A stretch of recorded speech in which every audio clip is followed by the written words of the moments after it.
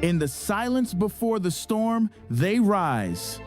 Not just to compete, but to conquer the impossible. This is not just a race. It's the pursuit of perfection, a battle of wind, water, and willpower. They come from every corner of the earth. The fastest, the fiercest, the most fearless. Riders who've trained their whole lives for this moment. Masters of balance, precision, and raw explosive speed. Foiling above the surface, defying gravity, chasing fractions of seconds, chasing glory. This is where champions are made and legends are born. Every gust, every jibe, the pinnacle of wind-powered sport, the apex of human performance. This is not just the future of sailing. This is the future of sport.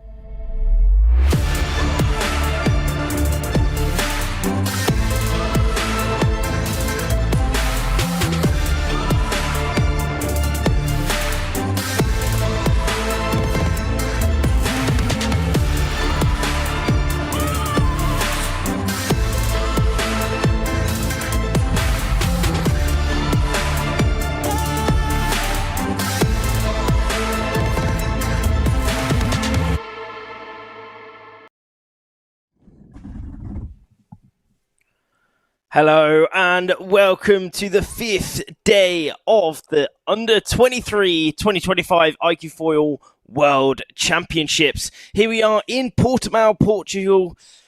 Yet again, an absolutely lovely day. Yesterday we had quite a late start actually. Started around 6:30 and then was racing until that sunset. It was absolute prime conditions. It was quite light winds, but the colours we got there was just dreamy. And now we have a slightly different set of conditions straight again. Much earlier start to the day. We had the skippers meeting at 9 o'clock where we found out what the plan was. And now we are getting racing at around 10 o'clock. So around 8 minutes to go until we get the first start going ahead if everything's going well. Slightly lighter winds, as we're saying today, and a different direction. So yet again, we're going to have an absolutely prime day of racing here in Portimao, Portugal. So let's have a little look at the area of Portimao, how amazing this place is.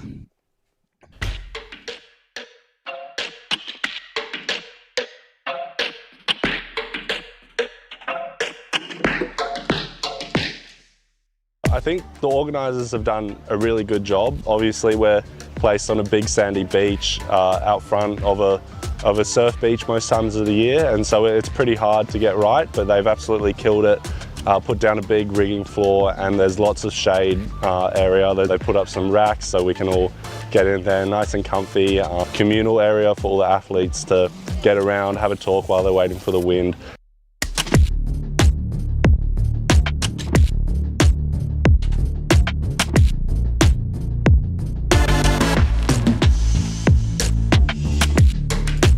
And we've even got a group of volunteers who clean it all up for us. They bring us the hoses when we come in, they clean the sand off, and yeah, make us feel really special. So yeah, it's a great place, and yeah, I commend the organisers for what they've done.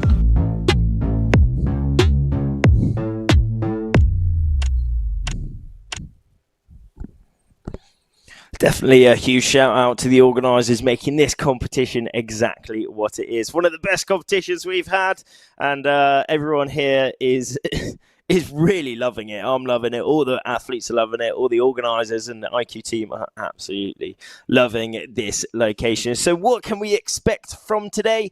As we said, slightly different to yesterday, but with that in mind, let's have a look at what yesterday brought for day number 4.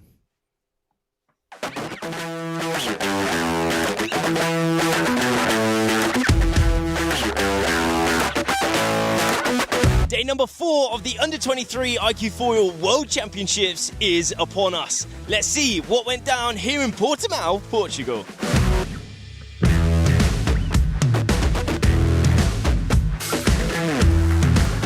The wind kept us waiting all day, but in the end we were treated to some epic sunset slalom racing.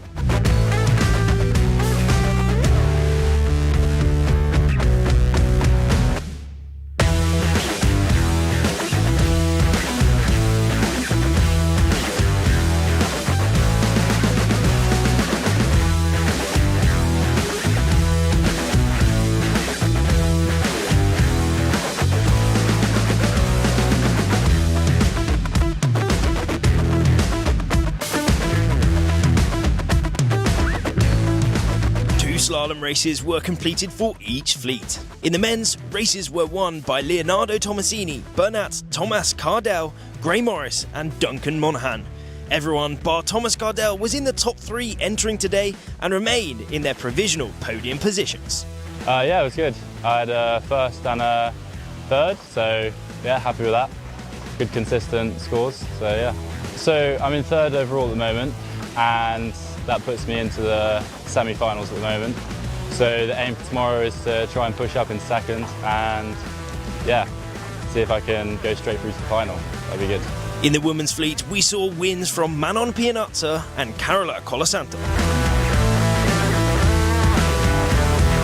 Furthermore, Maya Gisler and Amy Bright also picked up wins and put themselves in the top 3.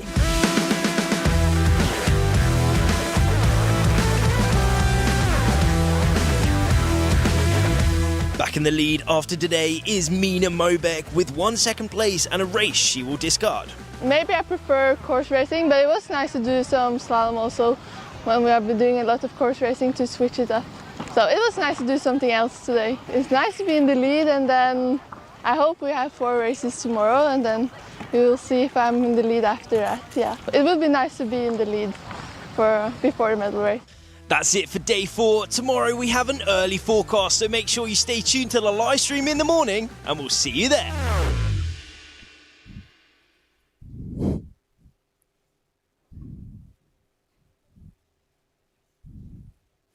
Certainly a cool finish to day number 4. As we saw, it was pretty dark at the end. Everyone was when they were leaving the venue, it was sundown. It was time for some sleep. But in the morning, we did have a lot of cruising around, everyone mixing, seeing their friends from around the world, cruising around, enjoying this location. But now we are straight back into some more racing here on day number 5. This is an extremely important day because this is the last day before those medal races. So it is a fight of who can get inside of that top 8. And we will be running the Windward-Leeward course today. It starts with an upwind. It is an upwind start straight to that first mark. Here, they will be going diagonally up to that upwind as that is the fastest point of sailing. Then making their way back downwind to that 4S or 4P. Here, they have a decision whether they go left or whether they go right. This decision can depend on maybe there's some more wind on the other side. Maybe they want to split from the pack, or maybe some other reasons. So that will be a very interesting point to keep our eyes watched out for. Straight back up to that first mark, back down through past 4S and then through to that finish. Which side will they go to that finish? Will it be on the left or will it be on the right? We'll find out very soon. The riders know that this is the course by watching it on the boat. On the committee boat, there will be a whiteboard, and that is where the code for the course are written. And then from that, all these riders can know exactly where they are going, what their race course is going to be on the water. And going to the current event standings for the men. In first place overall, leading by 9 points, it is Gogo Gray Morris from Australia. He did win the international games earlier this year in Cadiz, so a very accomplished rider. Also, our silver medalist in the 24 Olympic Games. Will he be able to carry his win towards the end? He'll have to put in a good innings today to make sure that that happens. In second place, we have Leonardo Tomasini in 31 points. He's had a very good competition this year. Also, doing extremely well. And then also Duncan Monaghan picking up that third place, finishing off that top three currently for the men. We saw him, the interview on the highlight of him yesterday, wearing that red bib. He is also wearing that red bib today, not leading by much to Com Jolly in fourth place, 1.3 points. So it is very close. We're going to be seeing these riders battling it out full power. Finishing off that top 10, we have Nacho in fifth place, Gaspard in sixth. Gaspard was actually the 2023 Under-21 World Champion and also some other World Championship titles to his name. Will he be able to come up the standings a little bit to add another World Championship title to his name? We'll have to find out. Seventh place is Emil Roulet. In eighth, it is Stanislav Strepczynski.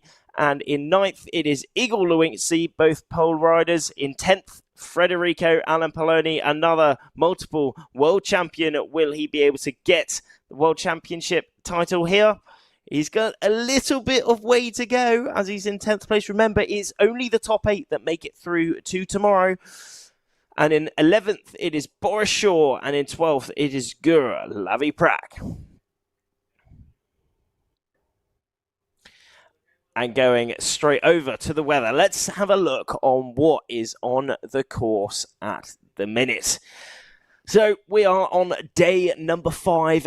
Forecast is for 13 to 20 knots. Wind direction is directly from the north.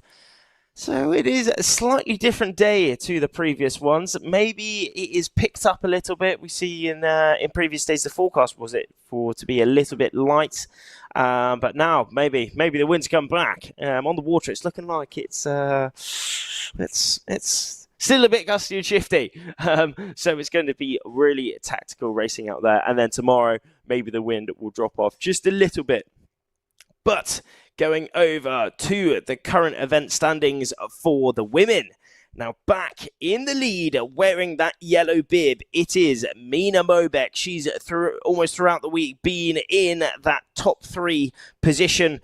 Wasn't quite wearing the yellow bib yesterday, but then had a really good race and then is now back inside of that yellow bib. Amy Bright in that second place and Maya Gisler in that third place. And now we are straight into some racing. Here we are. This is the Gold Fleet for the men on our screens at the minute. A big crash straight away. Holy moly. Hopefully they are okay. Bottom left of the screen there. Hopefully they're all right. But there we are. The start is away. They are going to be doing the Windward-Leeward course. So this is slightly different racing to what we saw yesterday. Yesterday we saw the upwind, downwind racing. The sprint slalom racing, actually, and now we are on to the upwind, downwind racing, but just trying to figure out what's going on at the minute. It's looking like possibly it could be a general recall as we are seeing all these riders start to jibe off on this upwind and making their way back to that start. Yet we can see that big rib in the middle just going amongst everyone, signifying that something has happened. Not 100% sure what has happened there, but most likely it will be a general recall, which means that a few people have jumped that gun. Not 100% sure which flag we were flying, whether it was a black flag or a U flag. If it was that black flag, whoever was over that start line, no matter what, will be disqualified. However, if it was the U flag, as it is a general recall, everyone will get another shot at this start. But we'll just wait to get confirmation to see what happened there. Indeed, it is a general recall for the men's Gold Fleet on our screens at the minute.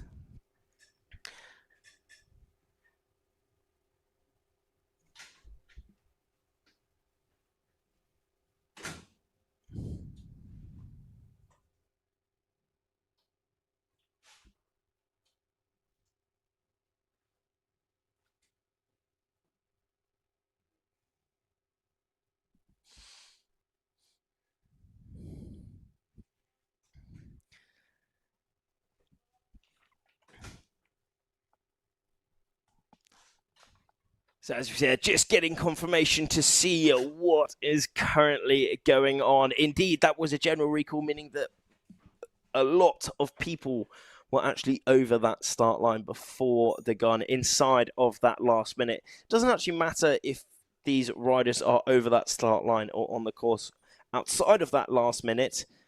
It is just that last minute that all counts. If over that start line, then either they will be disqualified straight away or it will be a general recall if they can't make out exactly who was over that start line. But as we can see a lot of more riders within this group at the minute. We have 48 riders within this Gold Fleet, all racing at exactly the same time here on day number 5 of the World Championships. Yesterday, we saw 24 in each fleet as we were running the sprint slalom racing. In the sprint slaloms, we have a slightly less amount in each group, just to ensure safety and ensure fair racing overall, as it is a very tight and powerful racing format. 4 to 5 minutes is the target time for that slalom racing, downwind slalom, sprint slalom. But here, for the course racing, target time is around 16 minutes. 16 minutes is the target time for this racing. And it's a lot longer. And as we have that big upwind, a big downwind, as we're running the windward-leeward course here, we have a lot more tactical decision making that we can see. We got that last race at the finish, but because these riders are going to be going upwind and downwind throughout this race, it means that there's going to be a lot of splitting out straight away. Lots of people going different ways, deciding to go whether they want to go on the left side of the course, right side of the course, up the middle, or maybe they decide to go on one side of the course and then straight away, oh no, little shift. Oh no, there's a little gust coming inside the other side of the course, and then suddenly tack away, straight away, up onto that gust, up onto that shift, and hopefully putting themselves in a better place in the race. But as we said, yes, 48 entries, 48 young under 23 iQFoil riders within this gold group at the minute. 95 men overall we have racing it out here for the under 23 World Championships. An amazing turnout, top turnout here, and even all of them are absolutely stoked on this location. Every single person I've talked to, they're just loving it here. You know, we've got the sand, we've got the sun, we've got the wind. What more could you want? That is literally the perfect combination for windsurfing. However, some people might say sand is not perfect for windsurfing because it can get stuck in your mast, it can get stuck in the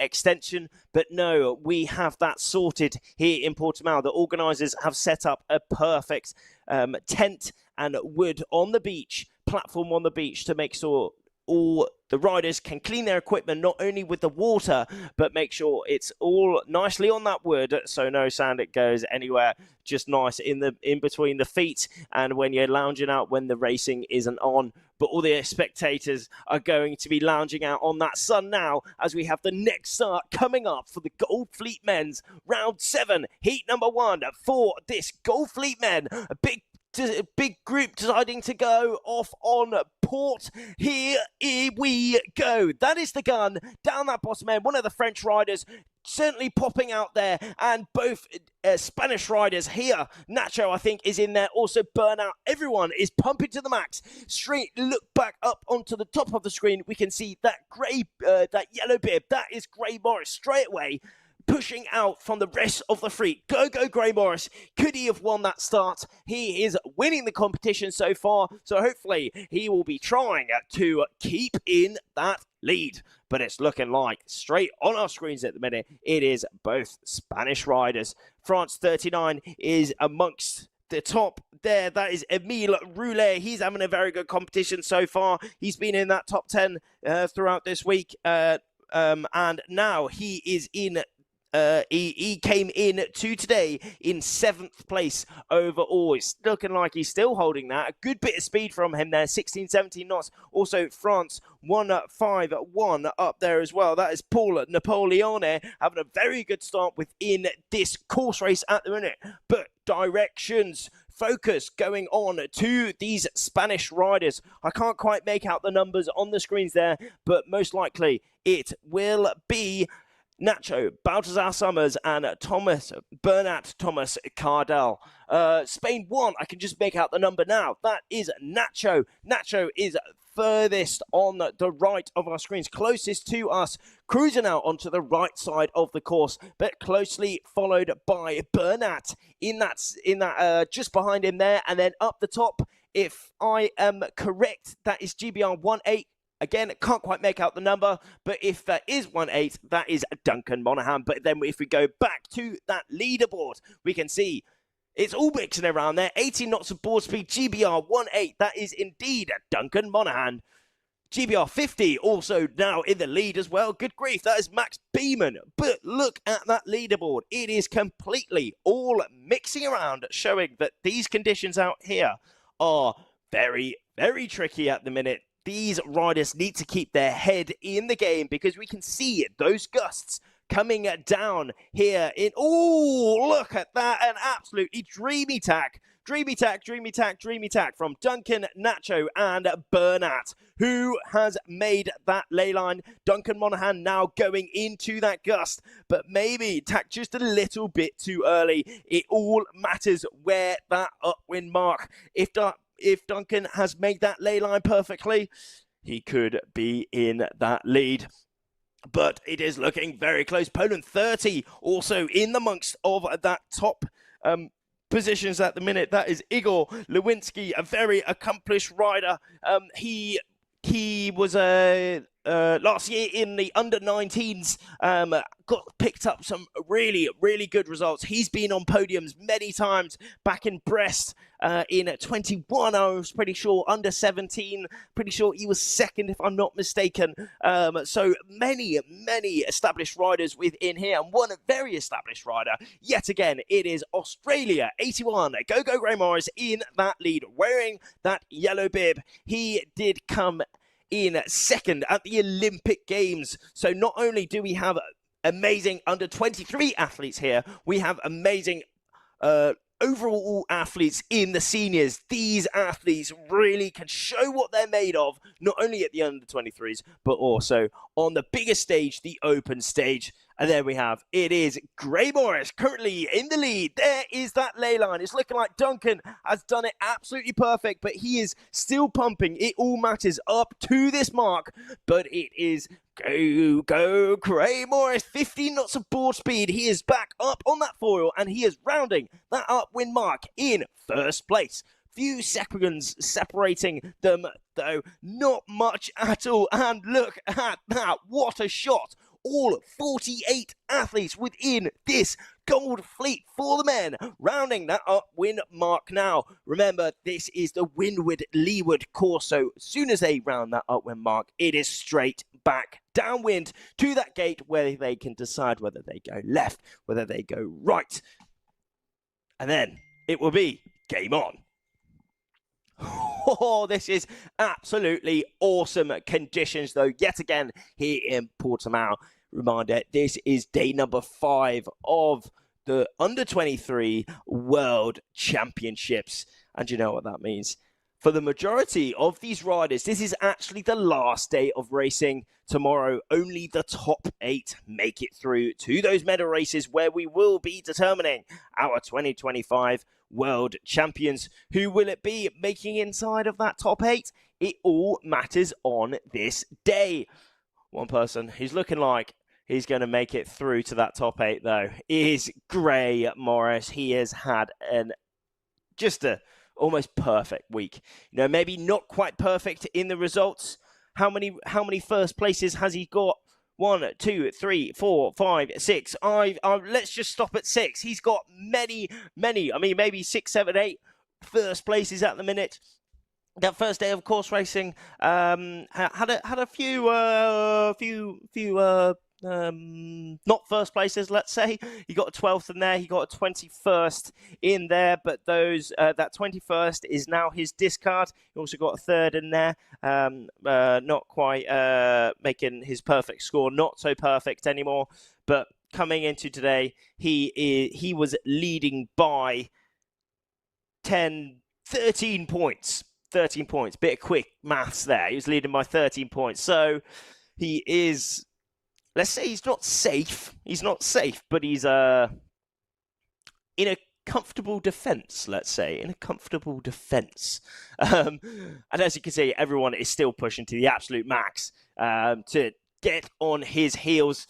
Only a couple seconds separating first and second now. In that second place, it is Leonardo Tomasini. He is wearing that blue bib today because he did come into today in second place overall. All of them deciding to go off onto that left side of the course. Now Duncan Monaghan in that red bib just pinching to the absolute max, and he has pinched really, really well because he's still falling. Not quite managing to squeeze out Federico. I think that's actually Manolo Modena in that 5th place position there. But all these top riders deciding to go onto the left side of the course, which is very interesting indeed, if I do say so myself, because usually we see some risks being taken from these athletes. I mean, in the top side of our screen, there we have the rest of the pack who are deciding to go onto the right side of our screen. There is Will Ziegler. Shout out Will Ziegler, GBR 484, doing sick. You know, he is moved up to the seniors this year, and he's loving it, absolutely loving it. Doing a little bit of Lone Ranger. His dad managed to drive the British fan all the way to Portimao here to help all those athletes take their equipment. That's one of the amazing things about this competition as well. The support network behind each and every one of these athletes is just mega. It is proper mega. Let's have a look at the tack. A pretty dreamy tack from Go Gray Morris there. He is a little bit of a touchdown, but then straight back up onto the foil, straight back up to full speed, and straight back up to full VMG. Flying high on that foil, leaning out from that equipment, hanging off of that uphill, getting that mast upright. That is what we like to see. But yeah, as we said, big support networks behind each and every one of these athletes. Whether that is such a high level that some of these athletes have a rib, they have a coach, they have the whole thing behind them, maybe a mental coach, maybe a nutritionist, or on the other end, a big support network of your family. These athletes have a lot of fans, you know, people watching in to this live stream at the minute. Then people at home, you know, some of these athletes have come all by themselves to put everything on the line at this World Championship competition. A big investment from each and every one of these athletes, financially, but also mentally. You know, this takes a lot of work to get to this point, just to be racing inside of this under-23 World Championships is an achievement in itself. So a huge well done to each and every one of these athletes. I mean, personally, I do have to say, watching these athletes racing it out there, I am actually really, really jealous. It looks just dreamy racing out here in Portimao. We have the sun beaming down every day. We have the wind blowing every day. Everyone is in such a great mentality. It's under 23, so slightly, I'd say, slightly different mentality to the open fleet overall. This is a great opportunity for these athletes to maybe be a lot higher in the overall rankings that they are usually putting in themselves, kind of a giving themselves an opportunity to be at that top. Look at that. Holy moly, Leonardo Tomasini in that second place. Can you literally have done that any better? I don't think so. Fully falling tack, round that upwind mark. It is just just world class, just absolutely world class. And again, another falling tack, and yet again another falling tack. Both Leonardo Tomasini, Federico Alan Poloni in that third place, and also Duncan Monaghan, all putting in some foiling tacks. Wow, wow, wow! This is just prime to see. Could you think of anything better to watch right now? So everyone, thank you all so much for tuning in, but let's all share this link around, share this live show around to all of your fans, to all of your friends, to anyone you can think of on all your social media, because here is where we are seeing some insane windsurfing action. iQFoil U23 World Championships is the event in question. This is the first race for the Gold Fleet men on our screens at the minute, and in the lead it is Go Gray Morris in that yellow bib, in that yellow helmet. He is leading once again within this race, 21 years of age, number of medal races 7. Average event finish 24, highest event finish first. He is an insane rider. Silver medal at the Olympic Games. He won the event earlier this year in Cadiz. In Cadiz, indeed, I am correct. iQFoil Senior Games. So for the men, you know, not only does he have what it takes to be at the top of under-23s, he also has what it takes to be at the top of the men. Not only in the Olympic Games, but also in the International Games this year. And here is his last little bit of this downwind. Where is that gate? A little bit of buffering going on there. And there we can see it. We're back in the game. And there he is towards that finish. And here is that fight for that, finishing off that top 5 on our screens at the minute. Wearing that red bib, I can make out that that is Duncan Monaghan. Duncan Monaghan from Nottingham in the UK, living it up, showing us that he also has what it takes to be right at the top. But straight back to Gray Morris. He's on his last reach towards the finish. Will he be starting his day number 5 of the World Championships with a win? It's looking like he is staying very stable all the way to the finish. He's looking back. Is he in the lead? He certainly is in the lead. Where is that finish? It's looking like he's just cruising now. Back foot is way out of that back strap. And there he is. Go Gray Morris, picking up yet another win here at the Under-23 World Championships. That will be sealing his lead within this event. And in second place, wearing that blue bib coming into today, as he was in second place coming into today, is Leonardo Tomasini. And in third place, straight away, another Italian, 286. That is Freddie Poloni. It is indeed Freddie Poloni having a great race there. He's came straight back into it, I think, on that first downwind, if I'm not mistaken.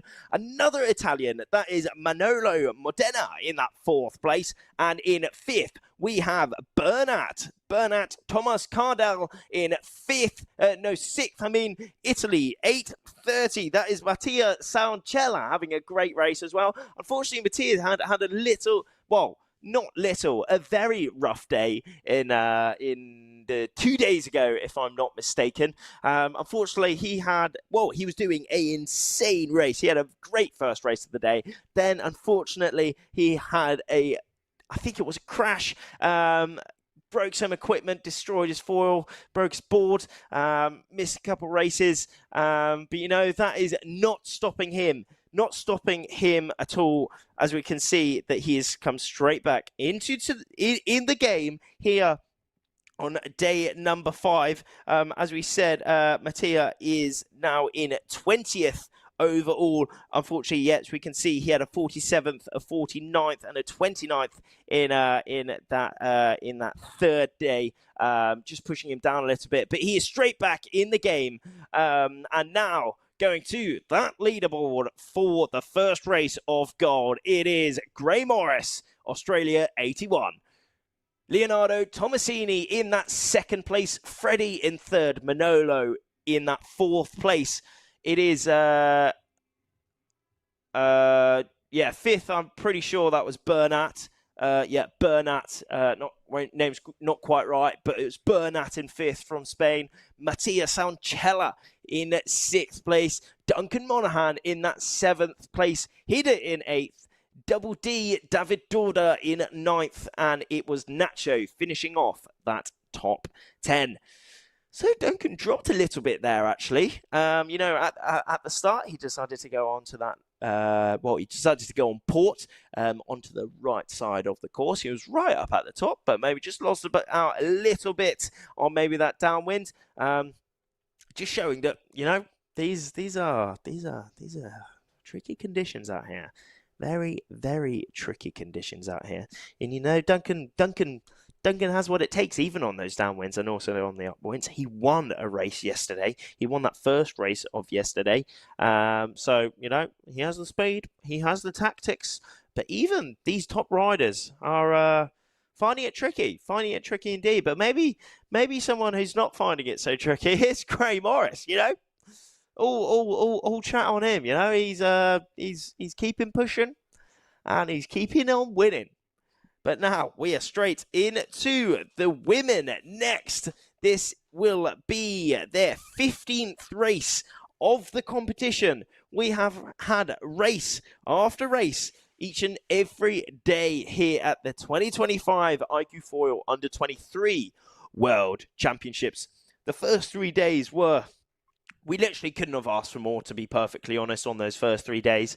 It was prime windsurfing racing conditions. We had wind, we had sun, we had warmth, and we had stees. It was amazing. So we bashed out 4 races each and every single day of those first 3, all course racing, those trapezoid course races. And then yesterday we went back to some slalom racing, the downwind sprint racing, because it was quite lighter winds actually. It was a lot later start in the day, quite lighter winds, so we went straight to that downwind sprint slalom racing, which we can do in those light winds because it doesn't include those tacks, where these riders can sometimes drop off those foils. But here, there's no one dropping off the foils. We're seeing at that top mark that those top riders were doing foiling tack after foiling tack. There was no stopping them whatsoever. And also, there is no stopping these women here on day number 5 for the World Championships.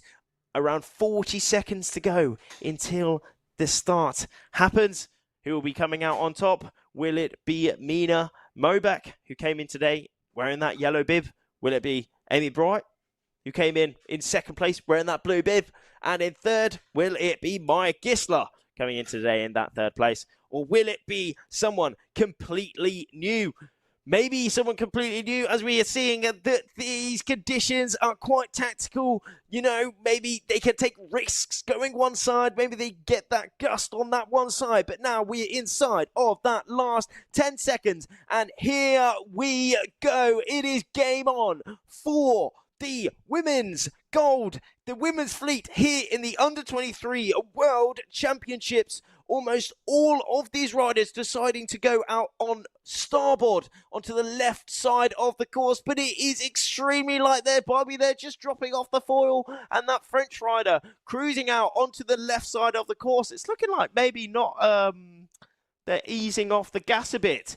And I'll tell you why they're easing off the gas is because it is, yet again, another general recall. How do we know that it's a general recall? We can see that big triangular flag flapping in the wind, the dark blue and the yellow, meaning that there was a lot of people over that start line, too many that the race committee could pick out, basically. So we are now going to be rerunning that start. Whether it was a black or a U flag will determine if people are disqualified or if we all just go for it again. So a little bit of postponement until we get that race going ahead once again. So do not go anywhere, and I'll see you very, very soon.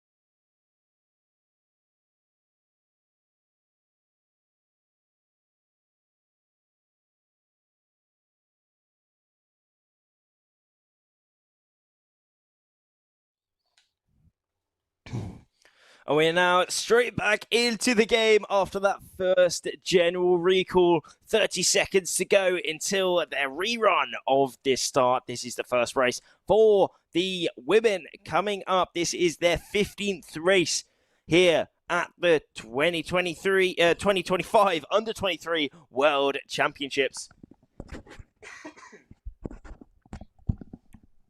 And here we have, yet again, a majority of these riders deciding to go off onto the left side on the course, on that starboard side. And here we are, 3, 2, 1, and lights out, and away we go on the first race on the Under-23 World Championships here on day number 5 for the women on our screens. At the minute, down that bottom end, we are seeing, I think that's a Italian flag. No chance of making out the number, but whoever it is speedy.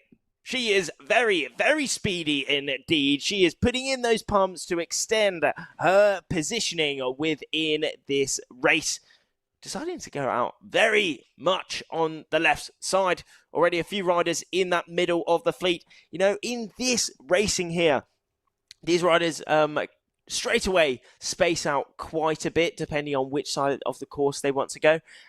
Because remember, the fastest route up this course is diagonally. So whether you go diagonally onto the right side or diagonally onto the left side is the decisions of these riders. And in the lead, it is all mixing around, but Ifka's up there. France 11, I think that's Marion, is up there. Norway 29, Tuva is up there as well.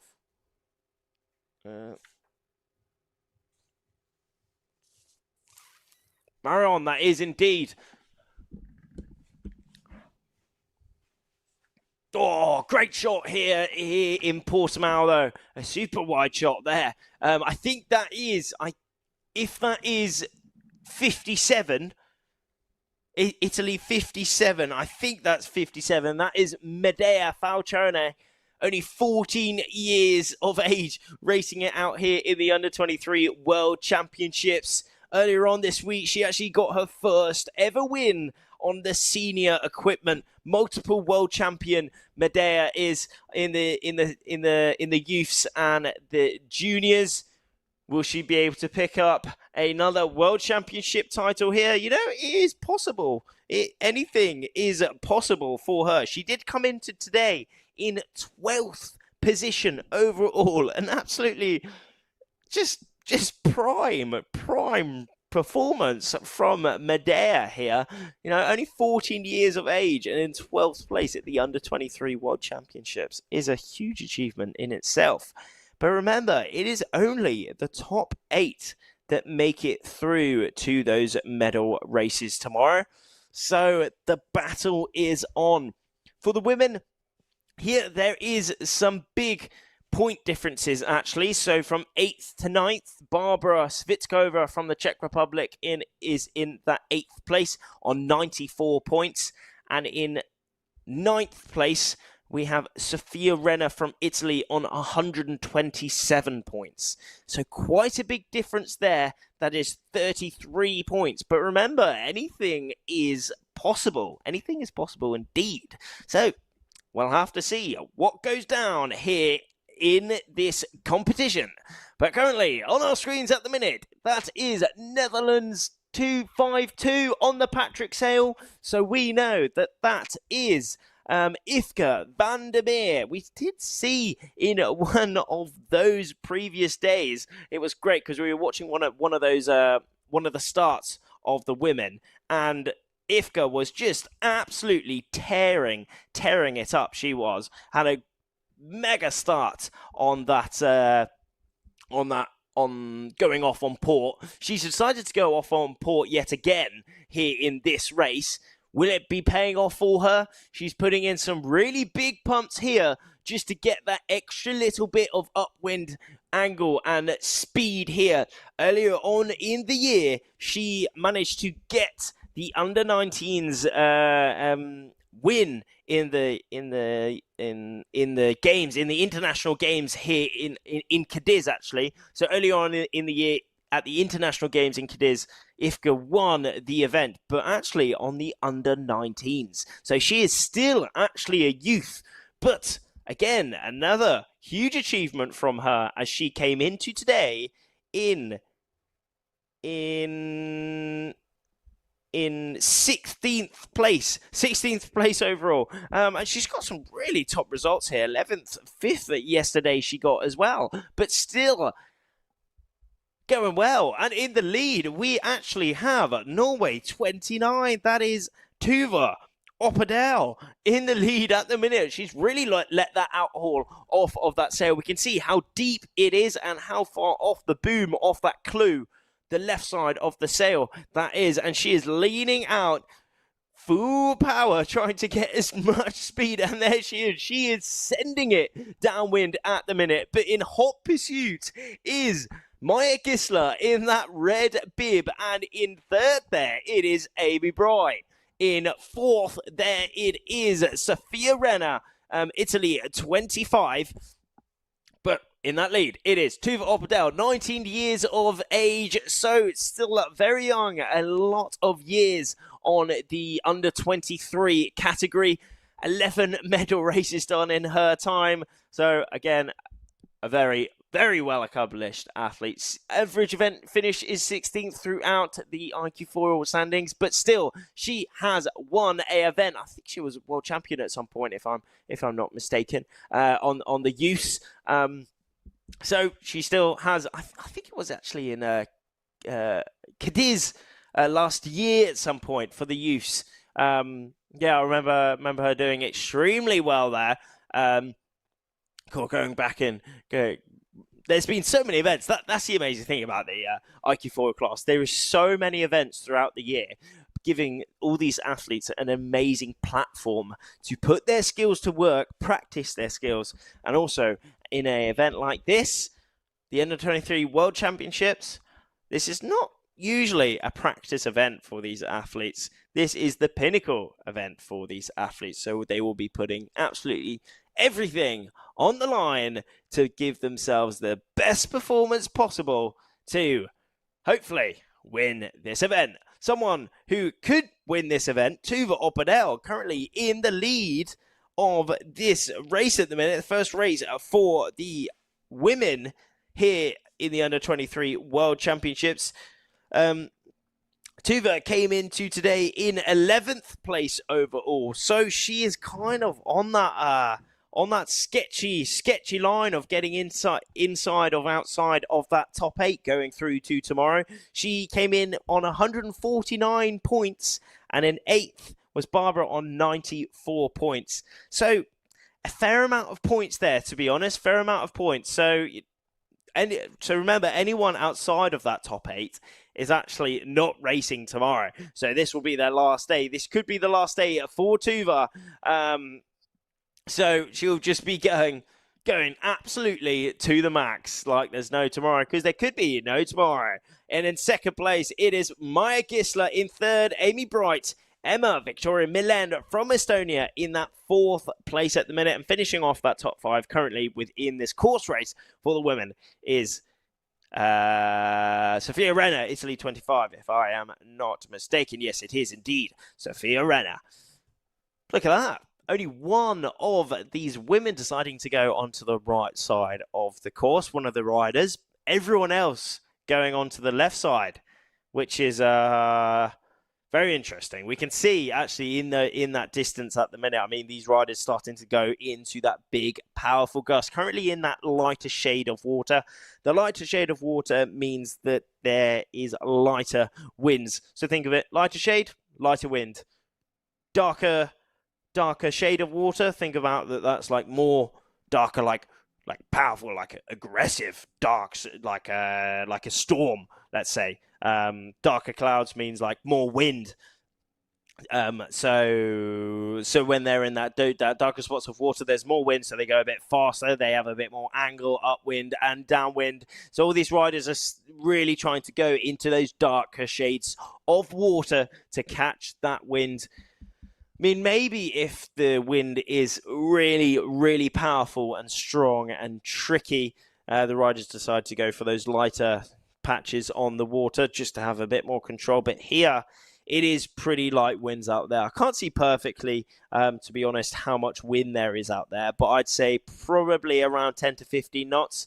That is purely an educated guess from me, 10 to 15 knots out there. But what we can say for certain is that it is pretty gusty and shifty out there, meaning that these athletes have to keep their head in the game throughout these races, because these things can change on this race course. You know, it's not your kind of standard race course. This windsurfing does depend on the elements. It depends on that wind. It depends on that water state. Where is the wind? Where is the flatter patches of water, so they can have a little bit more control. One thing about that water state, though, it does stay pretty consistent depending on what the wind is, unless there's a big thing in the water or something, making that water flatter, or a big thing in the water, big obstacle can actually cover the wind sometimes. And something that they want to do throughout this race is not be covered by any wind. They want the cleanest and most powerful, most linear wind as possible. So they don't want any used wind. As used wind becomes turbulent, becomes draggy, and becomes slow. So one person who is looking like she is in very clean wind at the minute, away from the pack, is Norway 29, Tuva Oppedal, on our screens at the minute.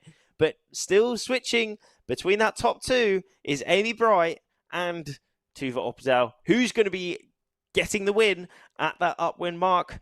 We'll have to find out very, very soon as they all make their way to that mark. Remember, in this course race, they can decide which side they want to go on. Remember, going diagonally up this course is the fastest point of sail, of windsurfing, fastest point of surfing, let's say, fastest point of foiling.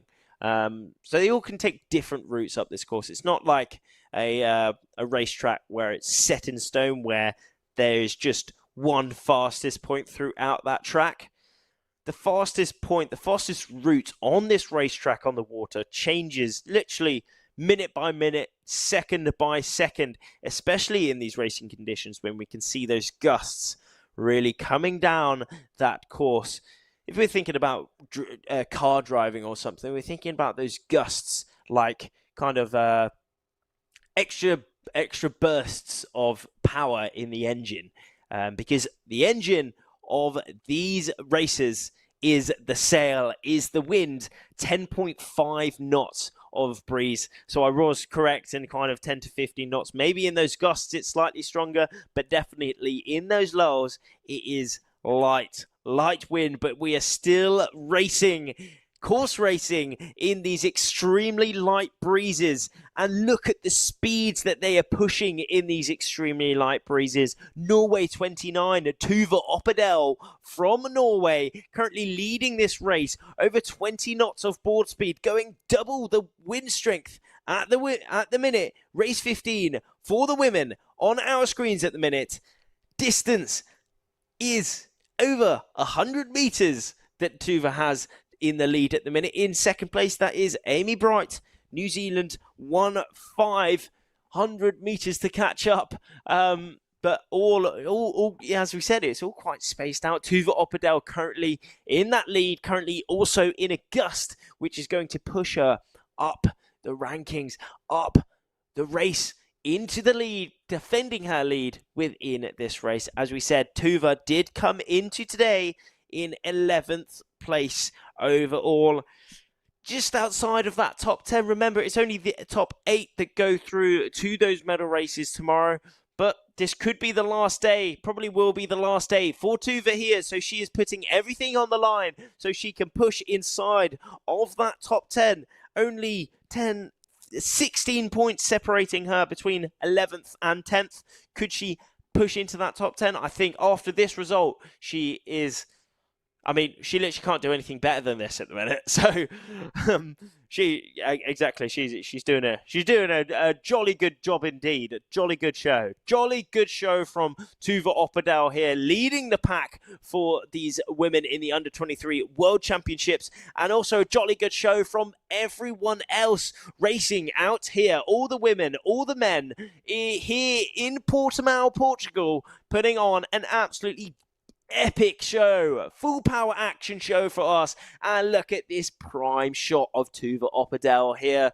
Look how hard she is leaning out from that equipment, consistently trimming that sail, making sure that she keeps that flow. She keeps as much power inside of that sail as physically possible.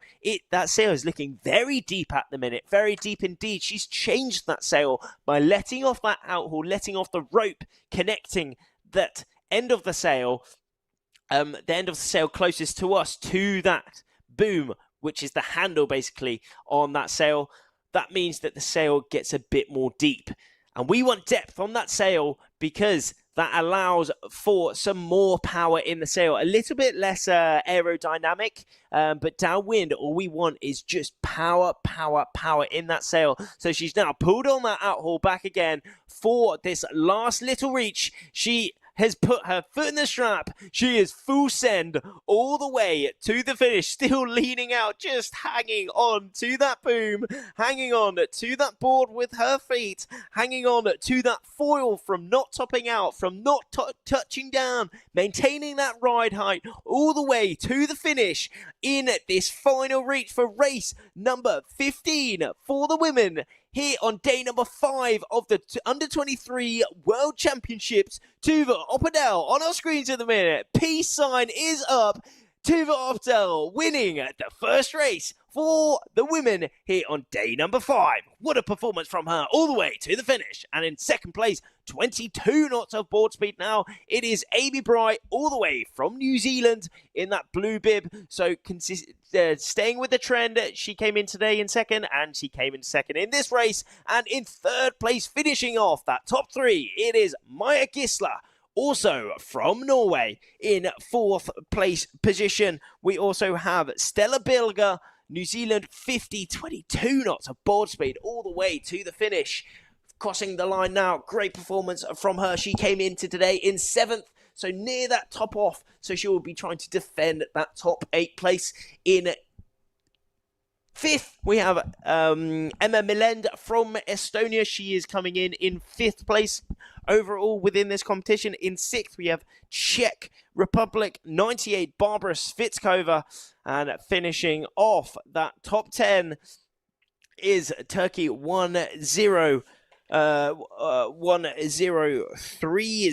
Great performance from her as well. That is Nurhayat Guven having a great race there. And finishing off that top 10 is Ifka Vandermeer, Italy 25, Sophia Renner, and Greece 13, which is Danae Pontifex.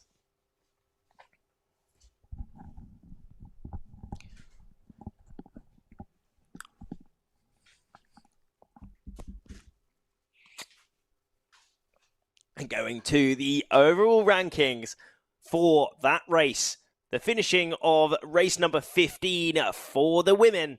In first place, it was Tuva Opedal leading all the way to that finish, putting up the peace symbol, showing that she is loving it. She's loving life here in this World Championships. In second place, we have Amy Bright. She did come in today in that second place position, and still in that second place within this race. In third place, Maja Gisler, similar story. She did come into today in third place and picking up that third spot. Stella Bilger, also from New Zealand, in 4th. Emma Milend, she has been in that top 3 sometimes throughout this week, wearing those coloured bibs, in that 5th place currently within this race now. Barbara in that 6th place as well. And we are now going straight back in to the next race for the Gold Fleet. This will be their 16th race for the Gold Fleet men.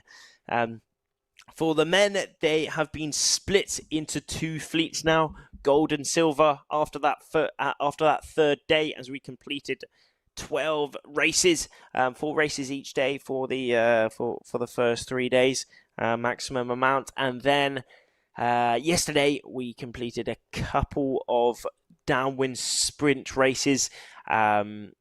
Wind was pretty light, actually. Very, very light indeed. Maybe dropped off to 5 knots or so. So we only managed to got in 2 races overall. But still, an amazing performance. I mean, you looked out on the water and there was basically no wind. There was we were thinking, oh yeah, there's going to be no racing, whether on foils, whether you're on a fin, whether you've got a dagger board. But no, we were still racing. We were still having epic action. And the awesome thing was that even though there was extremely light winds, these riders were still putting on an awesome show. All the spectators' ley lines actually going directly next to the beach, which is being prime for the spectators. This beach here, Playa del Rocha, is a beach it's dreamy. It's dreamy beach, right next to the tent that we have here on the beach. Just behind it, we have a beach football pitch. We also have beach volleyball pitches. And then the further you go down, it's a really long beach. But I remember you go just outside of the booth here. You can just walk outside. You look down the beach, and there's just hundreds of people, absolutely hundreds of people, loving this place in Portimao. So sometimes we go to places where it's amazing conditions on the water, but maybe not the kind of like an insane beach where people just lounge out and bit. But here we have everything. We have people lounging out on the beach, playing volleyball, playing beach football. Under their umbrellas, making some sandcastles, and then directly out on the water, we have racing, the U23 World Championships, and we are now away for the next race number 2 here on day 5 for the men's gold fleet on our screens at the minute. One of those Israeli riders definitely pushing out from the pack there, both Polish riders going on to the right side of the course, going off on port, and there we have Poland E87 on our screens at the minute. Poland 87 having a very good start, deciding to go off on that pin end. Poland 87 is Maciek Dabek. We saw actually in some previous days, unfortunately, he pushed the start a little bit in one of those slalom races yesterday, meaning that he got disqualified. But he is pushing the start on this upwind race yet again. And what a start from him there.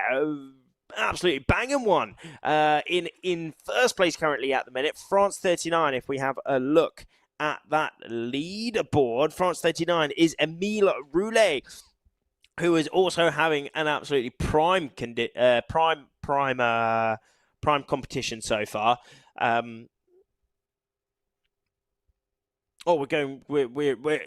on the 15th race now of this competition.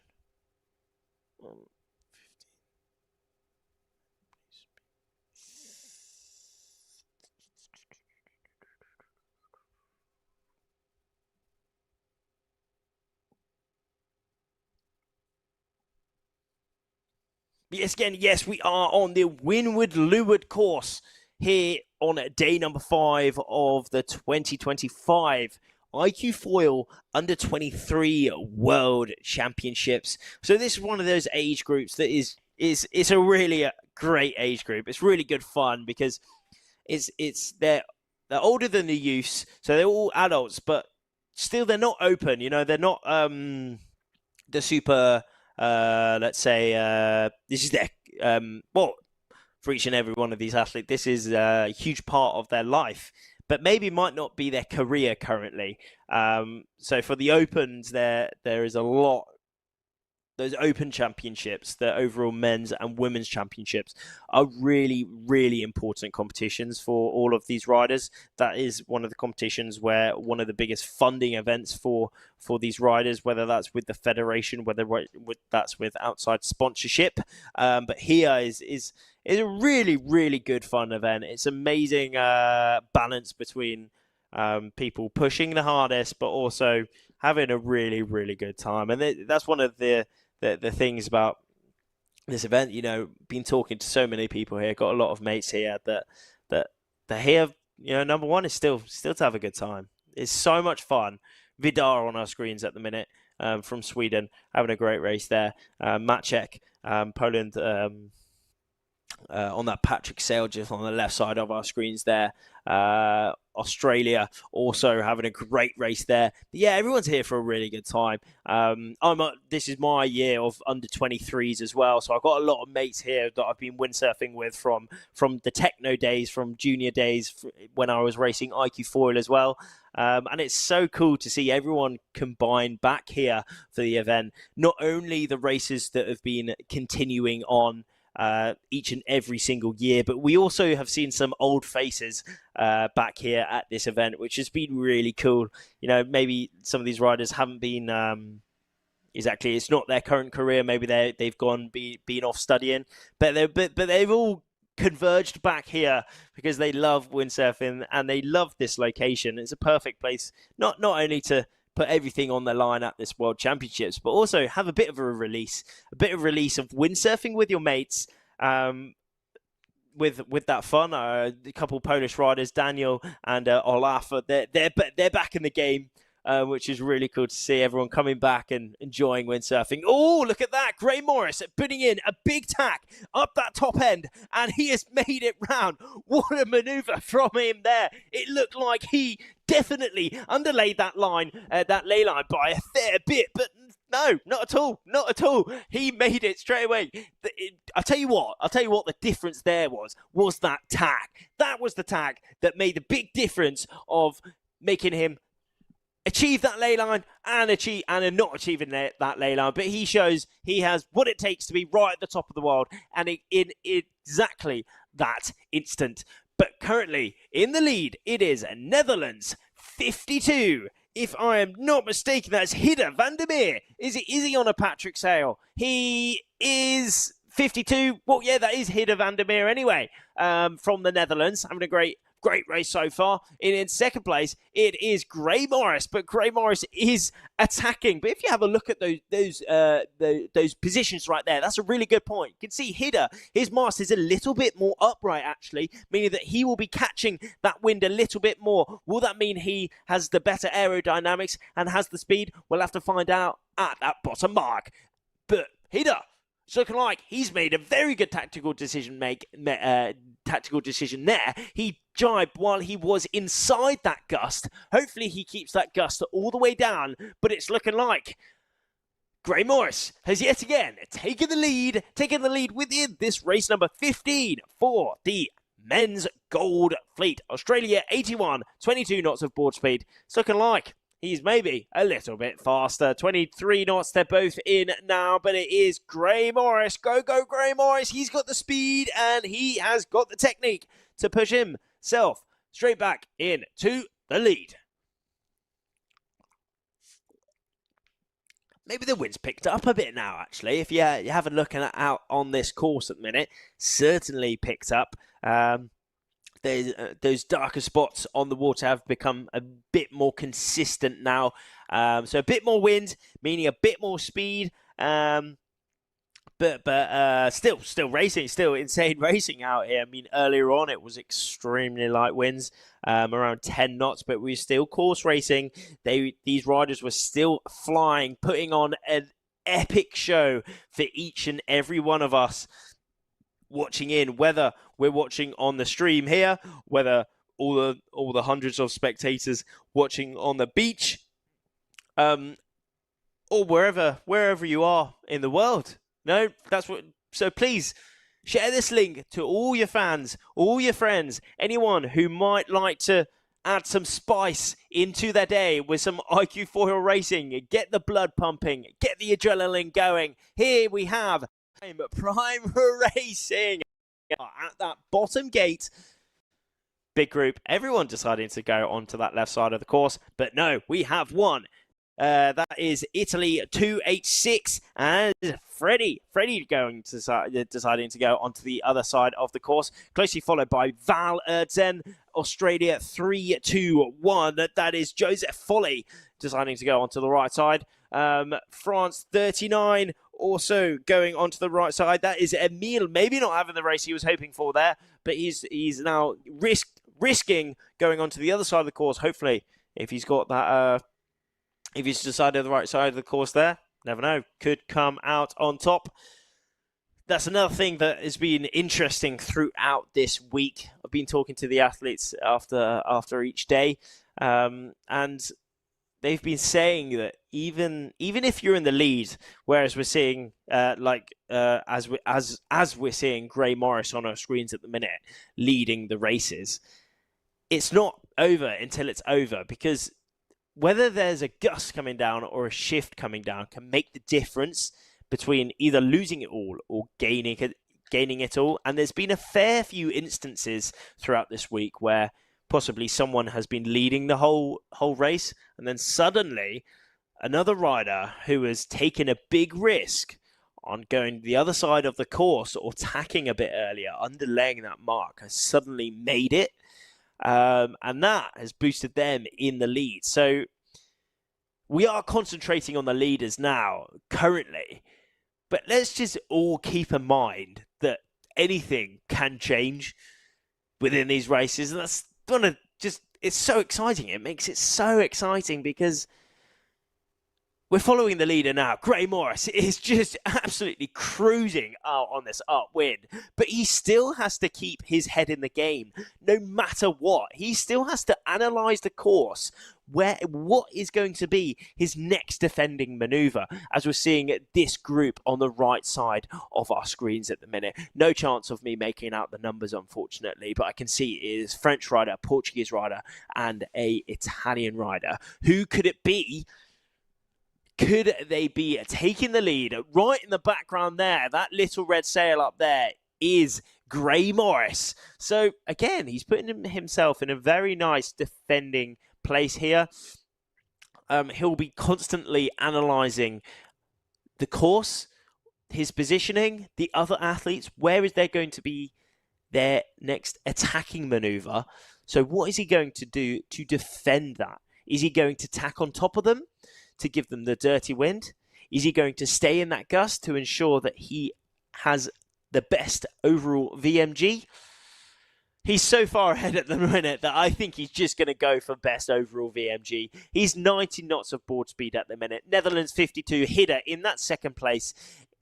Also 90 knots of board speed at the minute. These riders on our screens at the minute now in a little bit of a lull, and there is Gray Morris. Look at the lead he has got now. Where is that ley line? Is he safe? He's pinching towards that. He's let off that outhaul, and now he is on his final leg of the race, of race number 2 of day number 5 of the Under-23 World Championships. There we saw him just having a cheeky look back. Where is that second place?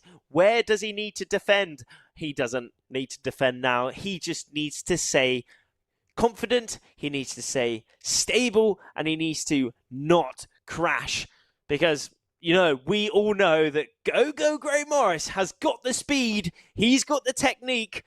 So he's just going to have to stay comfortable now and make sure he doesn't hit anything in the water. Make sure he doesn't have any unsteadiness, any funny business,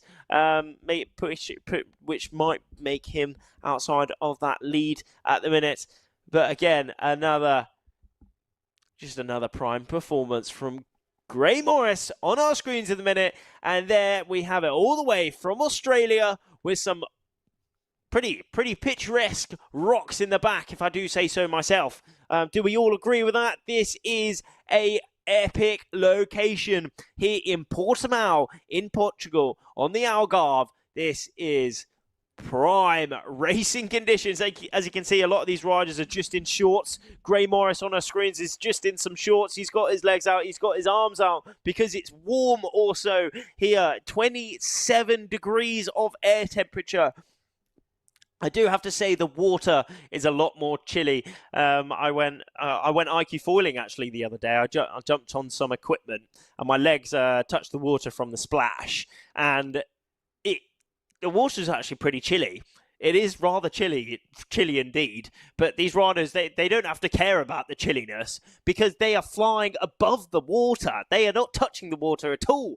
21 years of age from Gray Morris. Highest event finish. He won the men's international games in Cadiz earlier this year. Events entered 7 events. One of those events was actually the Olympic Games in Paris 2024. Where did he come in that? He picked up a silver medal. So he is at the top, not only of the under-23s, he's at the top of the men as well, just showing that this level here in the under-23 World Championships is extremely high. Extremely high. Some of the best racers in the world, and one of the best racers on our screens at the minute. Gray Morris on our screens at the minute. He put his hand up. I couldn't quite make out what signal he did with his hand there. Can't quite see the quality too well. But he put his hand up, no doubt, because he knows that he is in the lead. He keeps on looking back to Hida in that second place. He's got the lead. Will he be able to carry it all the way to the finish, picking up yet another win here on day number 5? It's looking like he's pretty safe at the minute. Pretty safe. He's got his back foot right out of that back strap in the middle of the board. He's staying confident. He's staying comfortable. He is taking really good risk management now, just ensuring that he crosses the line. And there he does, crossing the line in first place yet again. Gray Morris picking up another win. Go, Gray Morris in the lead. And in the lead of this whole event. Will he be able to keep it all the way to tomorrow? 2 more races today, so let's see how it goes. And in second place, picking up that second place is Hida van der Meer, Netherlands 52. A great race from him there. At the start, he was actually leading at that first mark. But Gray Morris showed us that he has the speed. Hida van der Meer in that second place position. And crossing the line now, it is Leonardo Tomasini. I think he's in third place. Don't know why his track is not working there. And bringing up the fourth place, it was Duncan Monaghan. In fifth was Nacho, Baltazar Summers, Igor Lewinsky having a great race there as well. Previous podium on the under-17s, on the under-19s, and now he is having a very good competition here as well. Freddie Peloni was also in there. I think Gaspard Malolo also coming across the line now. I think that's Gur as well. Is that? I think that's Mattia coming across the line now as well. And there we are, straight back to the start for the next race of day number 5 of the Under-23 World Championships coming up very, very soon. So quick reminder, do make sure you share this link around to everyone. Everyone you know, share it on your social media, share it to all your groups of windsurfers, and also anyone that just wants to see an amazing show here in Portimao in September. On our screens, we have the 2025 iQFoil Under-23 World Championships. So make sure you share it around, and the next race is coming up very soon.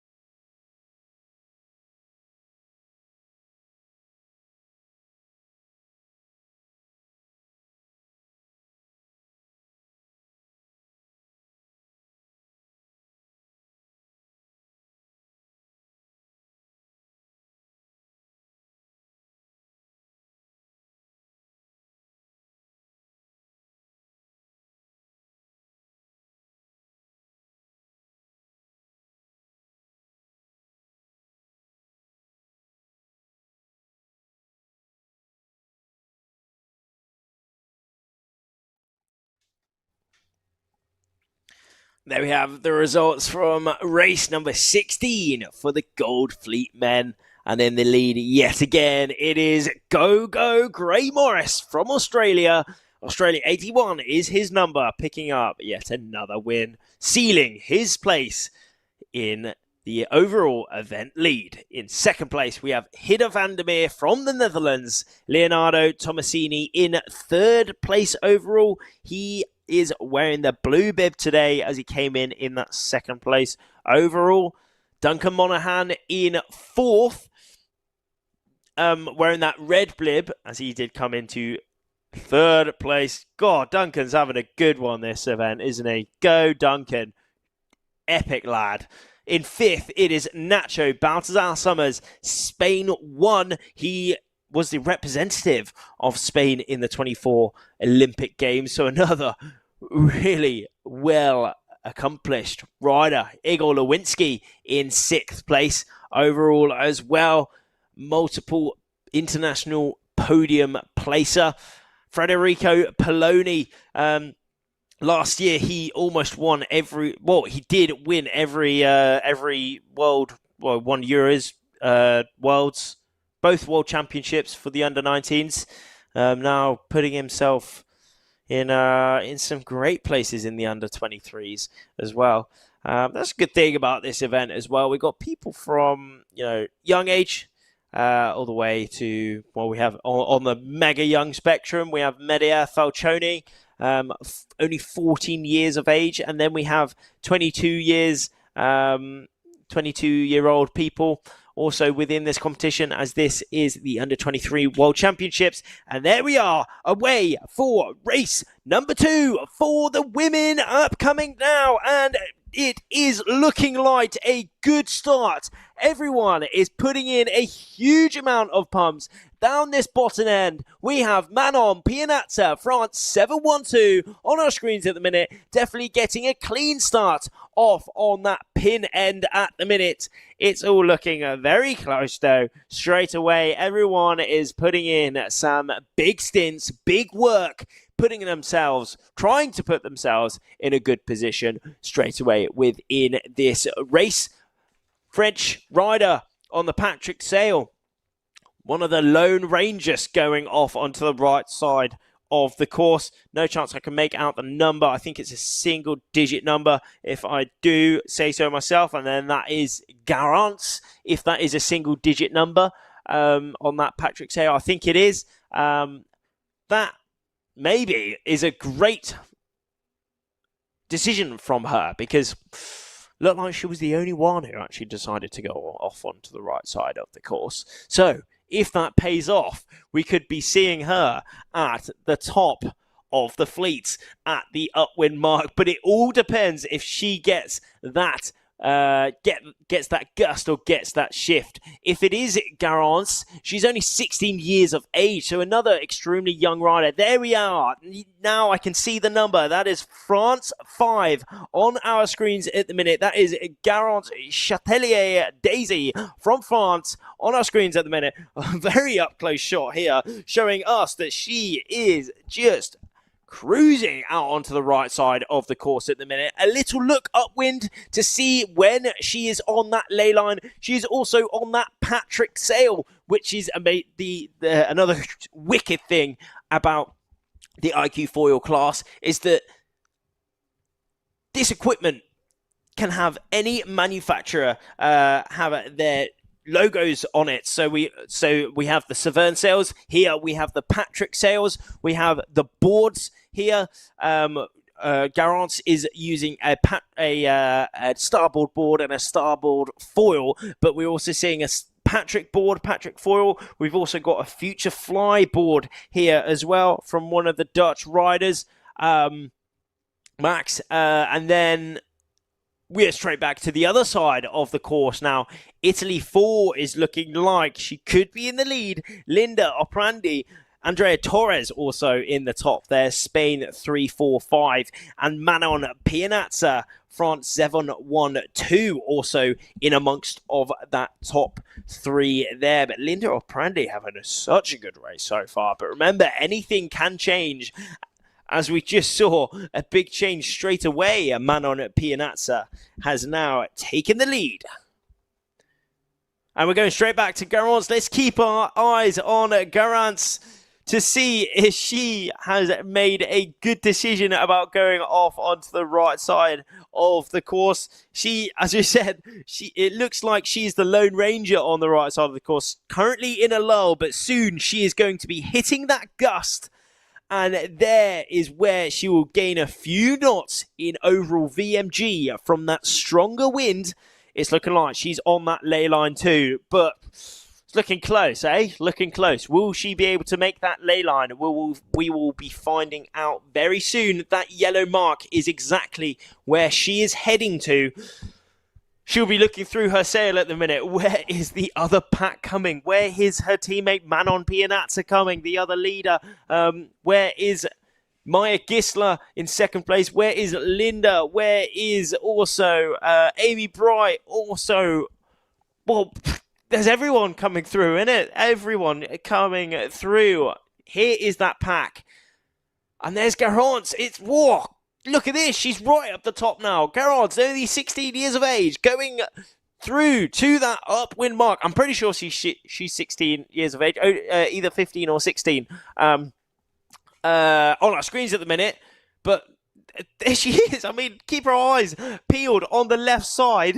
If she's made that ley line, she could be leading this race so far. But we can see all the rest of those riders have actually decided to go a lot further to the right side.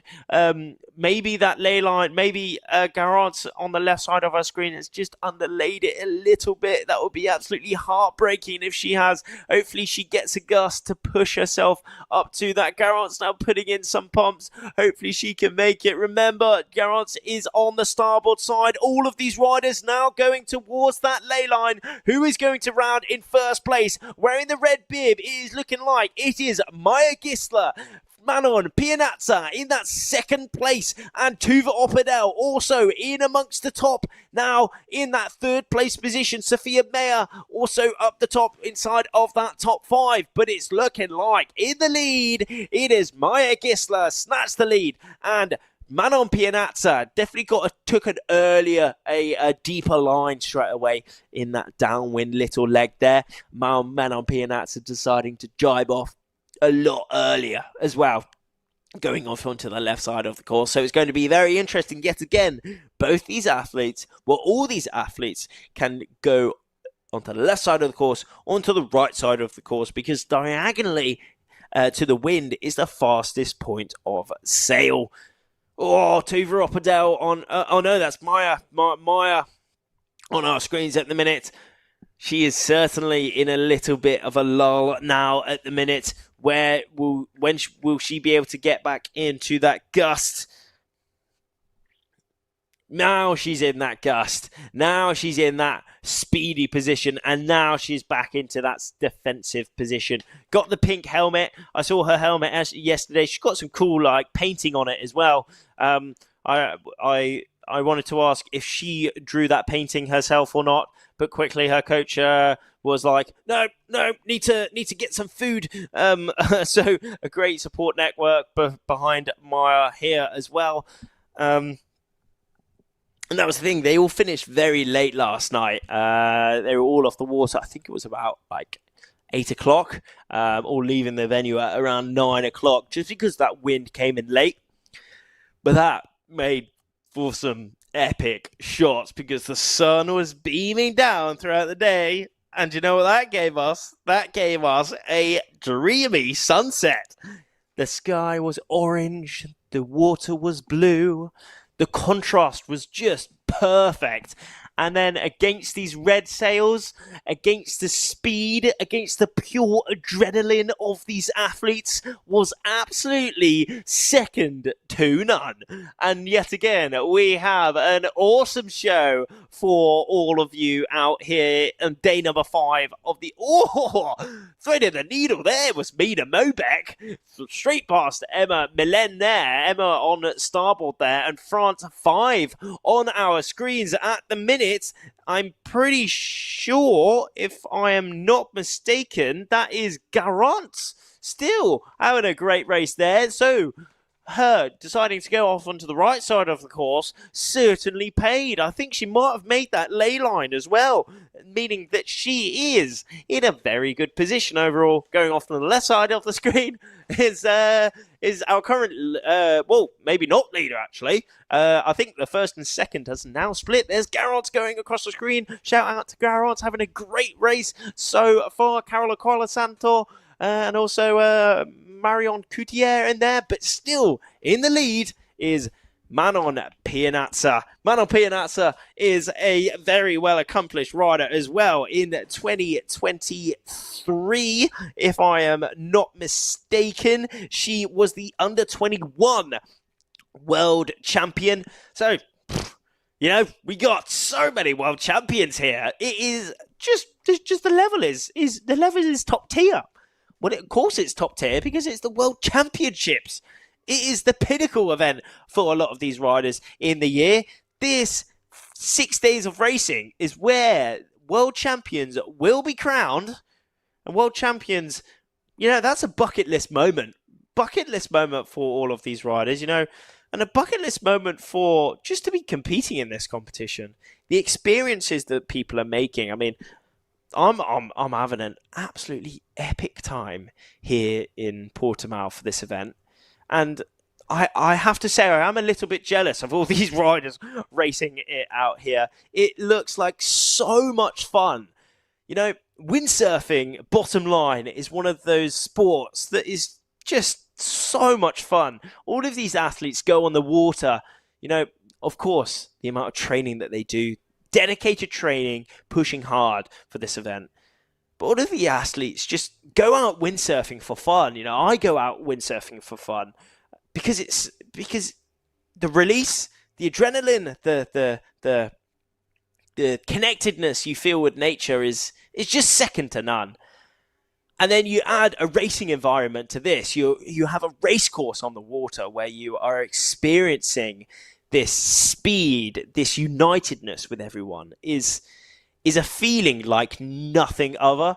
So if I can tell you one thing, I think you should try windsurfing. If this isn't inspiring you to go windsurfing, I don't know what does, because this is an absolute dream to watch. The speed, the sun, the nature, the technology is just amazing. You know, they're not using batteries, they're not using engines. Well, they are using an engine, but they're not using mechanical engines. They're not using electrical engines. They're using the nature engine, the wind engine, through their sails, and then holding that power that the wind engine is giving them in that sail, holding that power in their bodies, pushing on that board, directing all of that power into that foil, and transforming that into speed, into angle, into an adventure on this course here in Portimao, Portugal.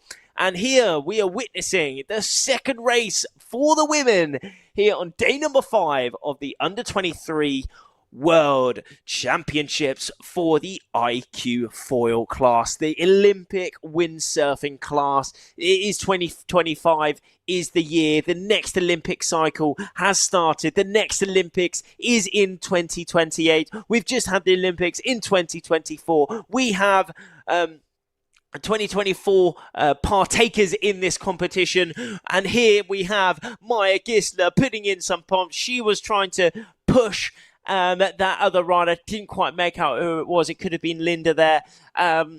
Didn't quite make that cross, but she was in that right of way. And here she is. I can't quite make out the flag. If that is French, that is Manon Pianazza. And it's looking like, unless there's another gust, unless she's going to put in some big pumps, she won't be able to make that ley line. But now, straight away, her angle has changed, and she has made that ley line. In the lead, it is France 712, Manon Pianazza, leading this race. The 2023 world champion for the under-21s. Could she be the world champion for the under-23s for 2025? We will have to find out. She did come into today in... Let's have a little look. She came into today in 17th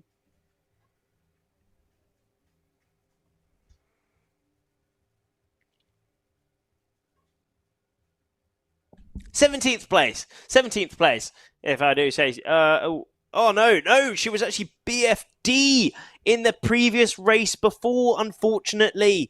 So she has dropped a fair bit on. Oh, what a shame, eh? So Manon Pianazza, her previous race, she actually got a last place because she jumped that gun and was over that start. But now she is straight back into the game, leading this race. Manon came into today in 18th place, so maybe not quite having the competition that she's hoping for. In 2023, she was the under-21s world champion, so she definitely has what it takes to be right at the top. Same age as me, born in 03, so I'm pretty sure this is her last event, last under-23 age, which is pretty cool. We were chatting that it's really cool because before it was the under-21s, and now it's moved up a year to the under-23, so she's been quite lucky that that can have an under-23 World Championship and now an under-21 World Championship and now an under-23 World Championship. So she is 21 years of age, 9 medal races in her time. Average event finish is 20th place, but highest event finish is first. She has been on the podium. She has picked up that first place. When did she pick up that first place? One of those was the under-21 World Championships in 2023. And now she's leading yet again, but maybe not quite having the speed, maybe not quite having that positioning in that gust perfect. Up the top, we have Maya Gisler, and look at those speeds. She is about a knot faster at the minute. Maybe she's in that gust, or maybe she has a little bit better technique in these lighter winds minutes. She is going faster, but also it's all about the VMG, so it doesn't matter if you're going a lot faster. It also matters about the angle. So it's a mix of speed and angle on the course. So let's say a mixture of speed and the shortest course possible. And combining those gives you the VMG. And that's the kind of number that is overall like, that's what we want to look at. That's what we want to look at, because that kind of gives us the overall speed throughout the course. But currently, on the screens at the minute, it is Manon Pianata leading this second race of the day here on the 5th day of the World Championships for the under-23 iQFoils. Unfortunately, in the race before, she got over the start early minute, she got disqualified, but no, that is not rocking Manon Pianata. That is not disturbing her mental state, because she comes straight back into the game wearing that pink helmet and crossing the line in first place, picking up a win here at the World Championships. And in second place, now coming towards the line, it is Maya Gisler wearing that red bib. Another great race from her, and yet again, another great race from Tuva Oppedal, Norway, 29, coming in third place, 22 knots of board speed. What a sender Tuva is on that Olympic board, crossing the line. And in fourth place, that was Linda, and in fifth, I think that was Amy Bright, if I'm not... no, Stella Bilger in that fifth place. Czech 80 also in amongst there. Medea Falcione, Italy 57, the 14-year-old here, also inside of that top 10. Emma in 8th, Sophia in 9th, and finishing off that top 10 was Italy 25 of Sophia Renna.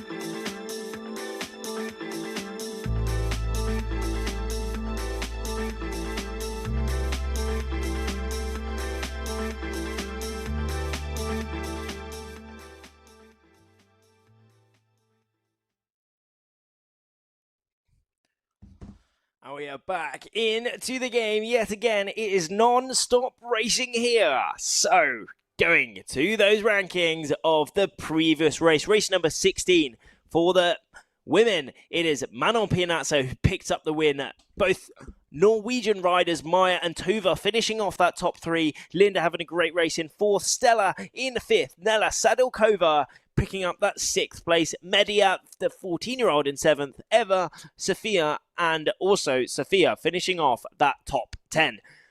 But we are straight back into the racing for the men's round 17 on our screens at the minute. Big bit of line sag actually at the minute. Remember, they are still in that windward-leeward course racing at the minute. 10 seconds to go or so.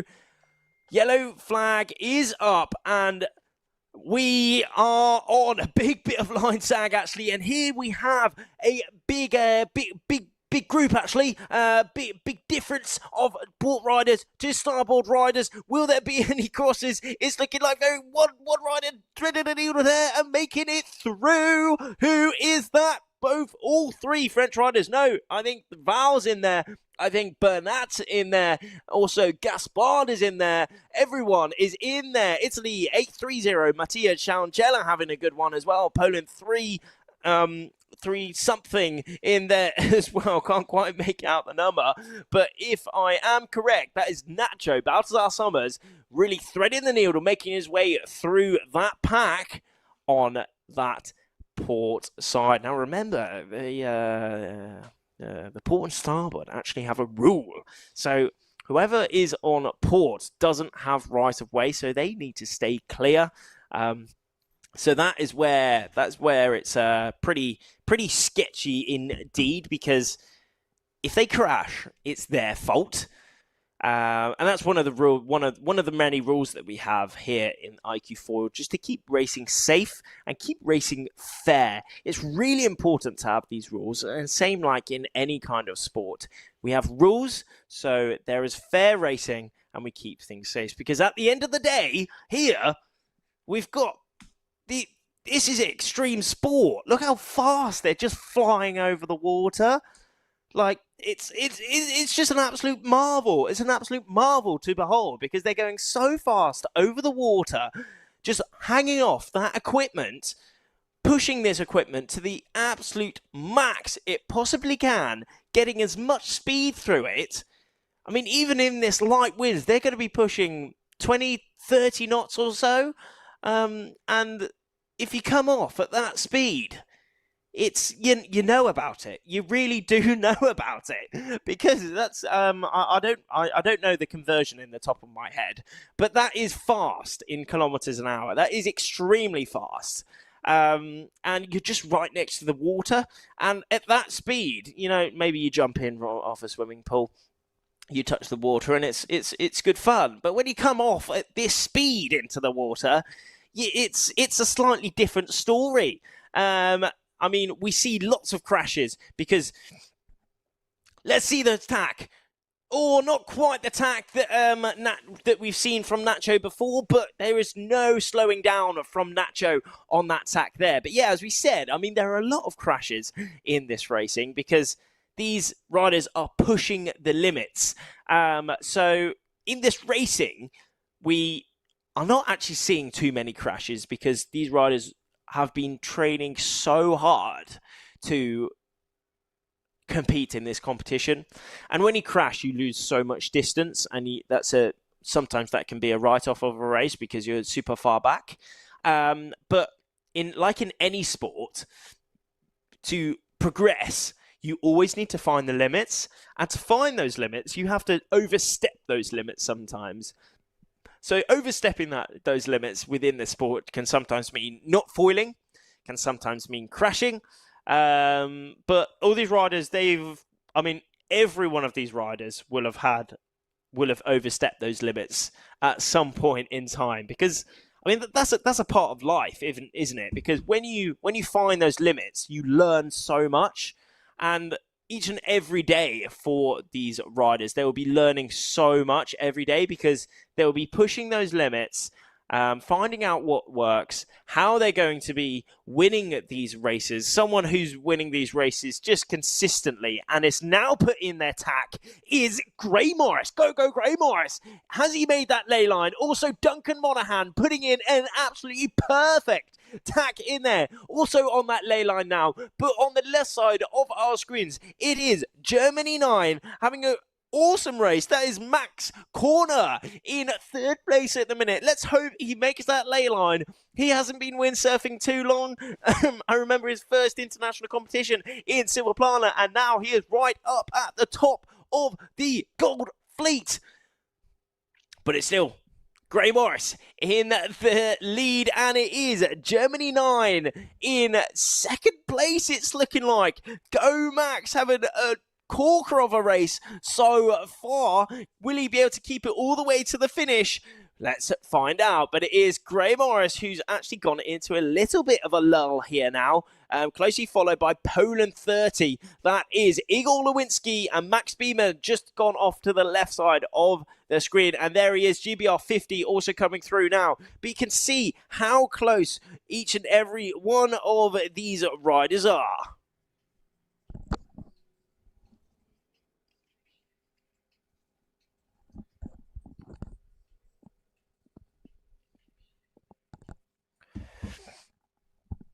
What a aerial.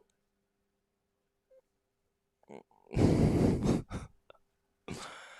there we have the upwind. This is the downwind now of Gray Morris, Australia 81 on our screens. At the minute, he's still leading, putting in his jibe now. A little bit of a backwind on that sail at the minute. And in close second, it's looking like Duncan Monaghan has picked up that top three. Now,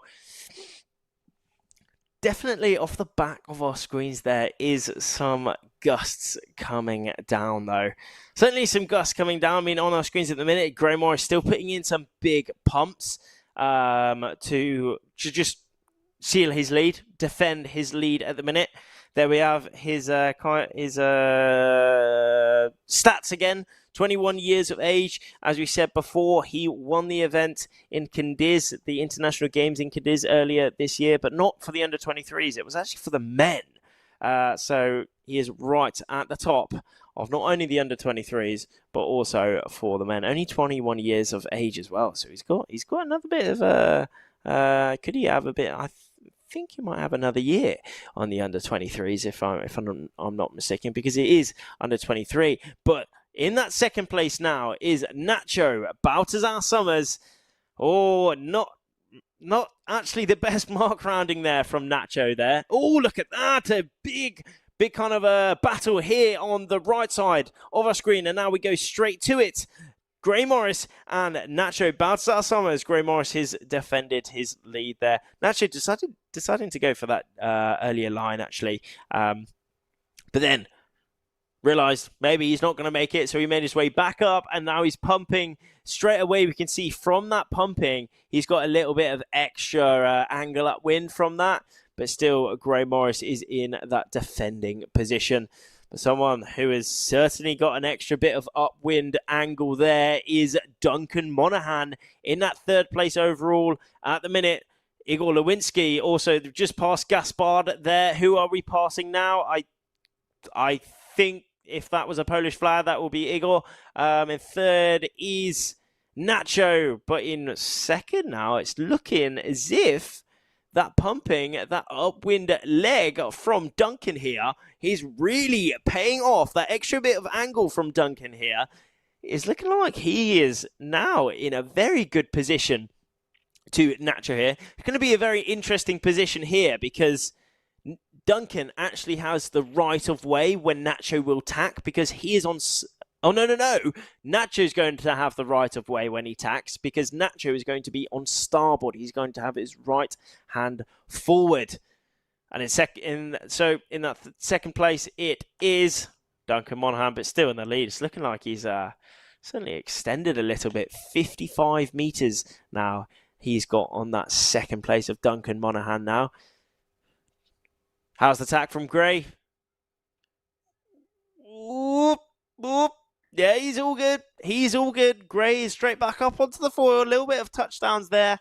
But it is such light winds that you need to touch down a little bit. There needs to be a few touchdowns, because the thing with foiling tacks, it's those foiling tacks are an absolute marvel to behold, and it carries your speed all the way through that maneuver. And lowers that drag. However, the foiling tack is an extremely hard maneuver to master. So in those foiling tacks, it can have a little bit more risk in there. So especially in these lighter winds, if you drop off that foil, if you kill all the speed, it's actually quite hard to get back up on this foil. So as we saw Gray there putting in his tap, he had a little bit of a touchdown. Just to ensure that he was safe, he was stable, and he was confident. But he can be confident, because look at the lead he has here. Straight away, he tacked at exactly the right time, meaning that he has extended his lead from 50 meters or so now to 85 meters of Duncan Monaghan in that second place overall. Third is now Nacho Baltazar Summers, but all in yellow, because he is leading. It is go Gray Morris. You can see that foil below the water at the minute. You can see the silverness of that aluminium fuselage, that strong fuselage of 115 centimeters long. But Gray Morris has actually underlaid that mark a bit, meaning that he is going to have to double tack. How is his second tack? It is looking safe indeed, and he is back, rounding that top mark. All good. Look at that. He's now on his last leg downwind, extending himself out from that course. From those second, third positions, Duncan Monaghan, he's now got 170 meters. Look at that. A huge gap now that Gray has just been consistently chipping away at, extending that lead, and now he is in that position where he doesn't have to think about too much about losing his lead at the minute. All he has to think about is just staying safe, maintaining a acceptable VMG, a consistent VMG throughout the course, just ensuring that he stays in those gusts, he stays in those correct shifts, so he doesn't lose that 190 meters now of distance that he gets. In third place is looking like France 379, which is Gaspard Garfantan in that third place. And in fourth, it is Igor Lewinsky. Nacho has actually dropped down to fifth now. Dropped down a little bit, maybe didn't have that second upwind that he was hoping for. Leonardo in that sixth place. But yeah, on our screens at the minute, those are our top two races at the minute currently. It is Gray Morris and it is Duncan Monaghan. How do we know that it's Gray and Duncan? Because there's no chance I can make out the flags from here. It is because we can see their coloured bibs. So each and every morning, we have a lycra ceremony where the top three in each group, for the women and for the men, they receive lycras to show that they are either first, second, or third in the overall rankings currently at that point in time. So, you guessed it, Gray Morris is in the lead of this event so far, wearing that yellow bib.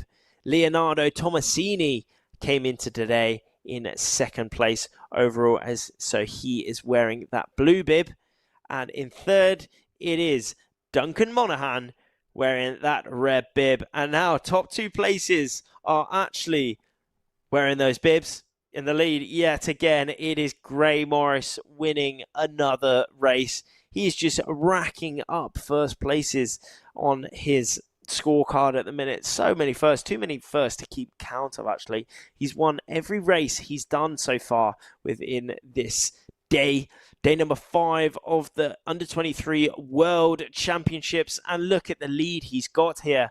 150 meters of length, of space, of safety net he has all the way towards the finish. Duncan Monaghan is in that second place, but leading, picking up yet another win here on day number 5. It is Gray Morris from Australia. Go, Gray Morris, adding another win to his scorecard. And in second place, getting another awesome result, is Duncan Monaghan from Great Britain. Gaspard Garfantan in third place. He is also under 21's world champion, I'm pretty sure. Also Nacho in there, and Igor Lewinsky bringing up that top 5.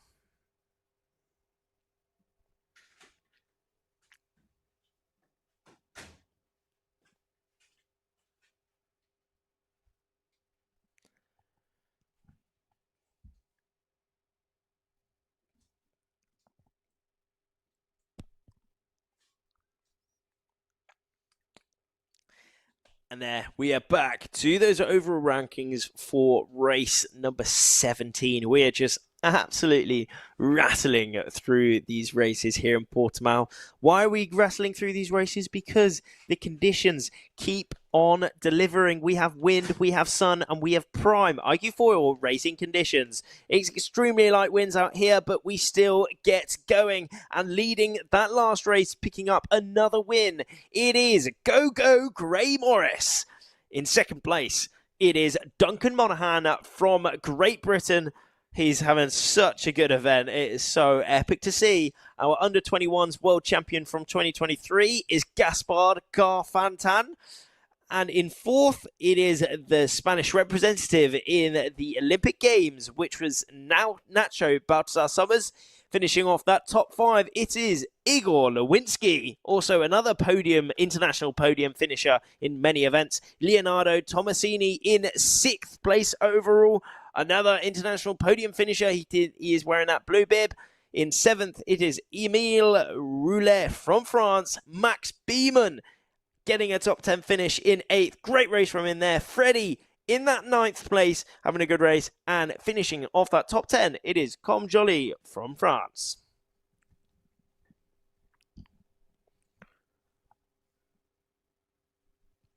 But there we have it. The rest of that gold fleet finishing, going through across the line now. It is prime conditions yet again here on day number 5 of the World Championships. Remember, this is the last day before the medal races. So for the vast of these riders, it's actually the last day. So they are going to be putting everything on the line. Still, the top 8 are going to be putting everything on the line because they need to defend their places within that top 8. And wherever they place inside of that top 8 will determine how far through, how much of a head start towards that World Championship title they will be. So now we got that flag up on the boat, meaning that we are going for a little bit of a change on the course, a little bit of change to the racing. So make sure you stay tuned, and we will come back with more racing very, very soon.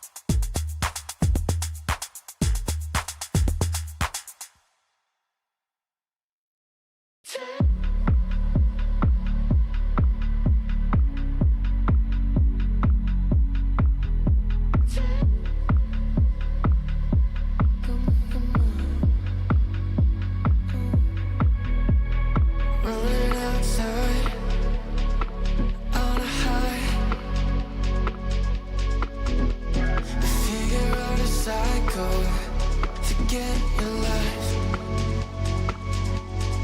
You are my fire, feed my desire, taking me higher.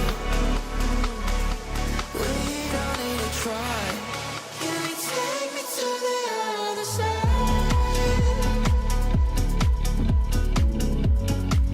Wanna love and wanna be alive.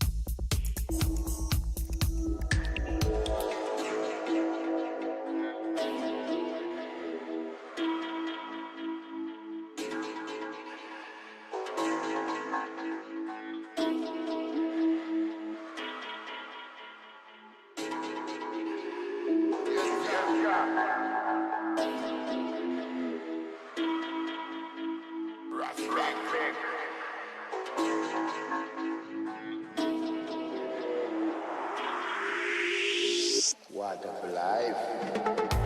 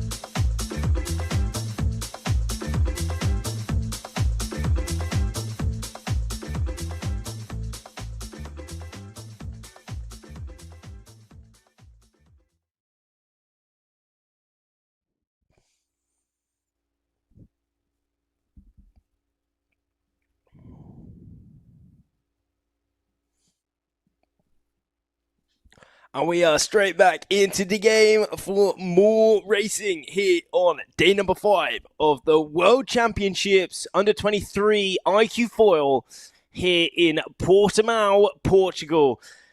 We have now changed the course here on day number 5. The morning we did have some epic course racing, windward leeward stuff, but now we're into sprint slalom. Sprint, downwind slalom, and we are straight up with the girls coming up now.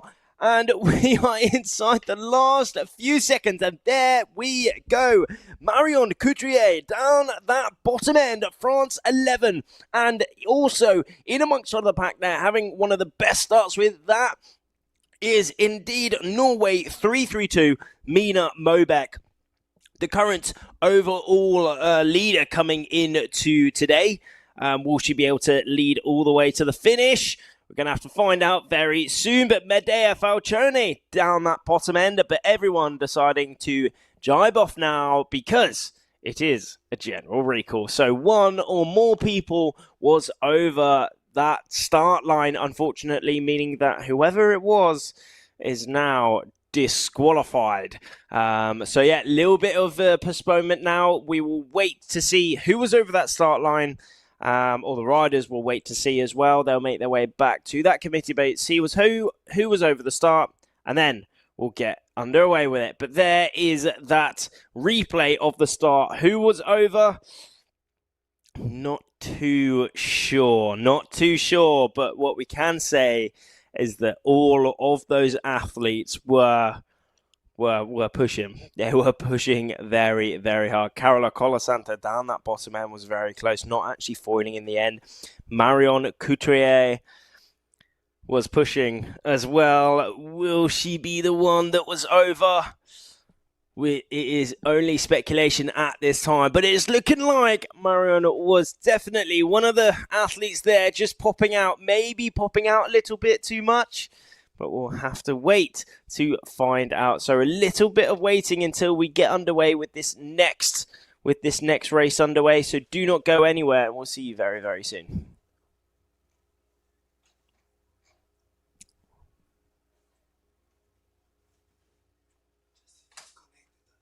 Okay.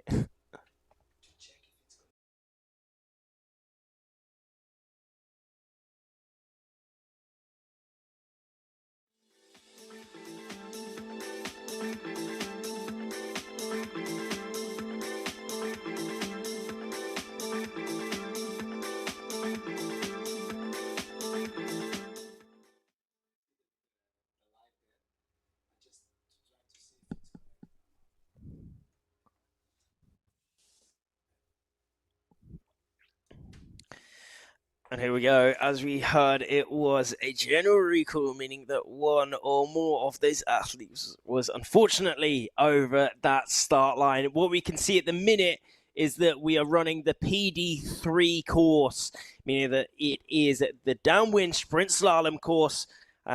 We changed from the windward leeward this morning, and now we are on this course. Here we are, the graphics of the sprint slalom. So it is a reaching start, full power drag race towards that first mark. Then it is downwind to mark number 2.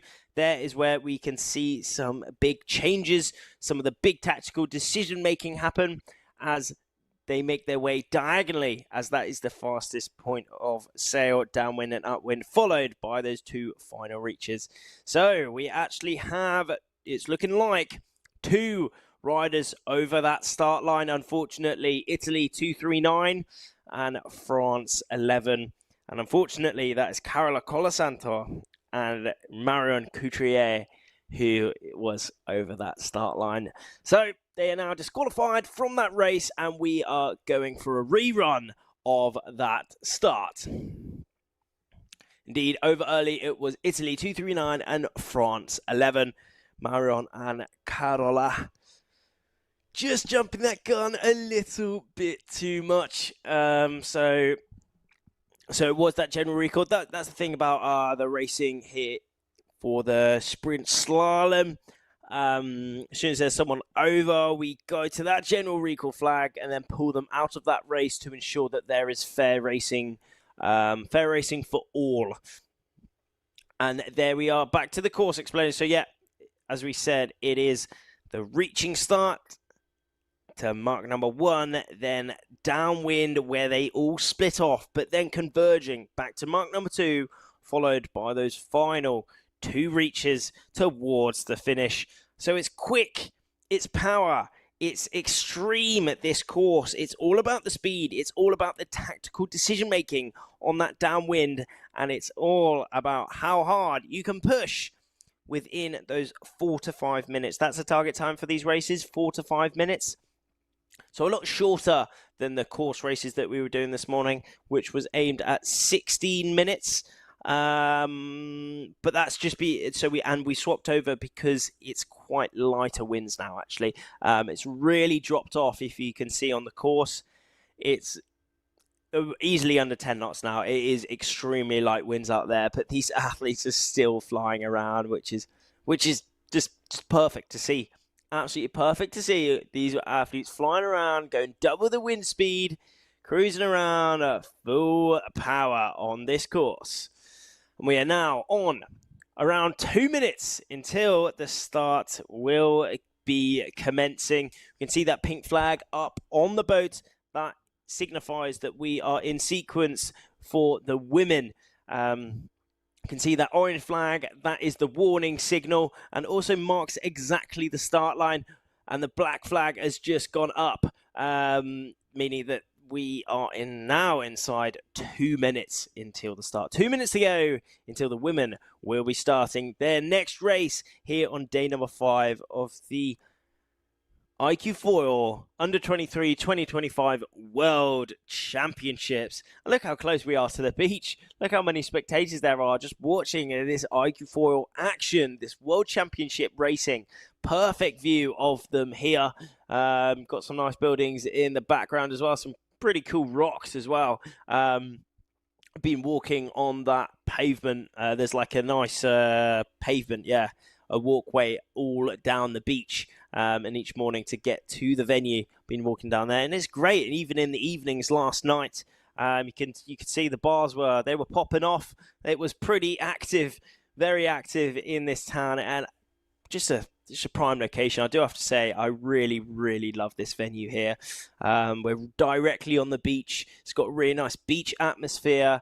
Everyone's having a really good time here. The weather it's second to none. The sun is beaming down every day, 25 to 30 degrees. The wind is blowing. The water is blue. The sky is also blue. There's not much more we can ask for. There really is not much more we can ask for. As we go straight into the next race, the rerun of heat number 1 for the women's round 17, the race number 17 that will be on their scorecard. Now it's going to be a battle of who can get up on that foil first. We definitely have some riders down that bottom end already foiling, going towards that line at check 80 down that bottom end, putting in some good foiling there. How is her timing? Nella Sadilkova down that bottom end. She's putting in the pump. She has the speed.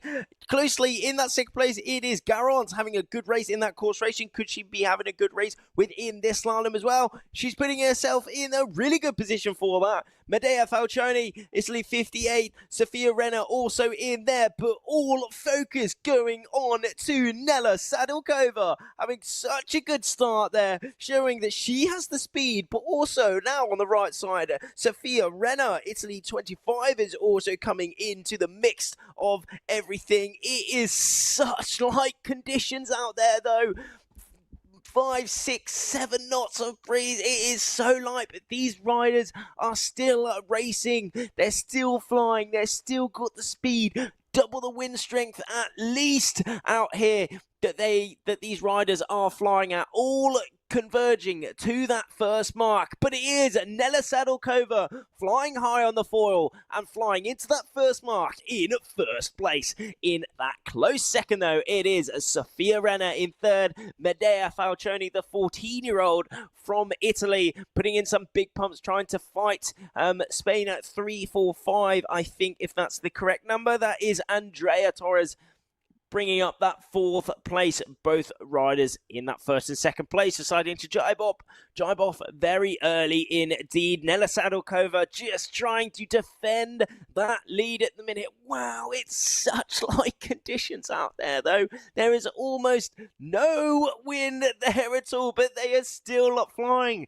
making it look like there's heaps of wind out there with the speeds that these girls are flying at.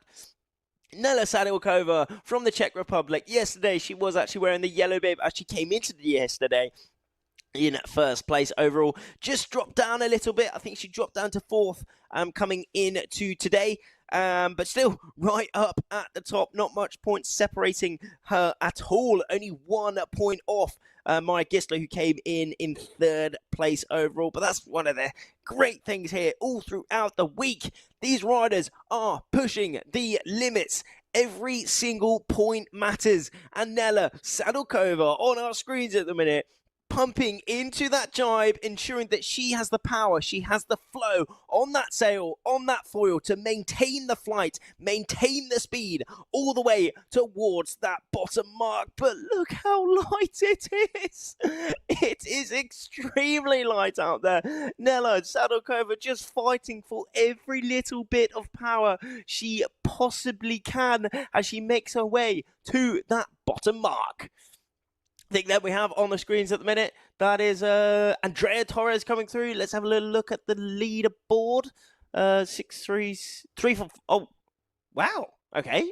If that's correct, it's looking like Andrea has maybe even snatched the lead off there. 60 knots of board speed, way under 10 knots of wind speed. Let's have a little look where Nela is.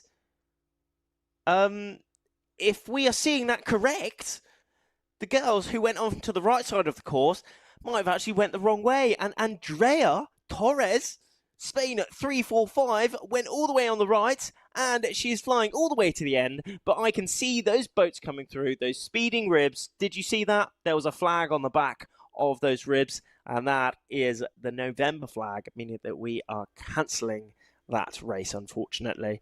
So we are now going to rerun that race. I'm not 100% sure on why that race was cancelled, but clearly we didn't quite have suitable conditions there to get racing.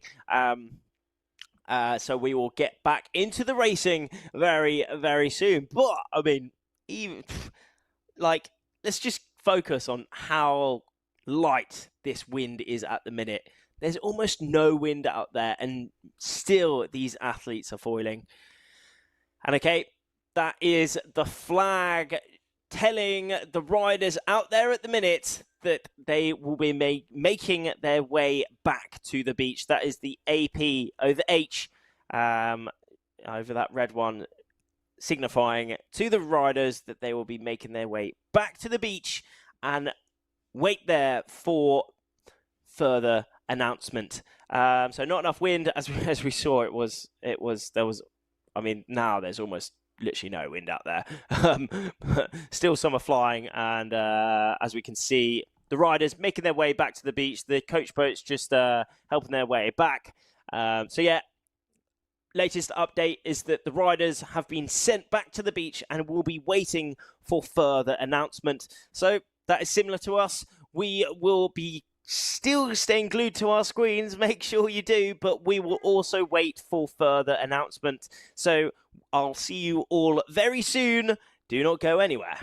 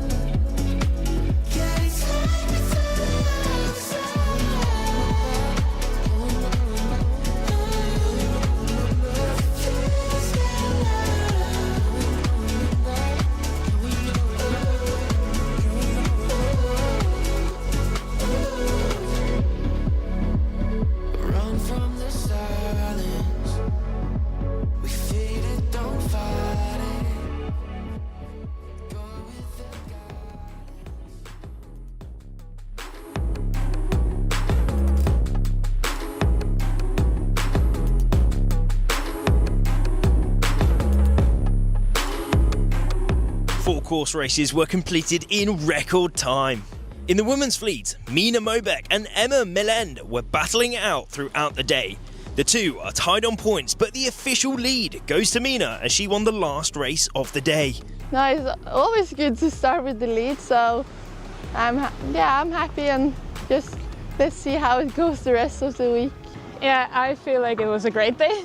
I did a couple of mistakes, maybe played it a bit too safe in some places, but overall I'm still quite happy. The men's fleet is divided into two groups. In the yellow group, Gray Morris dominating, winning every race.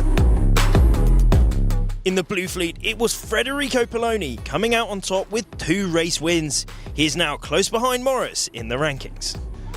Probably the fact that we came here, the Italian team came here to train 2 weeks ago, helped on the choices of my races. So that probably helped out a lot. 5 more days, hopefully, if I manage to qualify for the medal race. So just try to keep calm and focus for the next days. Just keep the same momentum. What an epic start to the Under-23 World Championships. Stay tuned to see more action tomorrow.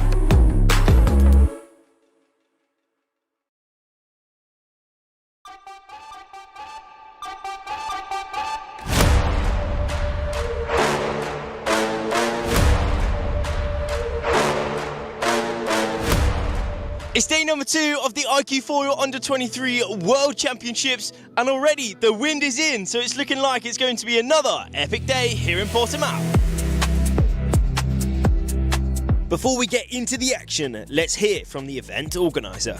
My name is Miguel Martinho. I'm organizer of this event in iQFoil Worlds in 23. The first day is yesterday. It's my first impression. It's amazing to see 140 sailors on the water. It's amazing for me. It's a dream. My motivation is because I'm a windsurfer, and I have my dream to take all the top riders to my city, because we are not too much guys here to do windsurfing, and to take all the top riders in my hometown, for me it's a dream.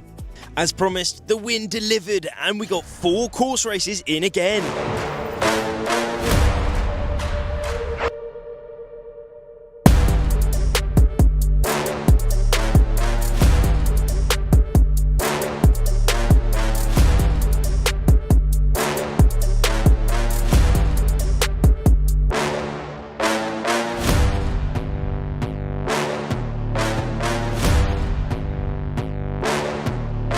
In the men's fleet, Gray Morris continued his dominance. He currently holds a perfect score of 8 out of 8 race wins.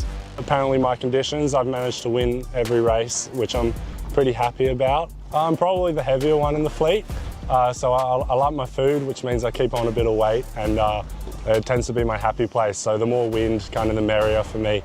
But then it does affect me in the lighter wind, which I'm trying to improve on. You never know what could happen. Stranger things have happened, but yeah, I'm planning to stay strong, and when we split into gold and silver, I get to be partnered with the people who are a bit closer to me, and yeah, then the real battle begins. Following behind are Federico Poloni and Nacho Baltasar Summers, respectively. In the women's fleet, Emma Melend didn't have the best start to her day, but was able to discard those results, and along with 2 bullets, she is now currently the event leader. Mina Mobek falls down to second, while Maya Gisler and Amy Bright were fighting for third all day. We had a quite good start on the day, where we were close in the races. So we are currently in 3rd and 4th. So the plan for tomorrow is just have good starts, I guess, good lay lines, and just battle with the friends, and yep. Yep. I'm coming for Maya. I'm coming for Amy. Amy's going down. Another epic day here in Portimao. Join us tomorrow to see what the 3rd day brings.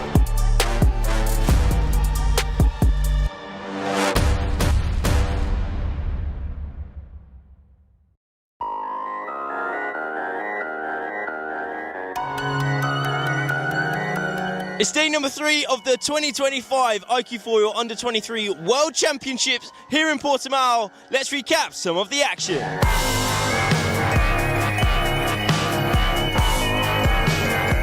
The weather forecast is quite good again, so the most probably we will follow with course races. That's the promise from the local knowledge. And yet again, the local knowledge proved to come true. Let's get into the racing.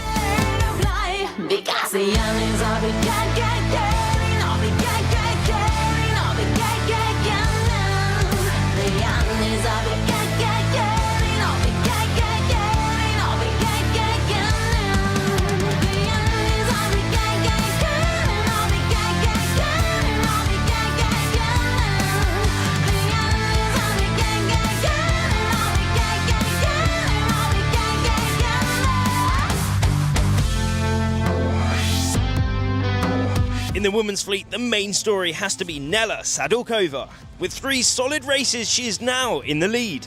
Really surprised about that. It definitely puts a lot of pressure on my back for the next 2 days, but I'll try to keep it calm and keep pushing. A very special mention has to go to Medea Falcione. The 14-year-old Italian managed to win her first ever race today on the senior equipment. In the end, the wind was really dropping. It was really tough to keep flying on the upwind. I did the right tactical choices and I managed to win the race. So that's really awesome. This is my first win in the senior fleet under 23. So I'm just really happy. In the men's fleet, Gray Morris is still in the lead, but his perfect score was broken in the first race by Duncan Monaghan as he picked up the win. And thanks to his epic performance today, the Brit is now in 3rd place in the overall rankings. Very consistent throughout the day was Leonardo Tomasini, putting himself in 2nd overall. Yeah, it was a good climb, but I think we are always pretty the same with the points, and probably in the next days we will do another 8 races, so it's still long, but I try to stay in the medal race. 12 races now complete at the halfway mark, and it's looking like there's going to be no stopping. So we'll see you tomorrow for more action.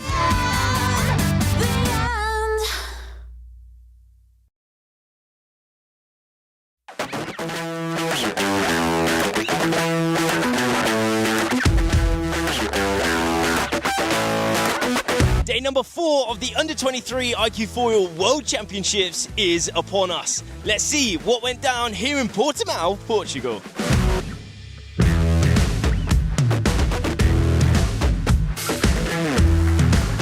The wind kept us waiting all day, but in the end we were treated to some epic sunset slalom racing.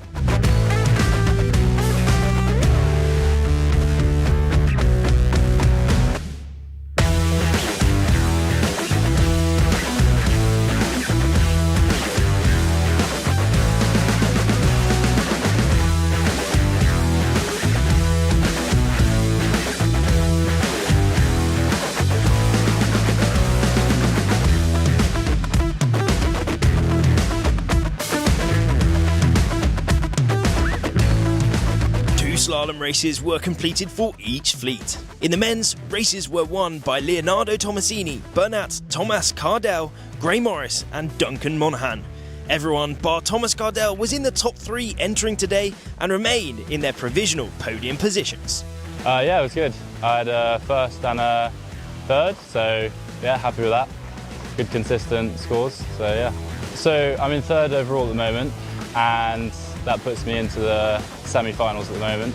So the aim for tomorrow is to try and push up in 2nd and yeah, see if I can go straight through to the final. That'd be good. In the women's fleet, we saw wins from Manon Pianazza and Carola Colasanto. Furthermore, Maya Gisler and Amy Bright also picked up wins and put themselves in the top 3.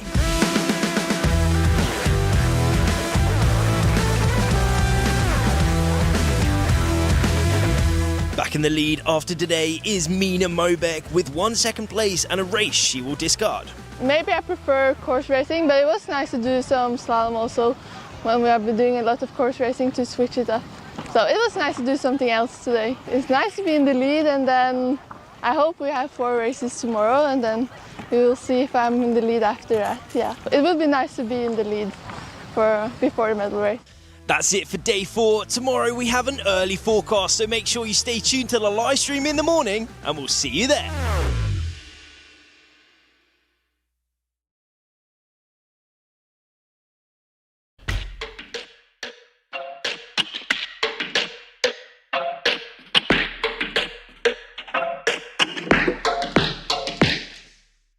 think the organisers have done a really good job. Obviously, we're placed on a big sandy beach out front of a surf beach most times of the year, and so it's pretty hard to get right, but they've absolutely killed it. Put down a big rigging floor, and there's lots of shade area. They put up some racks so we can all get in there nice and comfy. Communal area for all the athletes to get around, have a talk while they're waiting for the wind.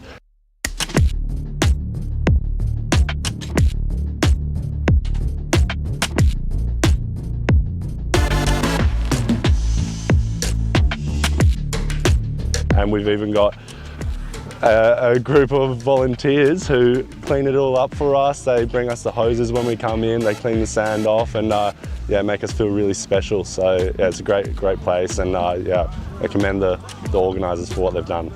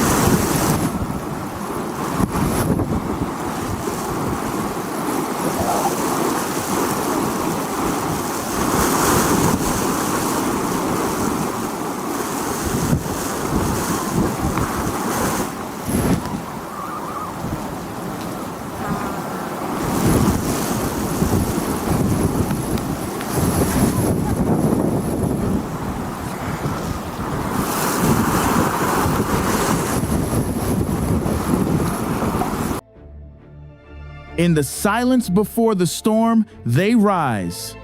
Not just to compete, but to conquer the impossible. This is not just a race.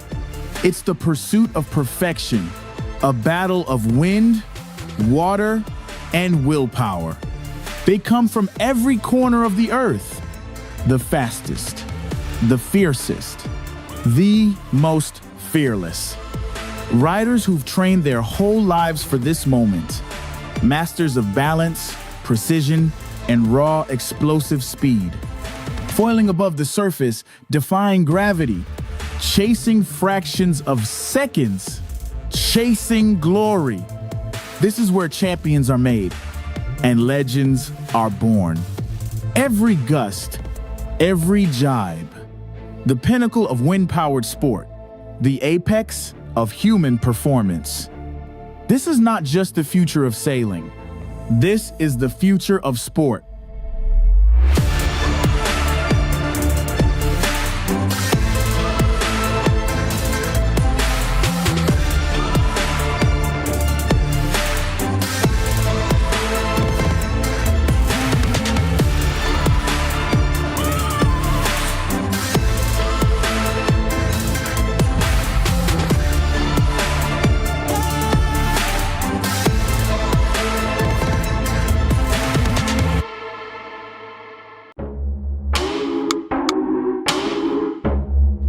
Welcome to the 2025 iQFoil Under-23 World Championships here in Portugal, Portimao.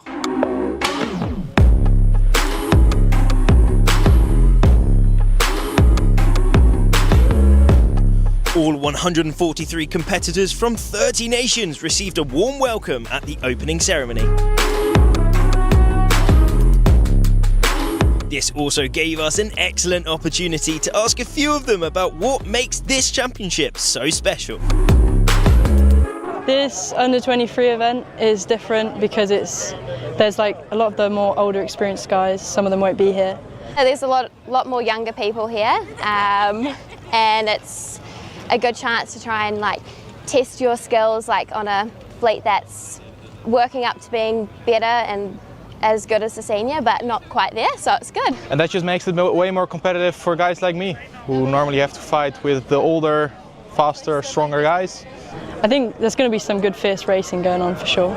And this is also like an event where you can show your potential. I think in the youth competition there is a good vibe, good energy, and it's cool to be there. It will be cool to race with friends and we need to have fun to perform. One of the best things will be the excellent wind forecasted for this week. On the first day, there was no time to lose and we went straight into the action.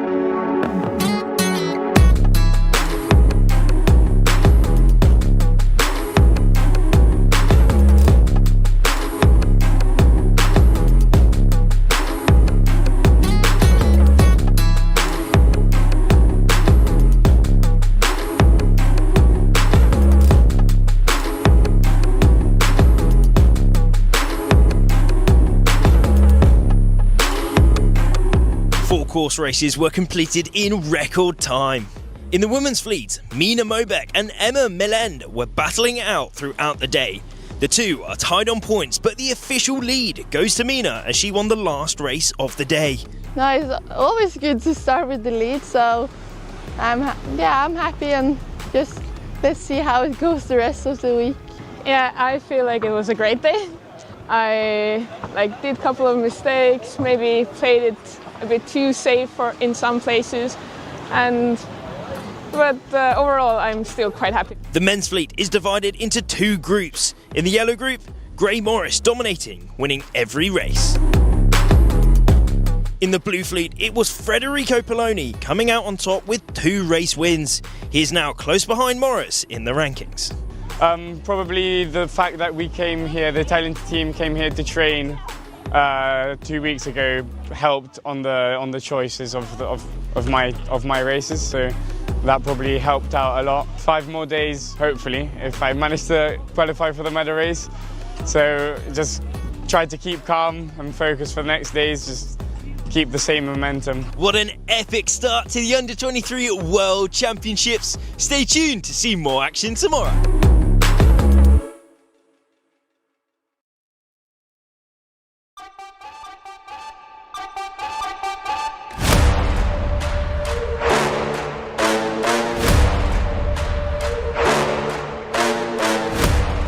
It's day number 2 of the iQFoil Under-23 World Championships, and already the wind is in, so it's looking like it's going to be another epic day here in Portimao. Before we get into the action, let's hear from the event organizer.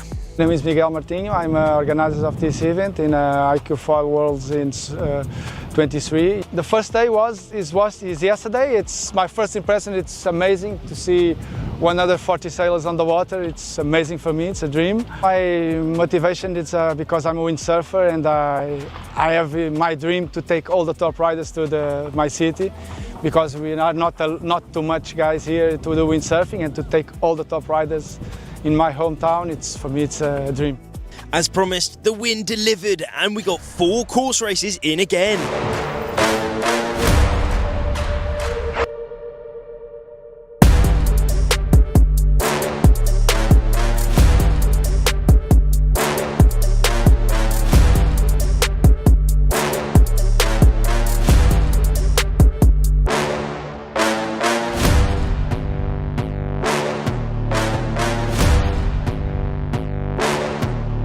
In the men's fleet, Gray Morris continued his dominance. He currently holds a perfect score of 8 out of 8 race wins. Apparently my conditions, I've managed to win every race, which I'm pretty happy about. I'm probably the heavier one in the fleet, so I like my food, which means I keep on a bit of weight, and it tends to be my happy place. So the more wind, kind of the merrier for me. But then it does affect me in the lighter wind, which I'm trying to improve on. You never know what could happen. Stranger things have happened, but yeah, I'm planning to stay strong, and when we split into gold and silver, I get to be partnered with the people who are a bit closer to me, and yeah, then the real battle begins. Following behind are Federico Poloni and Nacho Baltazar Summers, respectively. In the women's fleet, Emma Blend didn't have the best start to her day, but was able to discard those results, and along with 2 bullets, she is now currently the event leader. Mina Mobeck falls down to second, while Maya Gisler and Amy Bright were fighting for third all day. We had a quite good start on the day, where we were close in the races. So we are currently in 3rd and 4th. So the plan for tomorrow is just have good starts, I guess, good lay lines, and just battle with the friends, and yep. Yep. I'm coming for Maya. I'm coming for Amy. Amy's going down.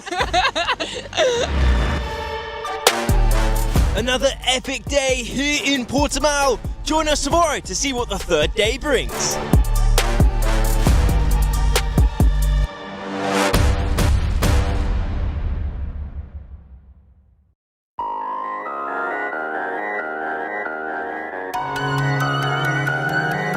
It's day number 3 of the 2025 iQFoil Under-23 World Championships here in Portimao. Let's recap some of the action.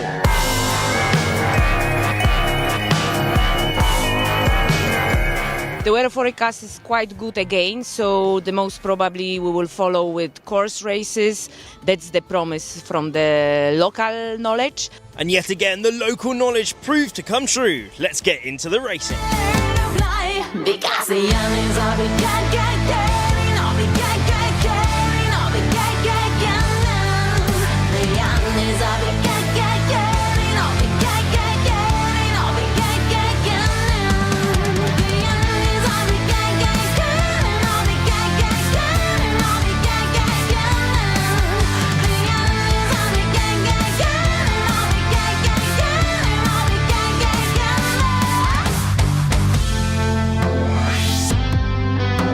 In the women's fleet, the main story has to be Nela Sadorkova. With 3 solid races, she is now in the lead.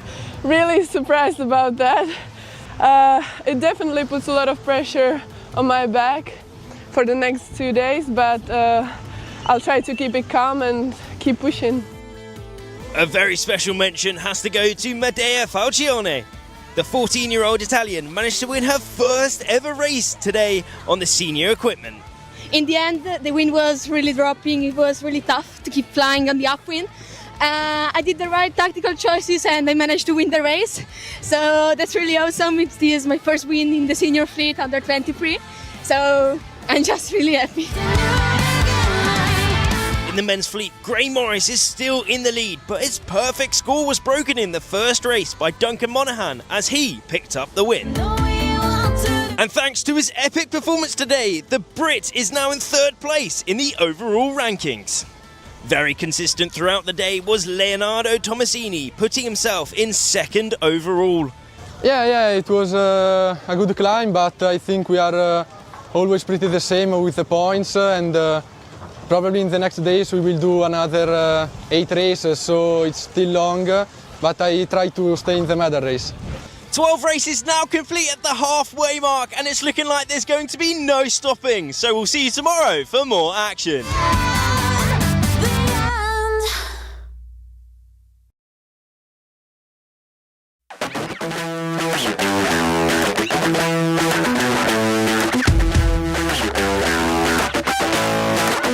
Day number 4 of the Under-23 iQFoil World Championships is upon us. Let's see what went down here in Portimao, Portugal.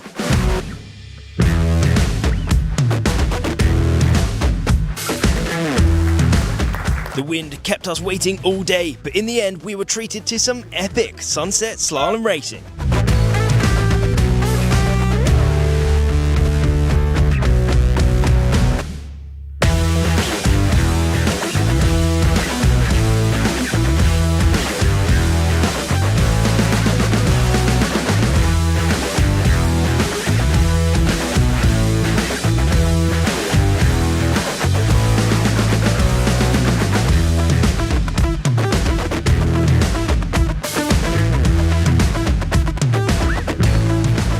Slalom races were completed for each fleet. In the men's, races were won by Leonardo Tomasini, Bernat Thomas Cardell, Gray Morris and Duncan Monaghan.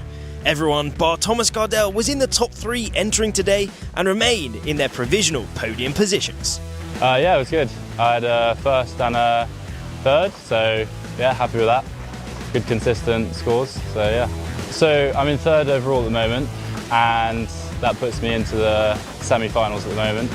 So the aim for tomorrow is to try and push up in second and yeah, see if I can go straight through to the final. That'd be good. In the women's fleet, we saw wins from Manon Pianazza and Carola Colasanto.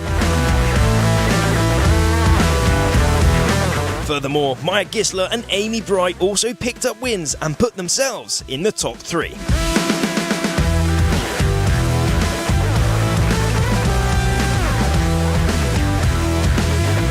Back in the lead after today is Mina Mobeck with 1 second place and a race she will discard. Maybe I prefer course racing, but it was nice to do some slalom also when we have been doing a lot of course racing to switch it up. So it was nice to do something else today. It's nice to be in the lead, and then I hope we have 4 races tomorrow, and then we will see if I'm in the lead after that. Yeah, it would be nice to be in the lead before the medal race. That's it for day 4. Tomorrow we have an early forecast, so make sure you stay tuned to the live stream in the morning and we'll see you there.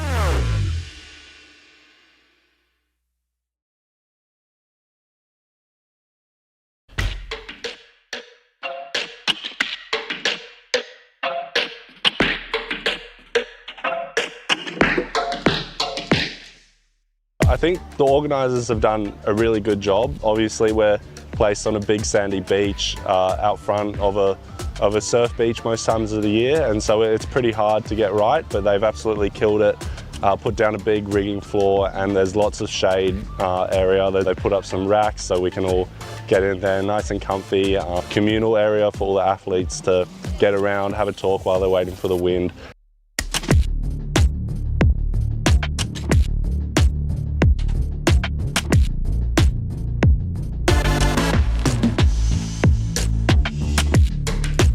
And we've even got a group of volunteers who clean it all up for us. They bring us the hoses when we come in, they clean the sand off, and yeah, make us feel really special. So yeah, it's a great place, and yeah, I commend the organisers for what they've done.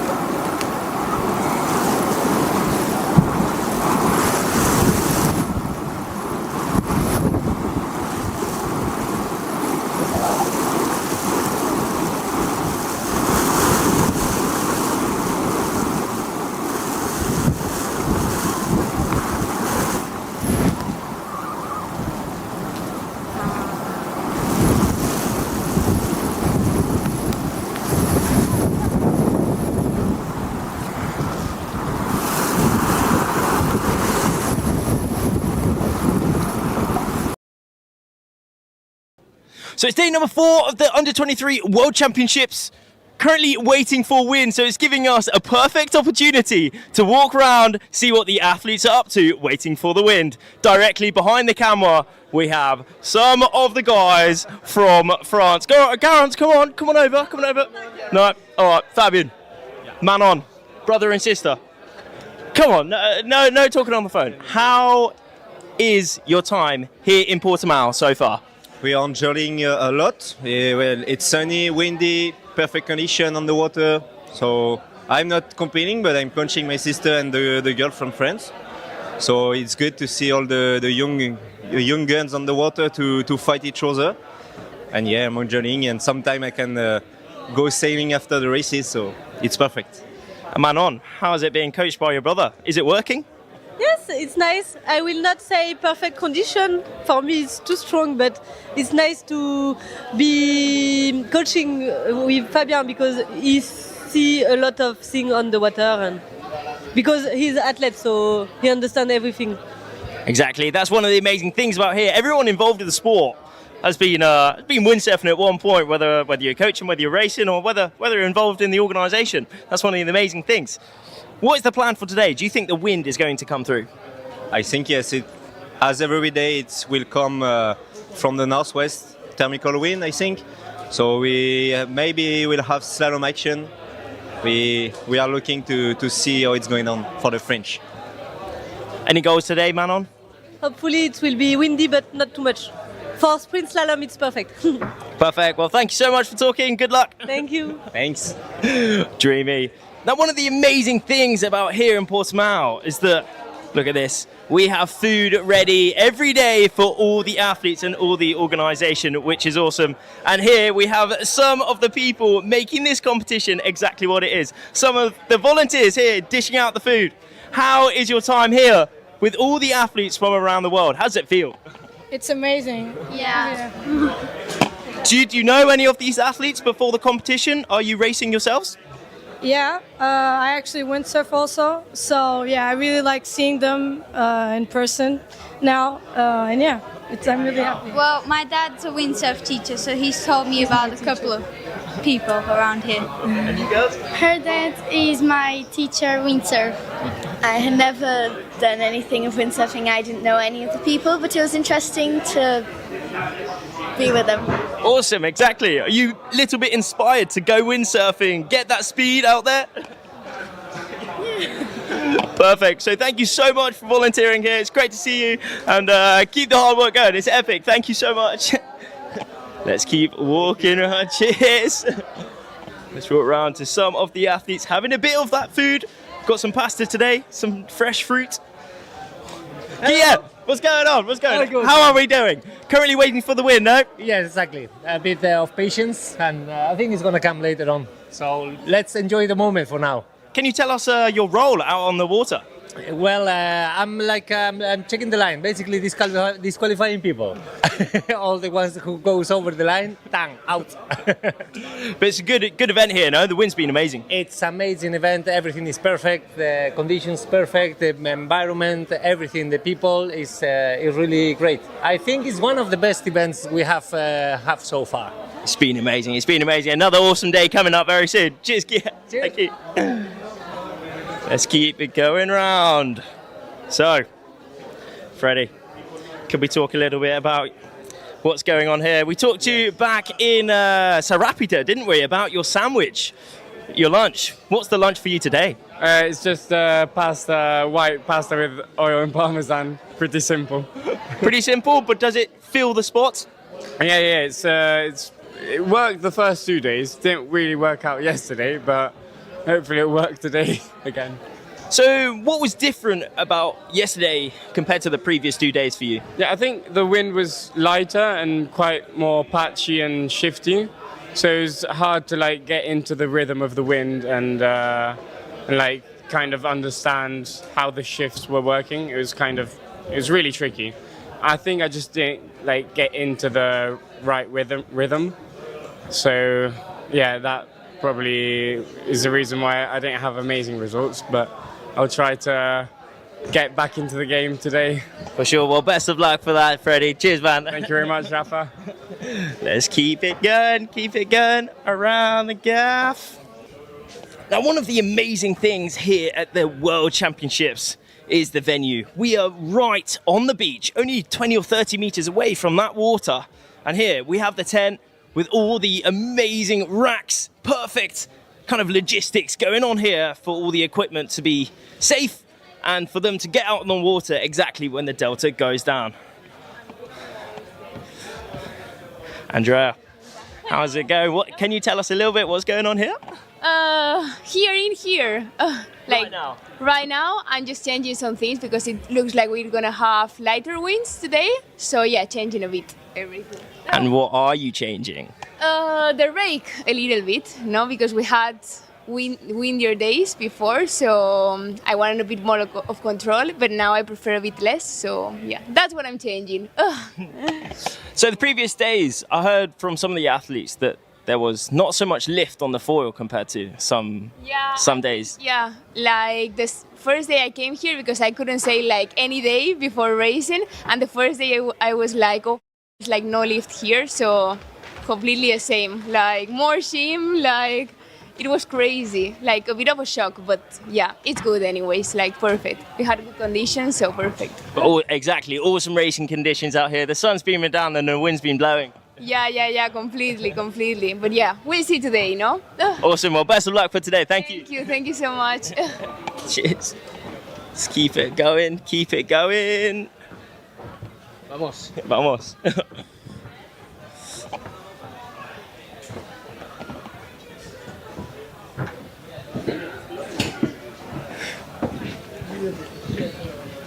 I can see someone through the racks right there.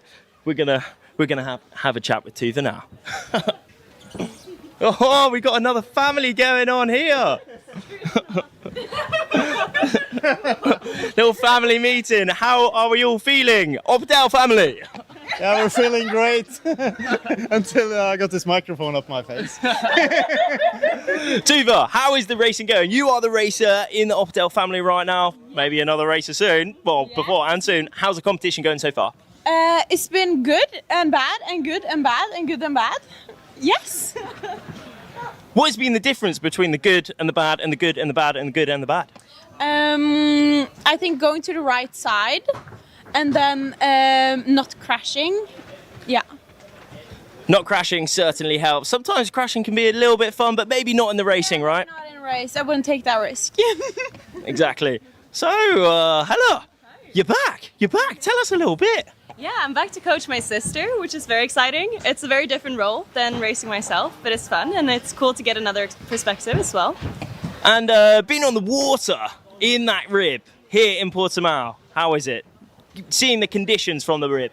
No, it's been amazing. The conditions have been one of the greatest that I've seen, actually, so that's really cool. And to see Tuva race as well has been so much fun, and to be able to help her. Feel like a good team, so that's cool. Certainly doing a good team, and as you're doing so well at the minute, Tuva, Daddy Opdal, how does it feel looking at your daughters just having the best time here with windsurfing? No, it feels amazing. I'm so proud. They're really nice girls, and they're doing so well. His wallet is hurting. Ouch. That is. In the best way possible. The best reward, right? Best reward. Yeah, we're here with our own boat, so it's quite expensive. Awesome. Thank you so much, guys. Best of luck for the rest of the competition. Cheers, guys. Thank you. It's great to see so many families here, everyone involved in the sport, as we said earlier on. Let's keep it going. Okay, I think we'll head outside now. Yo, keep it going around. So you can see everyone is starting to rig now. We're literally on the beach here, but here for this venue, we have some lovely kind of platforms, the wood, so none of the equipment gets too sandy. We also have the hoses over there. Everything is organised so perfectly. And as you can see, the water is just over there. Perfect location.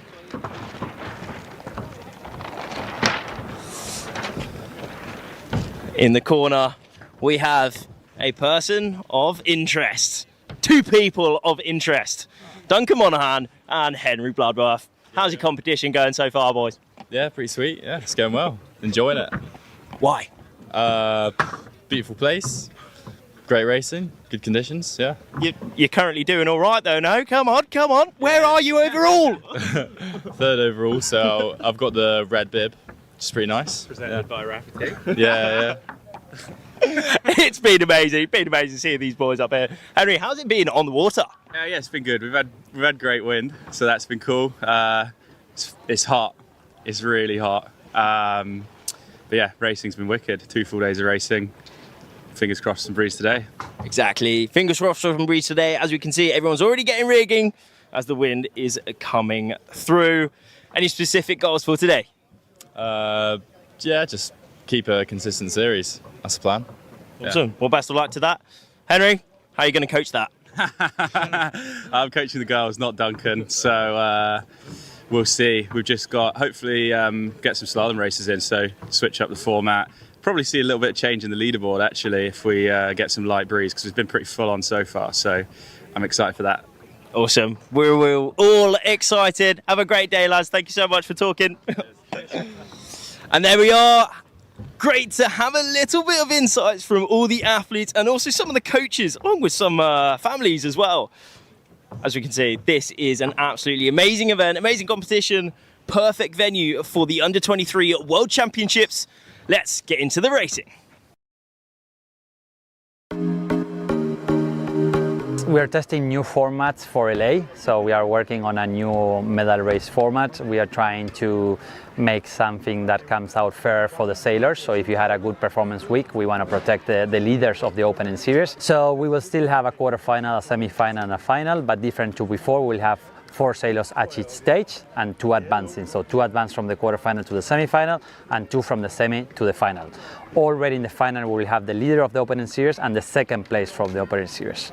Very different to what we had in the past. We are going to claim the first place of the event, collecting wins. So the leader of the opening series is sitting in the final with 1 win. The second from the opening series is sitting in the final with a 0.5 win. And then the ones that are coming into the final from the semi-final, third and fourth, let's call them, they are with 0 wins. So the first sailor that collects 2 wins is the winner of the event, and we finish the event at that moment. So for example, the leader of the opening series that has 1 win, when we do the first attempt of the final, if he wins that one, the event is over. He collected 2 wins and the event is over. Second place will be for the second of the opening series, which has a 0.5. And then third and fourth would be whoever finishes in front of each other from the guys that are coming in from the semi-final. If we have someone, from example, from the semi-final that went into the final and they win the first race, he would collect a victory. And then we go again until anybody collects 2 wins. In the silence before the storm, they rise. Not just to compete, but to conquer the impossible. This is not just a race. It's the pursuit of perfection, a battle of wind, water, and willpower. They come from every corner of the earth. The fastest, the fiercest, the most fearless. Riders who've trained their whole lives for this moment. Masters of balance, precision, and raw explosive speed. Foiling above the surface, defying gravity, chasing fractions of seconds, chasing glory. This is where champions are made and legends are born. Every gust, every jibe, the pinnacle of wind-powered sport, the apex of human performance. This is not just the future of sailing. This is the future of sport.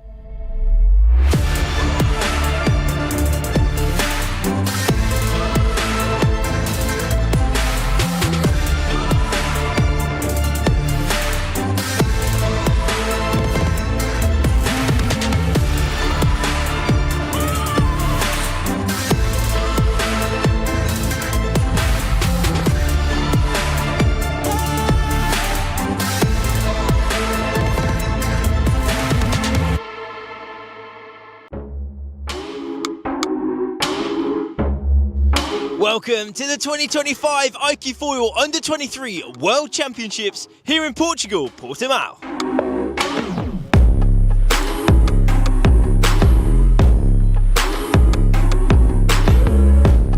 All 143 competitors from 30 nations received a warm welcome at the opening ceremony. This also gave us an excellent opportunity to ask a few of them about what makes this championship so special. This under-23 event is different because there's like a lot of the more older experienced guys, some of them won't be here.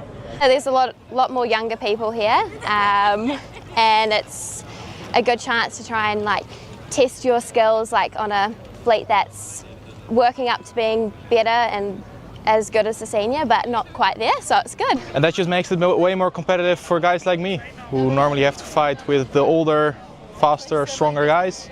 I think there's going to be some good fierce racing going on for sure. And this is also like an event where you can show your potential. I think in the youth competition there is a good vibe, good energy, and it's cool to be there. It will be cool to race with friends, and we need to have fun to perform. One of the best things will be the excellent wind forecasted for this week. On the first day, there was no time to lose, and we went straight into the action.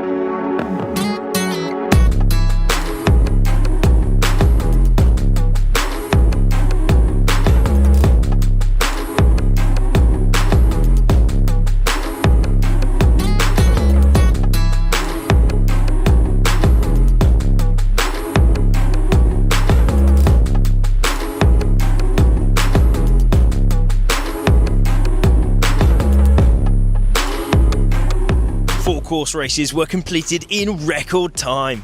In the women's fleet, Mina Mobeck and Emma Melend were battling it out throughout the day. The two are tied on points, but the official lead goes to Mina as she won the last race of the day. No, it's always good to start with the lead, so I'm happy, and just let's see how it goes the rest of the week. Yeah, I feel like it was a great day. I did a couple of mistakes, maybe played it a bit too safe in some places, but overall I'm still quite happy. The men's fleet is divided into two groups. In the yellow group, Gray Morris dominating, winning every race. In the blue fleet, it was Federico Poloni coming out on top with 2 race wins. He is now close behind Morris in the rankings. Probably the fact that we came here, the Italian team came here to train 2 weeks ago helped on the choices of my races, so that probably helped out a lot. 5 more days, hopefully, if I manage to qualify for the medal race. So just try to keep calm and focus for the next days, just keep the same momentum. What an epic start to the Under-23 World Championships. Stay tuned to see more action tomorrow.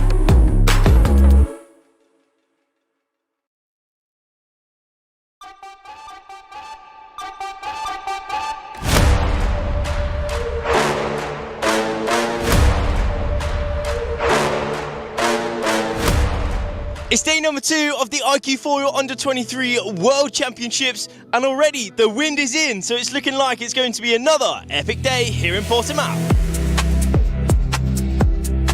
Before we get into the action, let's hear from the event organizer. My name is Miguel Martinho. I'm organizer of this event in iQFoil Worlds in 23. The first day is yesterday. It's my first impression. It's amazing to see 140 sailors on the water. It's amazing for me. It's a dream. My motivation is because I'm a windsurfer, and I have my dream to take all the top riders to my city, because we are not too much guys here to do windsurfing, and to take all the top riders in my hometown, for me it's a dream. As promised, the wind delivered, and we got 4 course races in again.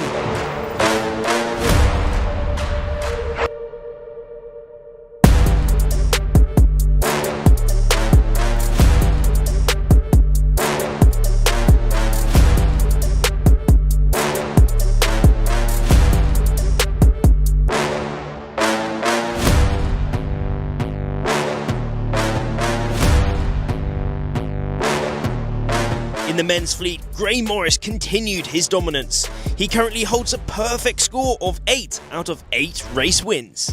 Apparently my conditions, I've managed to win every race, which I'm pretty happy about. I'm probably the heavier one in the fleet, so I like my food, which means I keep on a bit of weight, and it tends to be my happy place. So the more wind, kind of the merrier for me. But then it does affect me in the lighter wind, which I'm trying to improve on. You never know what could happen. Stranger things have happened, but yeah, I'm planning to stay strong. And when we split into gold and silver, I get to be partnered with the people who are a bit closer to me, and yeah, then the real battle begins. Following behind are Federico Poloni and Nacho Baltasar Summers, respectively. In the women's fleet, Emma Lend didn't have the best start to her day, but was able to discard those results, and along with 2 bullets, she is now currently the event leader. Mina Mobeck falls down to second, while Maya Gisler and Amy Bright were fighting for third all day. We had a quite good start on the day, where we were close in the races. So we are currently in 3rd and 4th. So the plan for tomorrow is just have good starts, I guess, good lay lines, and just battle with the friends. And yep, yep. I'm coming for Maya. I'm coming for Amy. Amy's going down. Another epic day here in Portimao. Join us tomorrow to see what the 3rd day brings.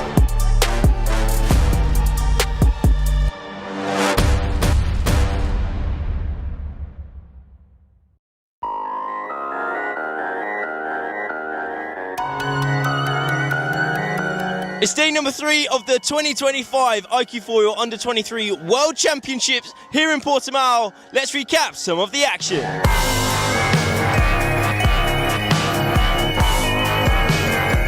The weather forecast is quite good again, so the most probably we will follow with course races.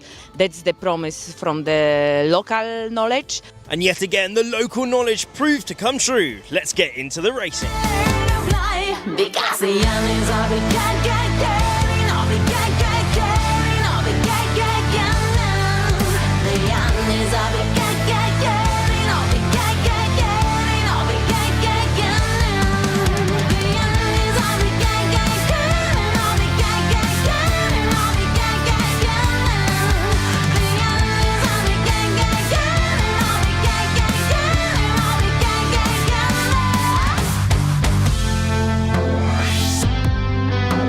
In the women's fleet, the main story has to be Nela Sadorkova. With 3 solid races, she is now in the lead. Really surprised about that. It definitely puts a lot of pressure on my back for the next 2 days, but I'll try to keep it calm and keep pushing. A very special mention has to go to Medea Falcione. The 14-year-old Italian managed to win her first ever race today on the senior equipment. In the end, the wind was really dropping. It was really tough to keep flying on the upwind. I did the right tactical choices and I managed to win the race. So that's really awesome. This is my first win in the senior fleet under 23. So I'm just really happy. In the men's fleet, Gray Morris is still in the lead, but his perfect score was broken in the first race by Duncan Monaghan as he picked up the win. And thanks to his epic performance today, the Brit is now in 3rd place in the overall rankings. Very consistent throughout the day was Leonardo Tomasini, putting himself in 2nd overall. Yeah, it was a good climb, but I think we are always pretty the same with the points, and probably in the next days we will do another 8 races, so it's still long, but I try to stay in the medal race. 12 races now complete at the halfway mark, and it's looking like there's going to be no stopping. So we'll see you tomorrow for more action.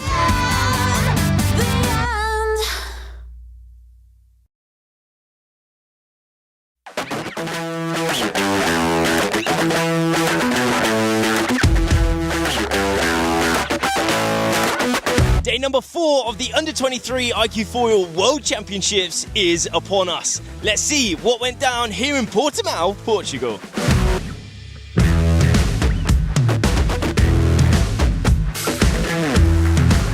The wind kept us waiting all day, but in the end we were treated to some epic sunset slalom racing.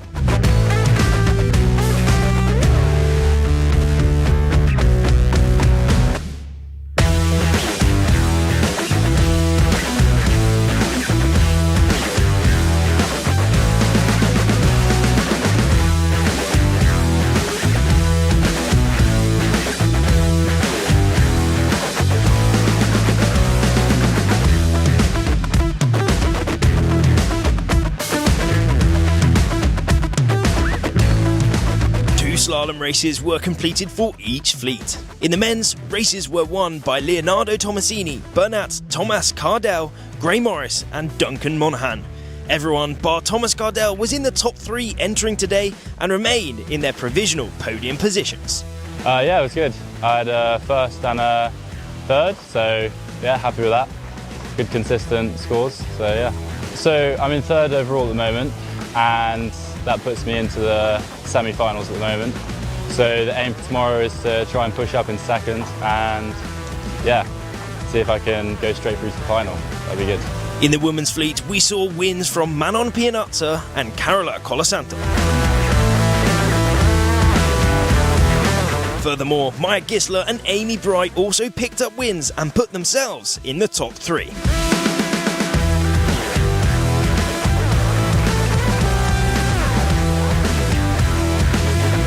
Back in the lead after today is Mina Mobeck with 1 second place and a race she will discard. Maybe I prefer course racing, but it was nice to do some slalom also when we have been doing a lot of course racing to switch it up. So it was nice to do something else today. It's nice to be in the lead, and then I hope we have 4 races tomorrow, and then we will see if I'm in the lead after that. Yeah, it will be nice to be in the lead before the medal race. That's it for day 4. Tomorrow we have an early forecast, so make sure you stay tuned to the live stream in the morning, and we'll see you there.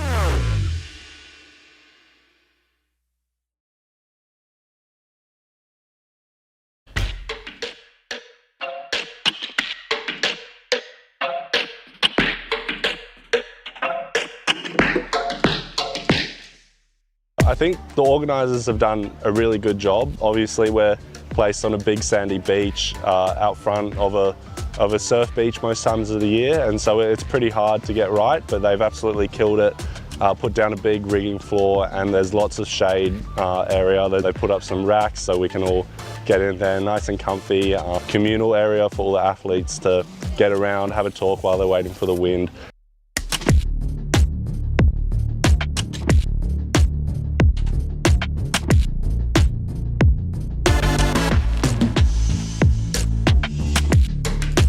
And we've even got a group of volunteers who clean it all up for us. They bring us the hoses when we come in, they clean the sand off, and yeah, make us feel really special. So yeah, it's a great place, and yeah, I commend the organisers for what they've done.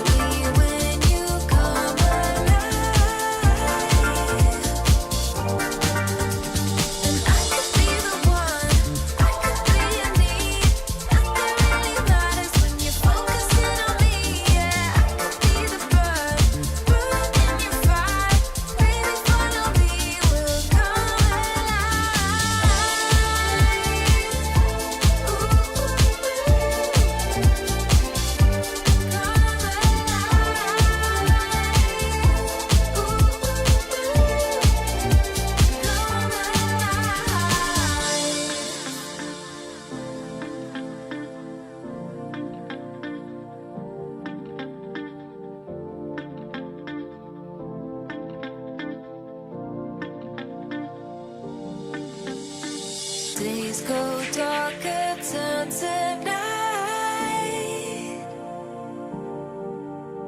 Slowly when you come alive. And I could be the one, I could be a need. Nothing really matters when you're focusing on me. Yeah, I could be the burn, burning in your fire.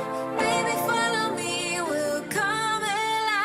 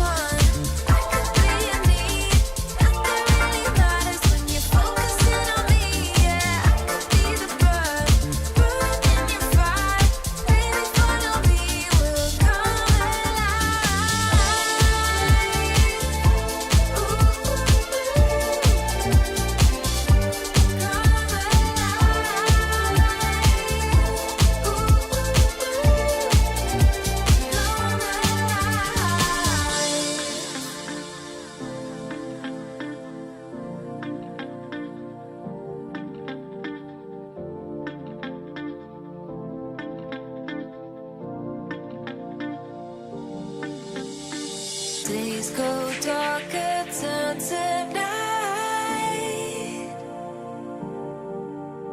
Slowly when you come alive, and I could be the one, I could be in need. Nothing really matters when you're focusing on me. Yeah, I could be the burn, burning in your fire. Baby, follow me, we'll come alive.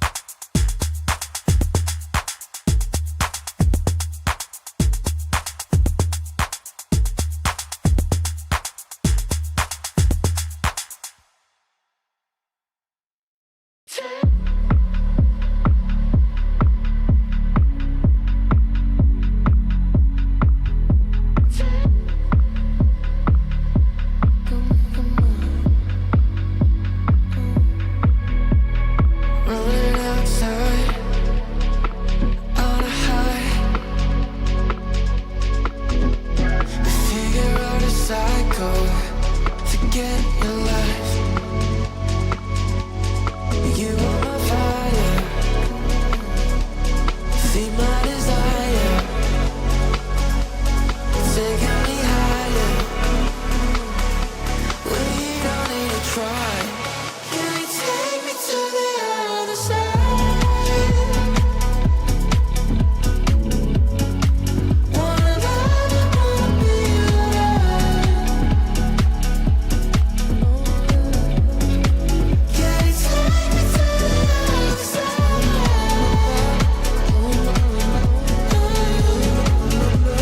Just get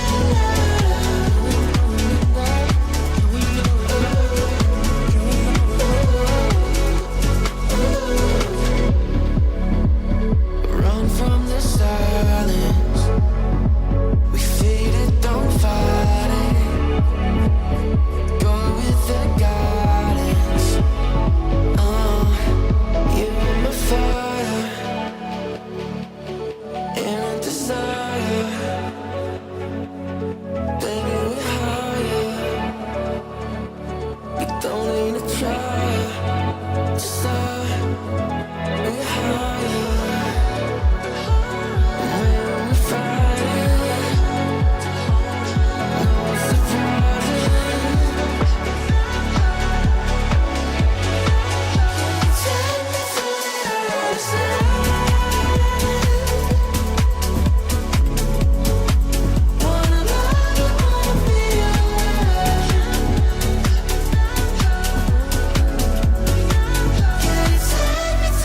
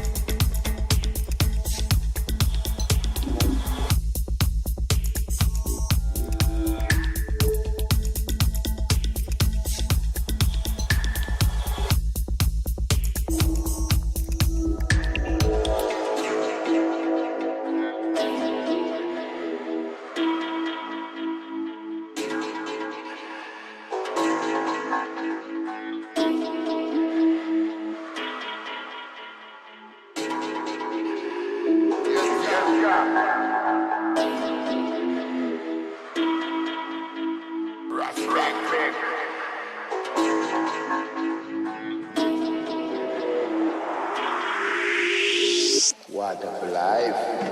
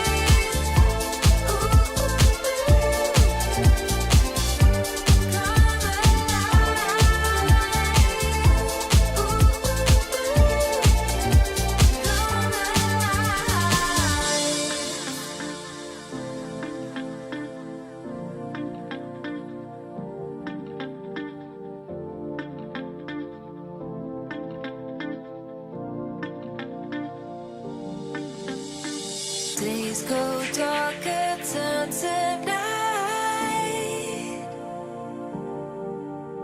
Slowly when you come alive, and I could be the one, I could be in need. Nothing really matters when you're focusing on me. Yeah, I could be the burn, burning in your fire. Baby, follow me, we'll come alive.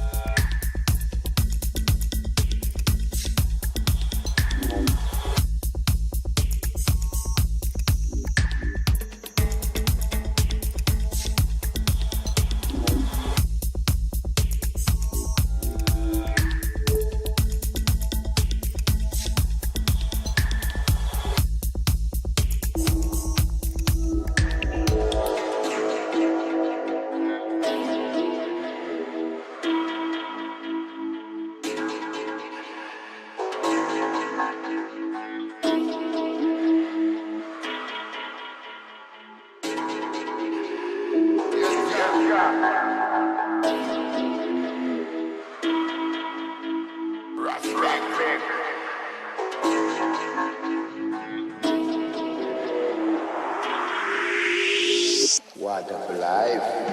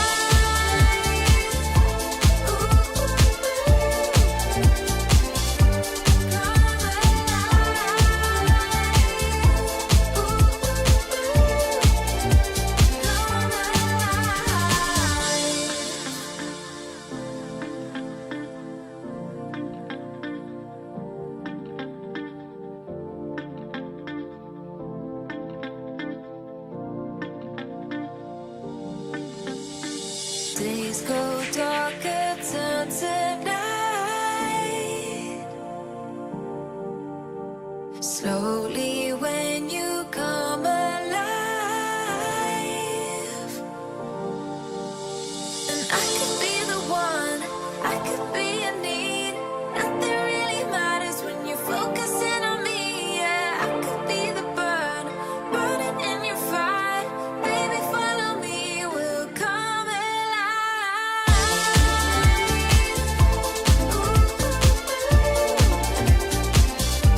Come alive.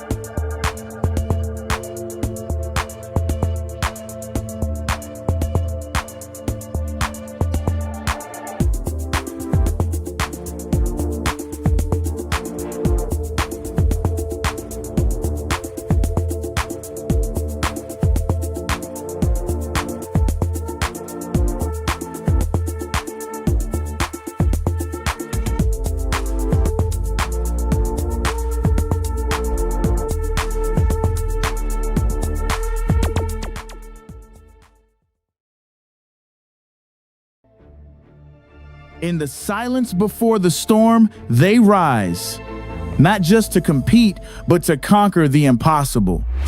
This is not just a race.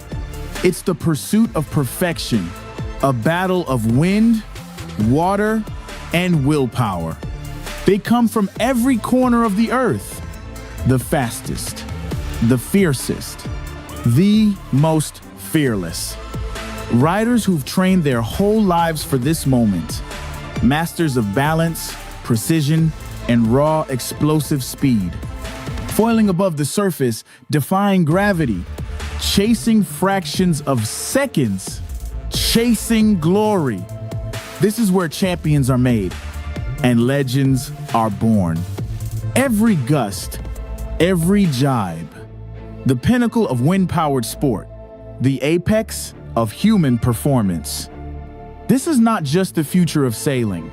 This is the future of sport.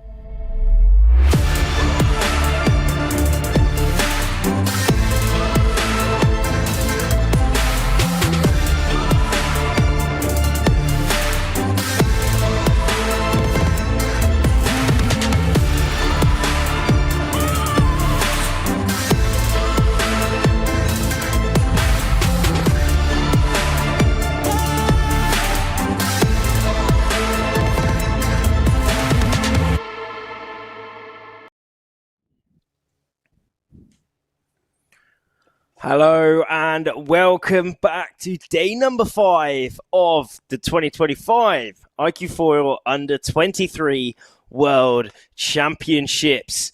This is the final afternoon before those medal races tomorrow. You join us back here on day 5 after a big morning. We had lots of course races in that morning. The wind actually completely dropped to literally nothing. The wind has now swung right back round in a different direction and has come back in. So we do have some wind out here in Portimao at the minute. And going to those overall current standings, remember, it is a fight for that top 8 at the minute. Remember, it's only the top 8 that go through to those medal races tomorrow, and anyone inside that top 8 have a chance at getting that World Championship title. So, currently in the lead by many, many points. Gray has to have a pretty sticky afternoon if he's going to drop from that first place. Only 17 points he's counting. A insane competition from him so far. He won both those course races in the morning. Will he be winning some more races? We will find out. Leonardo Tomasini and Duncan Monaghan remain in those top 3 positions at the minute, wearing that blue bib and the red bib respectively. Nacho Baltazar Summers in that 4th place from Spain. He's moved up now. Freddie in 5th. Comjoli, Emile Roulet, both from France, in the 6th and 7th places. And finishing off that top 8, only by 4.6 points now, is Igor Lewinsky. He's moved up after a good morning. Will he be able to stay inside of that top 8? He is going to have to keep that performance going if he has any chance of making it inside that top 8 tomorrow. Hidde Vandermeer is on that cut-off point in that 9th place, but still Gaspard Garfantan has a very good chance of getting into it, along with Stanislav Strepczynski in 11th and Manolo Modena in 12th. And going over to the women, same story. It will be only the top 8 making it through to those medal races tomorrow. Currently leading the overall rankings. Again, a great morning for Amy Bright, is now in 1st place overall. But it is a lot closer within these top 5 points within the women's at the minute. Only 12 points separating all of those riders. Both New Zealand riders, Amy Bright and Stella Bilger, inside of that top 5. Mina Mobeck and Maya Gisler, both from Norway, in 2nd and 3rd. And Nella Sadilkova in 4th place. And going down to that cutoff point in 8th place, we have Sophia Meyer on 98 points. She will be trying her very best to stay inside of that top 8 going through to tomorrow. Tuva Oppedal is on the cusp though. She is fighting. We managed to have a chat with her in that lunch break that we've just had. She had a great morning and she is really hoping that she can keep that performance going yet again to hopefully break inside of that top 8.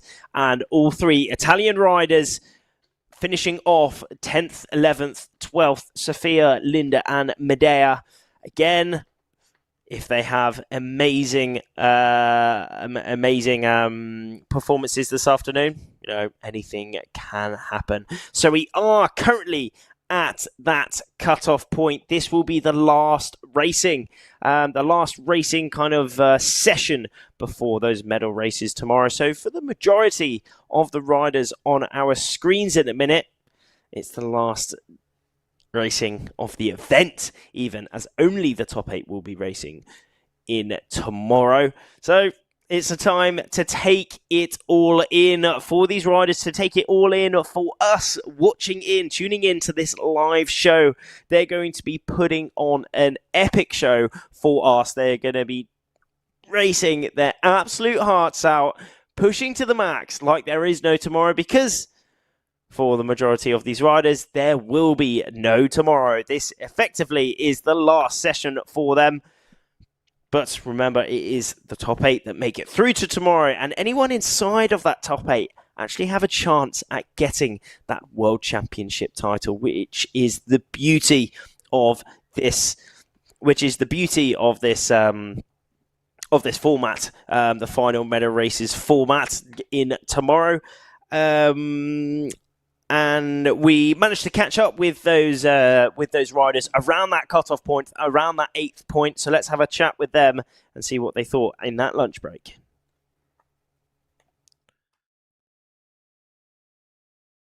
It's going a bit like a roller coaster. Yesterday I only got letters, and today I got 1 and 2. So. Pretty mixed feelings. I don't know, it was pretty light wind course racing, and I'm good in those kind of conditions. And I think that's it. I just raced pretty well. I really hope we're going back on the water in the afternoon, as right now I'm 9th, and of course I want to be in the top 8 to make it into the medal races. Slowly, I made it to the top 8. And yeah, hopefully we are not going to do some more slalom races. I'm in 8th position now after we did 2 races today, and my first race was not so good, so I dropped from 6th place down 2 places, and now I'm in the critical place to drop out of the medal race. And for sure I hope that we stay in now and that there's no wind coming, but anyways I'm ready to go out again and run some more racing. I definitely want to go more racing because I'm just out of the medal race. And if I have 1 more race, I think I can make it.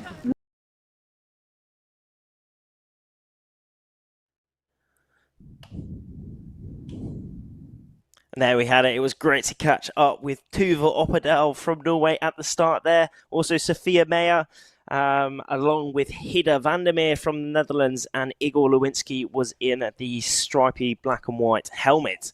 So, they are all on the cusp. They're feeling the pressure, along with all the other riders racing it out here on the waters of Portimao.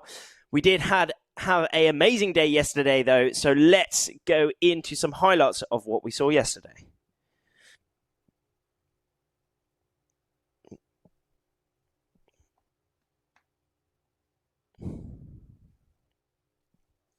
Okay, we are going into the start. Actually, we have the start coming up very, very soon. So we're going to be looking at what the wind is looking like on the water. As we said, the wind has completely shifted round to another completely different direction. So coming off those cliffs just in the background there, we have 12 to 14 knots of breeze, and it's now coming from the west direction. Wave height 0.5 meters. I think it's definitely on that lower side at the minute, just as the wind is starting to come through. But the temperature is hot. 30 degrees centigrade is the temperature at the minute.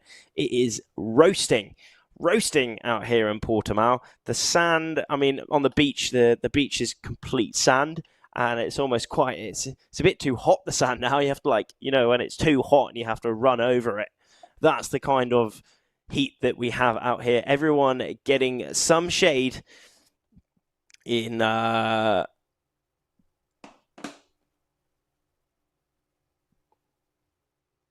we're back in the game. There we are. Under 2 minutes to go until we have the first start of the afternoon session, and we will be running in to the sprint slalom. Sprint slalom is now on our screens. That is the course that we are running. It starts off with a reaching start, so everyone coming towards that line at exactly the same time. Drag race towards that first mark, then make their way downwind. They split off from the pack here as they go diagonally down to mark number 2, as that's the fastest point of sail, followed by 2 final reaches, and then towards that finish. To start off with, we will be running with the women that it's looking like. I can see those Blue Severn logos on the screen at the minute, signifying that we are racing with the women. The women use 7.3 meter squared sails, whereas the men, they use 8 meter sails. Something new for this quad cycle towards that 2028 Olympic Games. The equipment has dropped sizes. The sail sizes have dropped, allowing for more inclusion and greater accessibility to the class. And as we can see here, these riders are from all around the world at this World Championships, racing it out, loving windsurfing, loving the speed, and loving this location.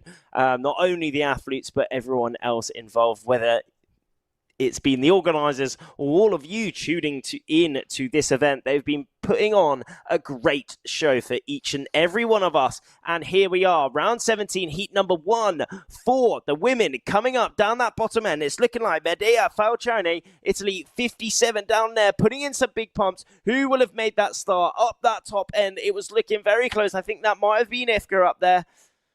How is the start looking? Unfortunately, down that bottom end, Medea just getting rolled straight away. Now in that dirty wind, but straight out of the pack. It is Norway 3-3-7, if I can see that right. 3-3-2 is it? That is Mina Mobek from Norway. She has actually been wearing that yellow bib some of the days this week as she's been leading, but now just dropping down a little bit. She did come in to today in the lead still. She came in today in that yellow bib, so she's leading the event. But now, and it's looking like everyone is dropping off actually, coming back, and we have an AP flag up on the boat. Yes, I was wondering what was going on there. And in fact, there is a little bit of postponement. We can see that AP flag up on the boat. That is the triangular red and white stripy flag. That signifies that we are under now a bit of postponement for one reason or another.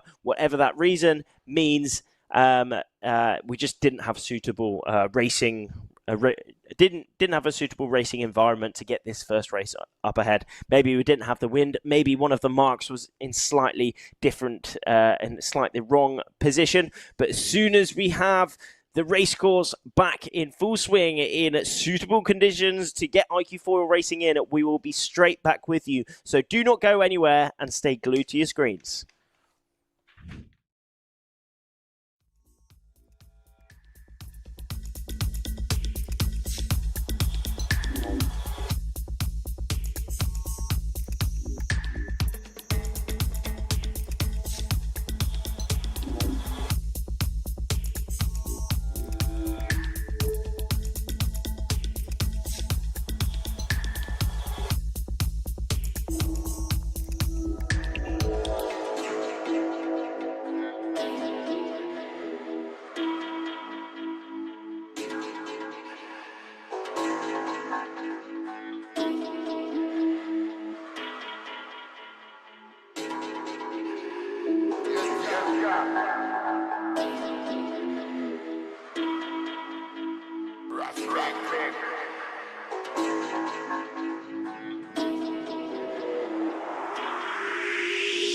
What a life.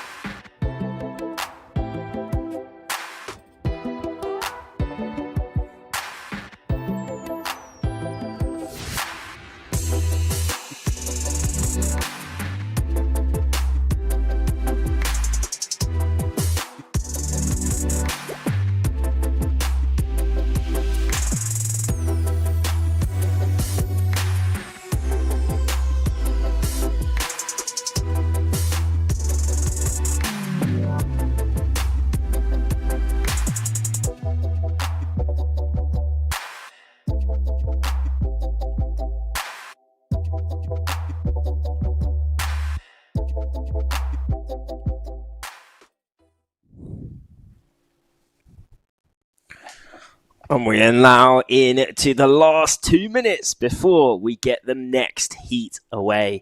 We are now in the downwind slalom, sprint slalom course. In quite light winds now. Certainly the wind is gradually picking up. This is when the wind is meant to be strongest, kind of in this afternoon, early evening phase. Local time is 5:15. 5:15 p.m, 5:15 p.m. in the evening. So it is getting late now. It's been a big day for all of these riders. In the morning, we got some really nice wind.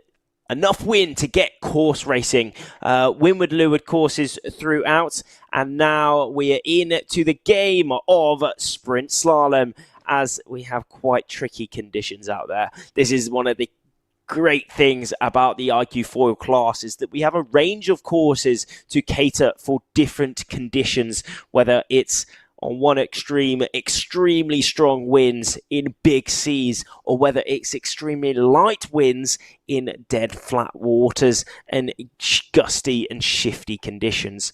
And at the minute, we kind of have the conditions that are on the lighter side, lighter and most notably gusty and shifty conditions. And we can see these gusts coming down the course in those bands of pressure, those darker patches on the water. That is more wind. The wind comes down at its wind speed, so it catches up that wind that is kind of zero, and then it just builds up.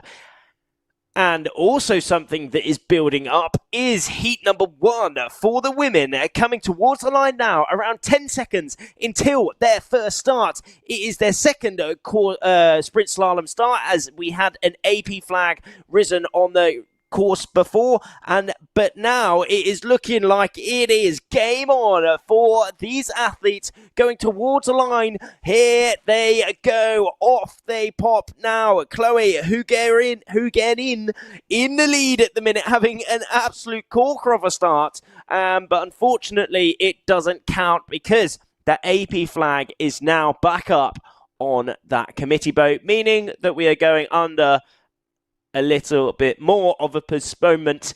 The reasoning for that is probably because the wind is just so gusty and shifty. But whatever the reason is, it is because we didn't quite have suitable racing conditions out there. We can see, great shot here, Nela Sadilkova on our screens at the minute. She did her current placement overall is fourth, if I'm seeing this correctly. Fourth overall, still coming in today. She was fourth overall, and now she's still fourth overall. She wasn't in that group at the minute. She was actually, but she wasn't falling because she knew that there was an AP flag up on that boat, and all the rest of the riders are making their way back to that committee boat. So again, we are going under a little bit of a break, so stay glued to your screens. Do not go anywhere, and we'll bring you more action very soon.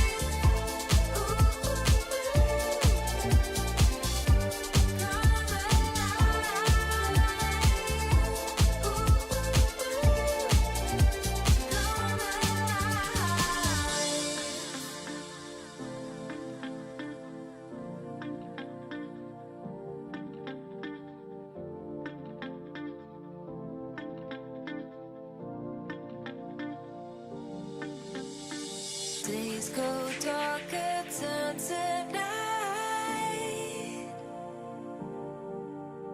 Slowly when you come alive,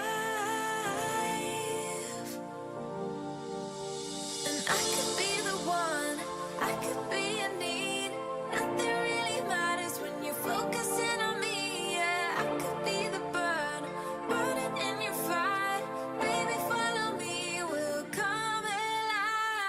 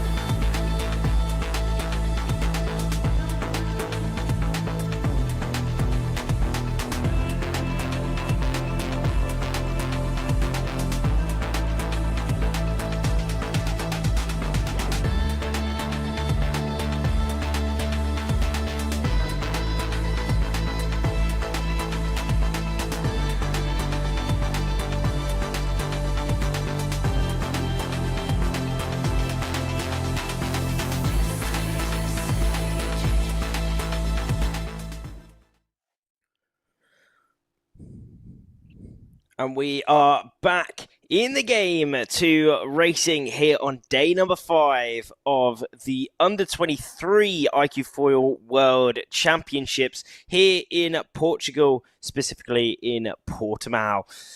And it is turning out to be another great day here in Portugal. We're now...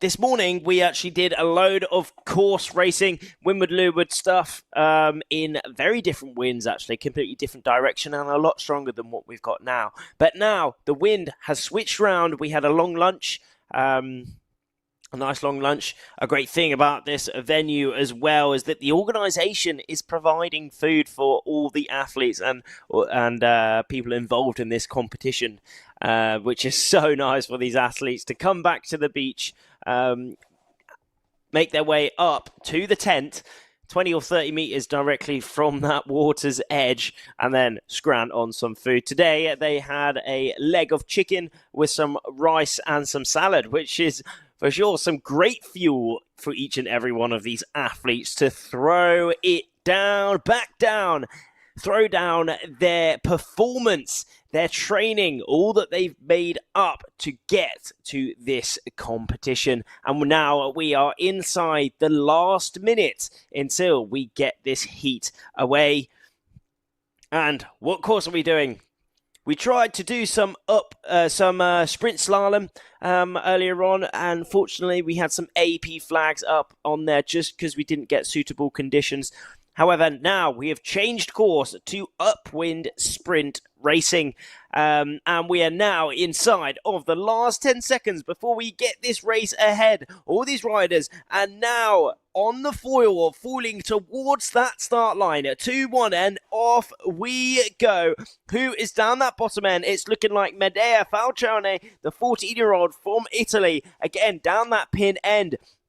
But closely behind her, it is Lucy Kenyon, also putting in some huge pumps there, and then another woman from the Czech Republic. I think that's that flag. Can't quite make out it perfectly, but I think it's that top 3 riders going out onto this left side of the course, and it's looking like possibly that will be the right side of the course to go as. Lucy Kenyon and Medea Falcione currently in that top 3 around 10 seconds, 20 seconds after that start. But let's have a look into that distance. They certainly have a little bit of a gust there, if I do say so myself, with that darker spot on the water. They will be sailing into that and then transferring that extra bit of wind into more speed and more angle, covering a shorter distance on the course. But here we are.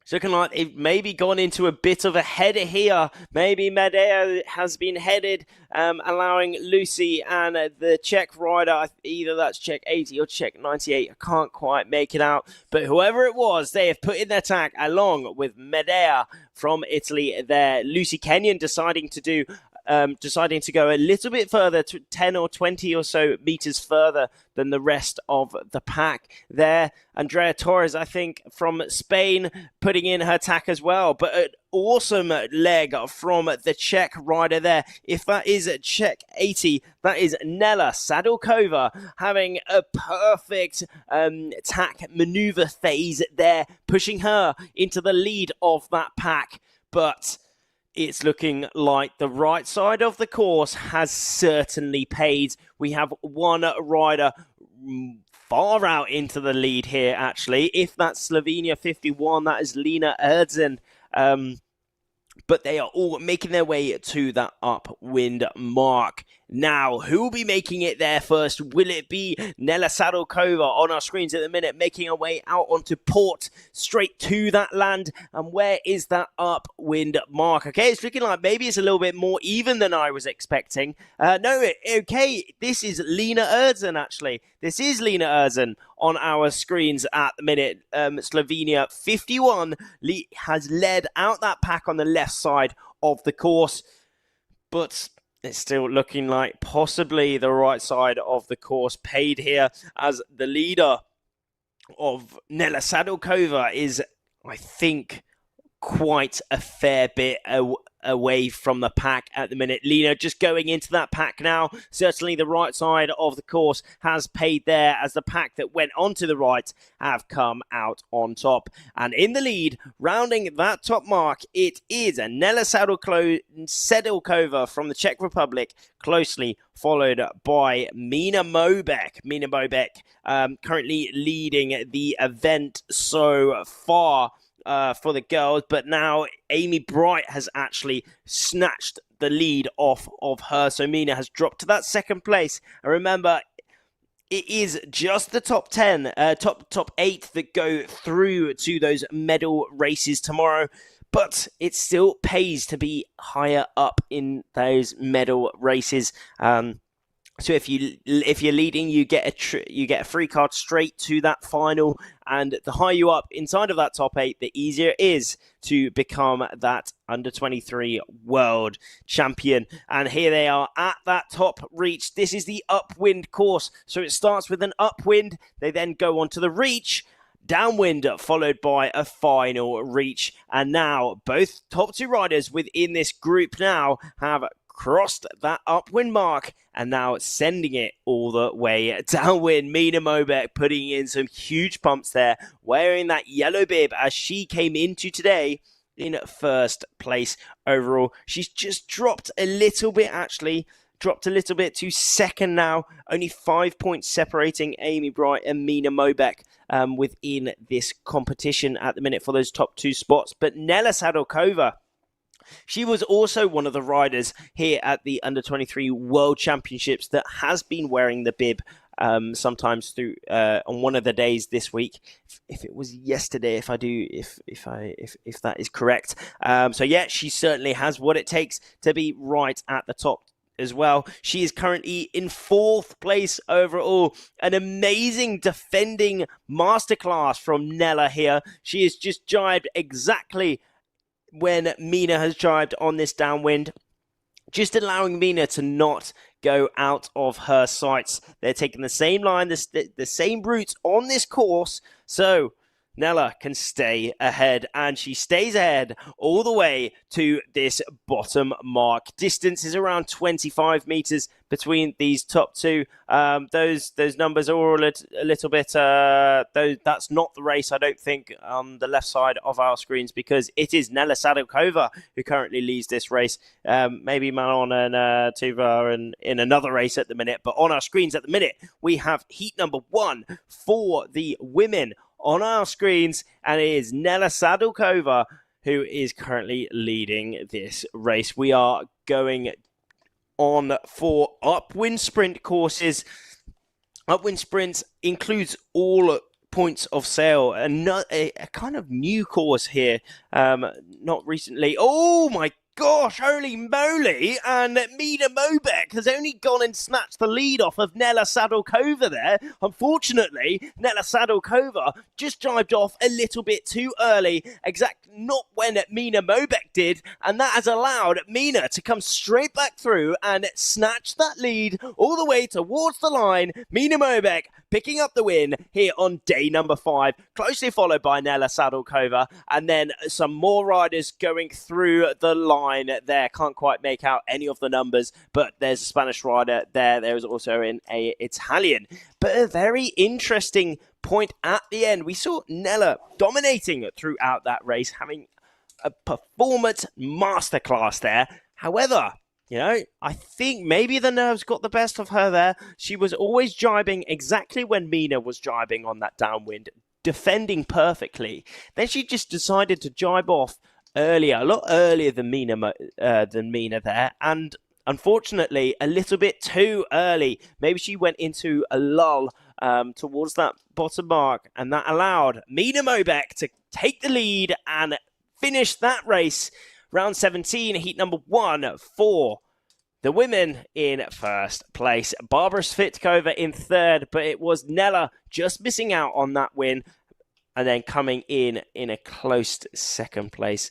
Fourth place was Sofia Renner. In fifth, it was Andrea Torres from Spain. Great thing about this course, we can have multiple fleets racing at exactly the same time within this course. So next up, it's looking like the men is next up, if I can see that correctly. Gray on our screens there, bottom of it, wearing that yellow bib, and that does stand out, so it makes it a lot easier for us to see who it is. Otherwise, everyone's just wearing white, and if we can just about make out the flag, that gives us a hint of who it may be, but certainly of what country they are representing. I can see Spain won there. That is Nacho Baltazar Summers. Gray Morris just going off the screens there. Italy, 8th. Is that 8:30? I think that was Mattia Sauncella, if that was the correct number. But we are straight into the action for another race here. We do currently have a race going on at the moment, but that's what I was saying, is that we can have different fleets, different groups racing at the same time, so can't cover quite everything. However, we will be covering what we best can, and it's awesome to bring you this action here at the Under-23 World Championships, bringing you the show, bringing you the action, bringing you the adrenaline that this iQFoil event brings to us. You know, it's bringing us the show to all of us around the world, so make sure you share this link. Share it to all the fans of the races out here, all your friends, if they want to get involved. Check it out, and also check out the website, check out the Instagram for all the latest updates and information on this event. And if you want to get involved, if you feel like starting to windsurf, you need to check out the website iqfoilclass.org. I'm pretty sure to get involved, maybe you want to put your branding on some of this equipment, you can do it by checking out the website. Maybe you want to compete in one of the next events, you can do so also by checking out the website. And we are now into the last 5 seconds, 2, 1, until we go. And there is the start of that next race. One of those riders going for it, but not quite making it through. It is still those riders on starboard that have made it through. It's looking like definitely there was a starboard bias on that race. So if you were at the committee boat within this race, you definitely gave yourself a immediate head start. So at that committee boat, it's looking like Poland 21 of Michal Maziarka, absolute legend racing out here on the course, having a great start and putting himself in a very good place to hopefully do well in this race too. In second place, France 965. That is Com Joly, having a really good competition so far as well. He is currently sitting in 6th place overall. So still, you know, it is the top 8 that make it through to those finals tomorrow. Could he stay inside that top 8? Let's keep our eyes peeled. And it's looking like Com has actually taken the lead here. On our screens now, it is Gray Morris. How is his tack? A little bit of a touchdown from Gray there. A big smashing in the water from Gray there. But he is straight back up on the foil, closely followed by that British rider there. No chance I could make out the number, unfortunately. But I think that could be Max Beeman as it looked like a Max Beeman tack. A great tack from him there. And now we are making their way up to their upwind mark. Remember, the point of sail is fastest when they go diagonally. They can decide to go diagonally right. They can decide to go diagonally left. And that is one of the amazing things about, overall sailing classes. There's a lot of tactics, whether you go left or whether you go right. When you put in those maneuvers, maybe you want to go to where there's wind. Maybe you want to go on the side where there is better conditions, better water states, or just positioning overall. But it's looking like all of these top 3 are extremely close at the minute. It is Mattia Sauncella at that bottom there, rounding it in 3rd place. But still, our overall event leader rounds that top mark in 1st place. It is Go Gray Morris in that yellow bib, leading the event so far, and now once again leading this upwind sprint race. In that 2nd place, it is Israel 257. That is Gur Lavi Prague having a great race so far. Mattia Sauncella doesn't go a lot left, going for that clean wind. GBR 50, it is Max Beeman. I was correct in that 4th place at the minute, but extremely close. Will he have the speed to overtake Gur in that 3rd place? It's looking very close. It's going to be all on the line towards this next mark. They are on a full power reach at the minute, holding that power of the wind, holding that engine of the wind and driving that board forward, driving that foil with lift, with speed and no drag. Gray having a cheeky look behind him. Where is Gur's next move? How is he going to fend? How is he going to keep this lead that he's got? He's let off that outhaul on the sail. He's deepened that sail. He's made that sail more powerful. That's one of the amazing things about this iQFoil class, is that the equipment is quite tunable to make it quite personal, and whatever your riding style, whatever your body type, you can race this equipment however you like. So on the downwind, they tune these sails to be a bit more powerful so they can get more drive downwind. For the upwind, they crank on that outhaul, making the sail flatter to be more aerodynamic and a little bit faster. Because where the wind goes, having the apparent wind, if you want to get all techie with it, that makes it has better aerodynamics and be faster. And then they can also change where that sail is connected to the board on the mast track with the UJ, which is the universal joint connecting that sail with the board. You move it forward, you get less lift. You move it back, you get more lift. And also something to change the lift is the angle on that back wing on the hydrofoil system. You have more angle, you have more lift. You have less angle, you have less lift. But someone who has tuned their equipment perfectly and cruising all the way to the finish is Go Gray Morris, picking up yet. There's that last mark, actually. They will be doing those last 2 reaches, but still, it's looking safe from him. It's looking very safe. And then on the right side of our screens, we have the next start underway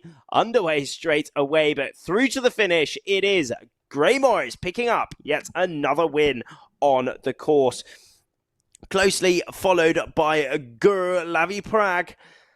On our screens at the minute, that is that 2nd place. And look in the distance, this place is just amazing, isn't it? Portimao in Portugal is the destination of the Under-23 World Championships this year of 2025. That is a lot of years, but a lot more years to come for all these athletes, as they are still in their early point of their career, early to middle point of their career. A lot of these riders have started from young, started from junior, started when they've been super little kids, racing all the way until now. But also some of these riders coming in to it quite late to some of these riders. Maybe some of these riders have been only windsurfing 1 or 2 years or so, but they are going straight into the deep end at this World Championships.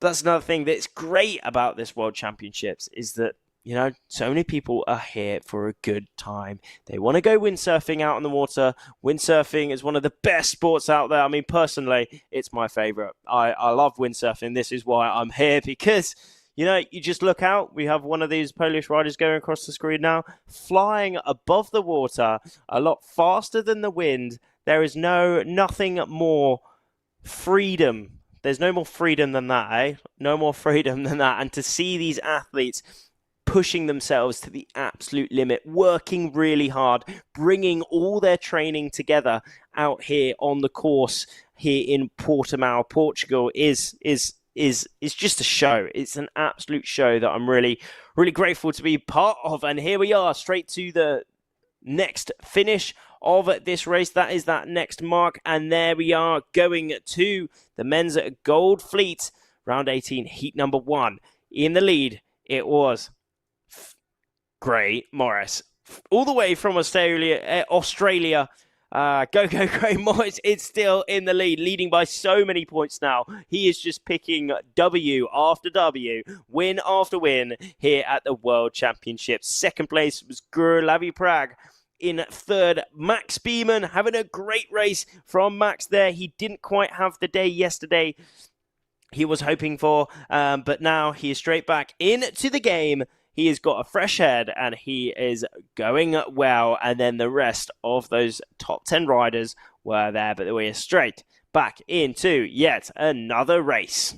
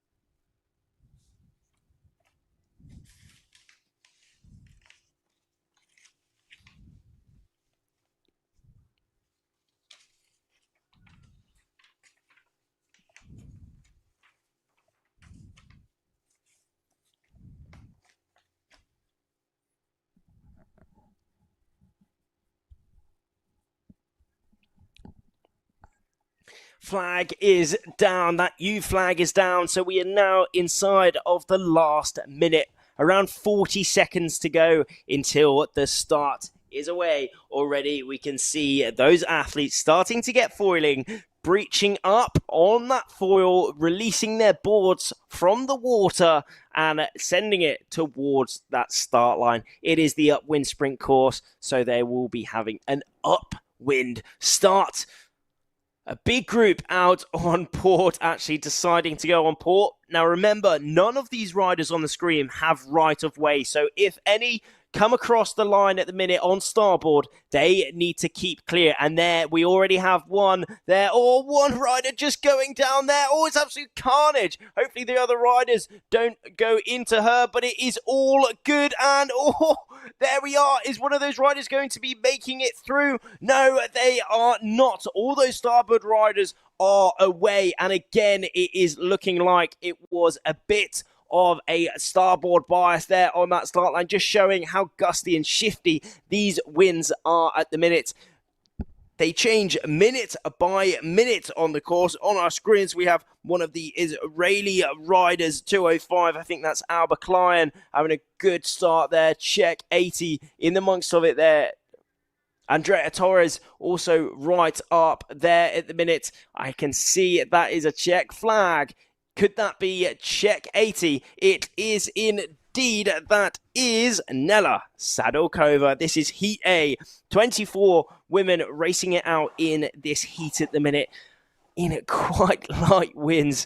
Not only is it light winds, it is really hot conditions out here. High 20s, almost in midday, it was mid 30 degrees out here. So, that does take a toll as well. These athletes will be on their absolute limit of how hard they are working within this race at the minute. We can see yellow bib wearer Mina Mobek on our screen at the minute there as well.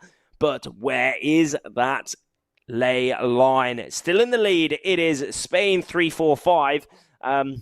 Andrea Torres having a great start and hopefully keeping her lead. Spain 3-5-4 also in amongst of the pack here.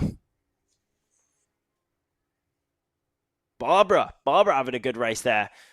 Carola Colasanto also in amongst of it all at the minute. Heat number one of our screens at the minute for the women. 24 entries within this fleet, in this group. We have 48 women from all around the world within this, within the women's fleet here at the Under-23 World Championships. Over 140 athletes overall are racing in this event from 30 nations. Again, from all around the world. So everyone's combined here. Come to check out Portugal, come to check out Portimao, and hopefully pick up some World Championship titles. Only 2 titles are on the line here, both for the men and both for the women. Everyone working towards that same goal. But who is going to pick up that title? Stick around to find out. To find out, you will have to see tomorrow. That is when we will be seeing who will be crowned. But this day is extremely important. This session that you are watching right as we speak is so important because it will be the last session before the medal races. The medal races, only the top 8 make it through to tomorrow to battle it out for that World Championship title. So these athletes on our screen at the minute will be pushing to the max because they want to either keep their place inside of this top 8 or in Tuva's case there, make it into there. She didn't quite have the day she was hoping for yesterday, but now she is at a great morning and she is straight back up into 10th place. Will she be able to seal the deal? We'll have to find out. But in the screen at the minute, we have Sofia Trentini, 22 knots of board speed. But coming in with the speed is Emma Melend from Estonia. She knows how to put the power down. She is holding the wind engine and driving her foil forward. Sophia Renner deciding to jibe off straight away, actually. I was having a chat with her at lunchtime, and she has really improved her English, actually, which is amazing to see. I mean, that's one of the great things about these events as well. I remember a couple of years ago, she couldn't, well, I mean, I'm bad, I can't speak Italian, but she was really trying. And then that's the great thing about here at these events is that you're meeting people from all around the world. So you can chat with people, you can make new friends from all around the world and just learn how different people live, which is really, really cool. And then all coming together and competing in the same competition, racing in the same waters, competing on the same course, pushing each other, racing each other, all for that one goal of that World Championship title. And Sophia Renner is showing us exactly that she wants it. She wants to make it inside of that top 8. Will she be able to make it? Stick around and find out. She came into today. She's currently in 10th place overall, Sophia Renner. She is 98 to 23 plus, that's 25 points, quick math there. But it is Emma Melend who's actually now taken the lead off of Sophia there, and also now straight away taking the lead as well. It is our yellow bib wearer, yellow lycra wearer is Mina Mobek from Norway, yet again showing us she is world class and top of the world class as she yet again takes that lead, both from Sophia and both from Emma. There is that last mark. It is all on this. Will Mina be able to make it through safe? A very, very conservative jibe from Mina there. Has that actually allowed... Was that the finish, actually? I think that was the finish. That was the finish indeed. Yes, it was. So, Mina Mobek picking up a win yet again here in day number 5, sealing her place within that overall event lead. Emma Melend having a great race there, picking up that second, and big shout out to Sophia Renner picking up that 3rd place. Just missing out on that lead by jibing off a little bit too early. Maybe she thought she saw a gust, but unfortunately that right side of the course definitely paid as Emma and Mina managed to overtake her. But there they are, making their way back to that start line. As we said, they are doing the upwind sprint course. Upwind sprint course consists of a first upwind start to that first mark, then reaching all the way to that next mark.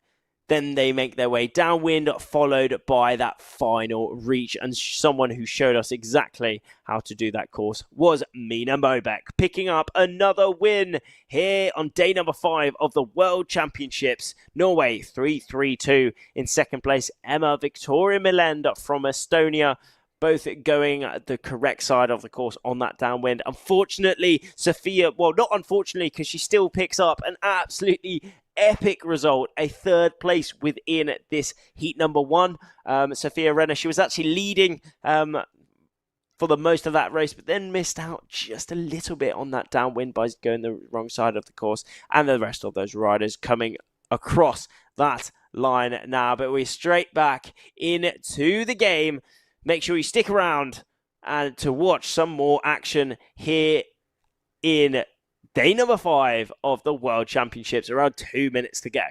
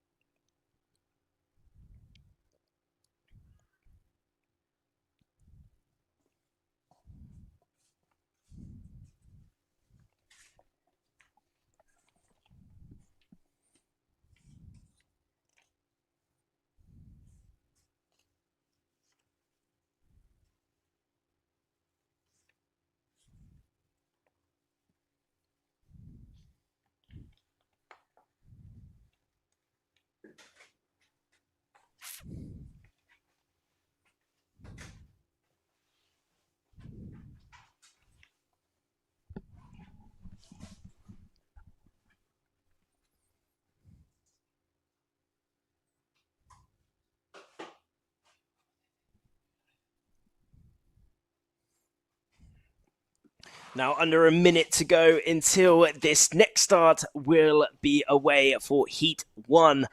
Round number 19 for these Gold Fleet men. We've been absolutely rattling through races here at this World Championships. Race after race, after the first 3 days, we managed to get 16 course races in.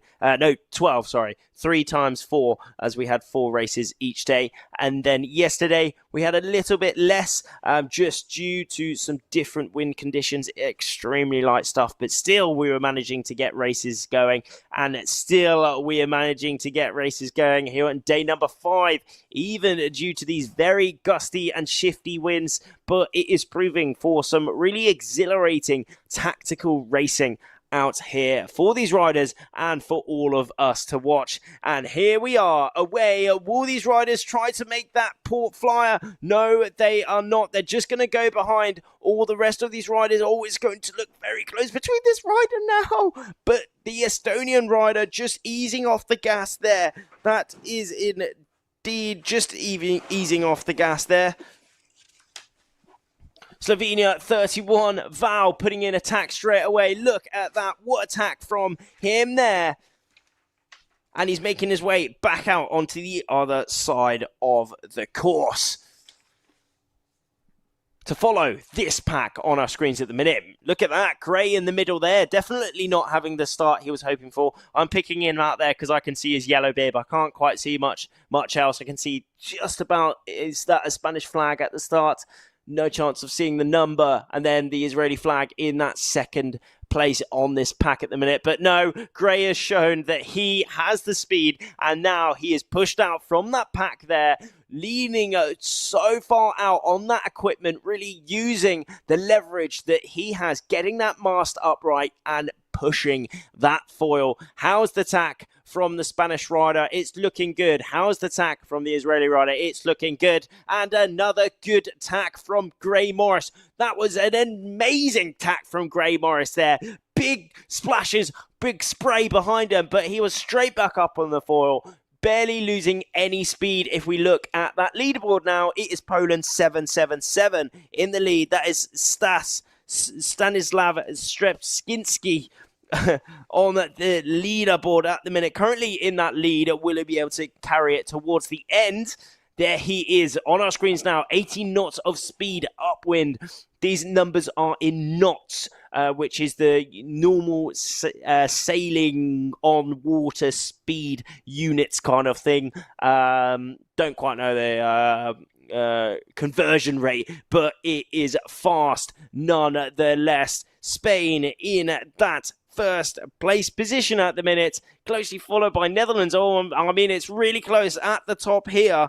Who will be able to round at that top mark in first place? It is Nacho Baltazar Sommers with extremely good upwind leg, but it is so close to the rest of these riders here. Gray Morris is in that second place, closely followed by Hida Vandermeer, Netherlands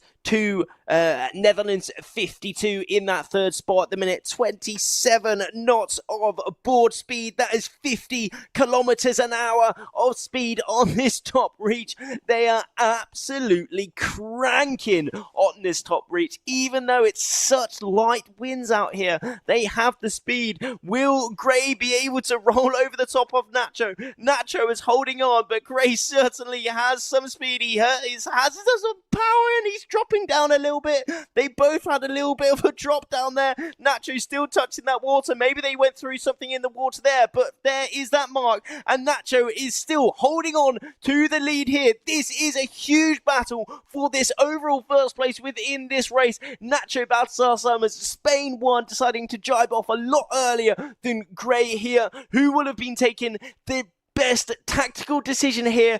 But still, on our screens, Gray only deciding to jibe off maybe kind of 20 or 30 meters after, several seconds after. Who will be able to get into that gust in the background first? It's looking like it could be Nacho, but let's keep our eyes on Gray Morris. Will he be able to come through and snatch yet another win to his scorecard on this week of the Under-23 World Championships? We'll have to find out very soon, as both of these top two riders converge to that bottom mark. 24 knots of board speed, 24.5, almost 25 knots of board speed, 45 kilometers an hour down on this reach. And there is Nacho putting in his jibe. Will Gray be able to cross him? And yet again, Gray crosses Nacho. He doesn't actually cross him. He jibes a lot earlier. A little bit of a touchdown there from Gray, who is going to be rounding that bottom mark in first place.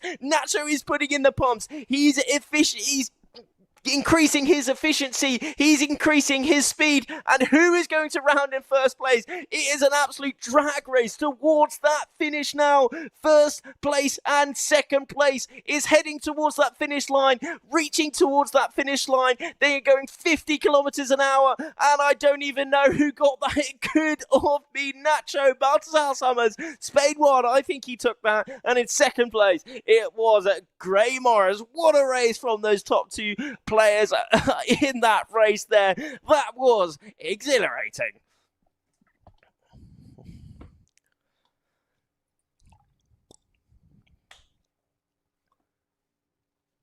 Netherlands 52, that is Hida Vandermeer bringing up that next spot there. And as we saw, there is an I think that might have been an AP flag on that last boat there. Will it be an AP over H or an A?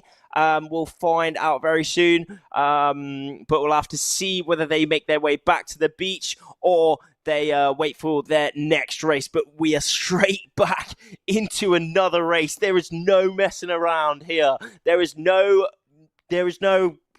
just waiting, you know. It is action after action after action. So many fleets racing out here. We have the gold men on our screens at the minute. Yes, next group.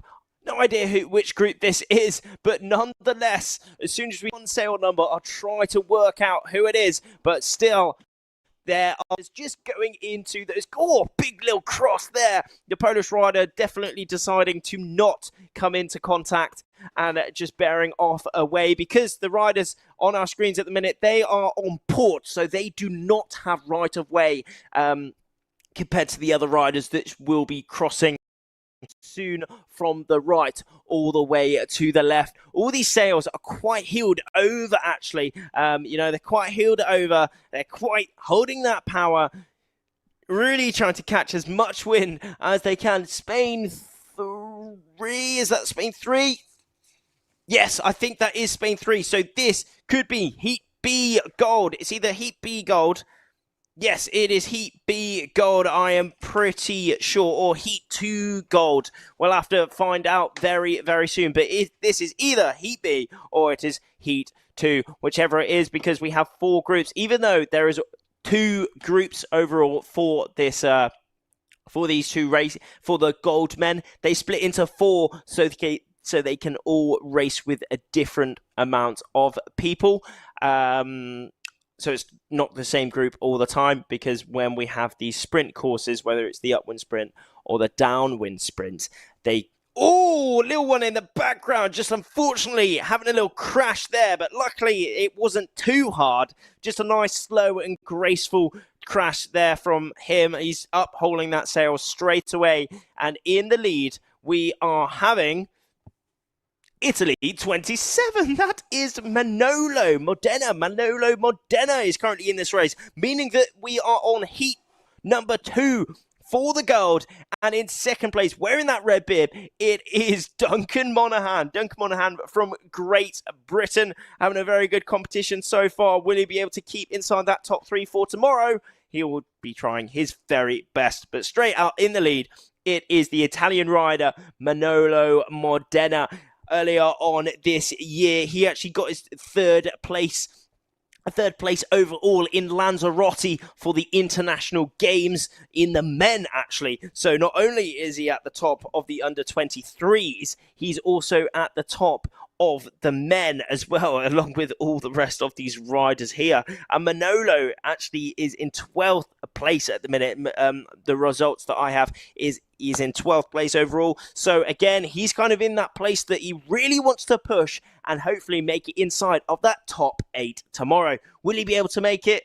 We'll have to find out, but he's certainly putting himself in a good position for that. If you want to check out all the latest updates, all the latest results, make sure to check out the website. Look at it on Google or your search engine. Search that up, iQFoil class. Then you can navigate yourself to this event, which is the Under-23 World Championships for 2025 here in Portimao, Portugal. And what a location we have for all of you. What a perfect place to put this pinnacle event. We've been having conditions every day. And not only great wind, we have been having great sun. Great sun, great wind, great venue. Everything is just such a good event here. Having such a good time here, you know. When everyone's off the water, they're all enjoying the sand, enjoying the beach. And someone who is also going to be enjoying their moment now is Manolo Modena, going across that line in first place. And in second, it was Duncan Monaghan, if I saw that correctly. And in third place, I could see a Italian flag on that sail. So I think that was either Leo or Freddie in that third place now. And now we are going straight back yet again to another race. It is no stopping out here. And as we can see, that Severn logo is blue now. So we are on to the women. The women now on our screens, Italy 239. That is Carola Colasanto. So let me try to work out which group this is. I think this is heat number 1. Heat number 1 for the women up on our screens at the minute. Heat 1, 24 people. 24 athletes within this group at the minute. All racing it out. 48 entries for the women within this competition. So 24 in each group as it is split. A very interesting tack from Carola there. Threading the needle. It was a good tack from her, and she's straight back up on the foil onto the other side of the course. Mina Mobek also putting in a great tack. She was on port there, though, covering, I think, couldn't yet, no chance I could make out the number there. But it is Mina Mobek still having a good race. Race after race, she's doing well, and she is showing us why she deserves that yellow lycra. She's been wearing that yellow lycra for a while now, all day today and in previous days. Some previous days. Just dropped out of that top 3 at one point, but still she's straight back in the game, and she is hopefully putting herself directly into that final tomorrow by wearing that yellow bib. Unlike Gray, who's wearing that yellow bib for the men, he has a yellow helmet. Mina has a pink helmet, so we can easily tell them apart here. Another easy way that we can tell them apart is the flag in the top of the sail. That's white for the women. and for the men, it is that different colour. We can also see that blue Severn logo and blue IQ logo down the bottom of the sail, showing that they are riding the 7.3 metre sail. Everything is exactly the same. Everything exactly the same on equipment-wise for the women that they are all racing on. For the men, it is slightly different. The only thing that changes for the men is that the sail is slightly bigger. Same mast, same boom, same board, same foil. So for the men, they have a little bit more power to cater for their body types. And then for the women, slightly smaller sails, but still they managed to race in 6 knots all the way to 25, 30 knots of board of true wind speed. And there we have it, down the bottom, men's race 9, heat 2, it was Manolo, Duncan and Leonardo actually finishing off that top 3, but then we are straight back into the men, into the women, sorry. In the lead, we have Mina Mobek on our screens at the minute. She is leaning out on that sail. She is wearing those sunglasses. She is having a look back to those other riders who are really fighting her. They are approaching. They are going to be not putting their pedal off the gas all the way to that finish. Czech Republic 289 in that second place at the minute. So it's not heat 1. I think it is heat 2. I think it's heat 8, actually. Heat 8, I'm pretty sure it must be. So 289, that is Kristina Pinisova in that second place at the minute. Mina Mobek consistently looking behind her. She was actually European champion in Patras a while ago. I think that was 23, if I'm correct. 2023 World Championships. So again, another very well-established rider who has what it takes to be right at the top. She has a European title to her name. Will she be able to add a world title to her name within this Under-23 World Championships? Adding another title is not an easy thing to do. Of course it's not. It's extremely hard. Exactly. It's not easy. It is mega hard to be at the top of the world. You know, this is not just saying continental like it's smaller. Continental Championships is absolutely mega, but the pinnacle is the world. You know, once it's in the world, you are the best in the world. You're currently the best that there's ever been. That is just that's crazy, isn't it? Just a bucket list moment that these riders are all fighting for. Mina Mobek still in that lead. It is Kristina Pinisova in that second place. They are battling it out towards that finish line, but Mina Mobek has got it safe. She's got it in the bag, and she crosses that line, picking up another win, adding that to her scorecard. Kristina Pinisova in that second place, and New Zealand 50, Amy Bright New Zealand 50 is Stella Bilger in that third place overall.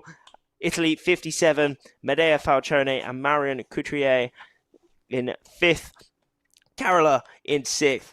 Andrea in 7th. And then I couldn't quite make out the rest of those serial numbers. But yet again, you know, we are straight back into the action.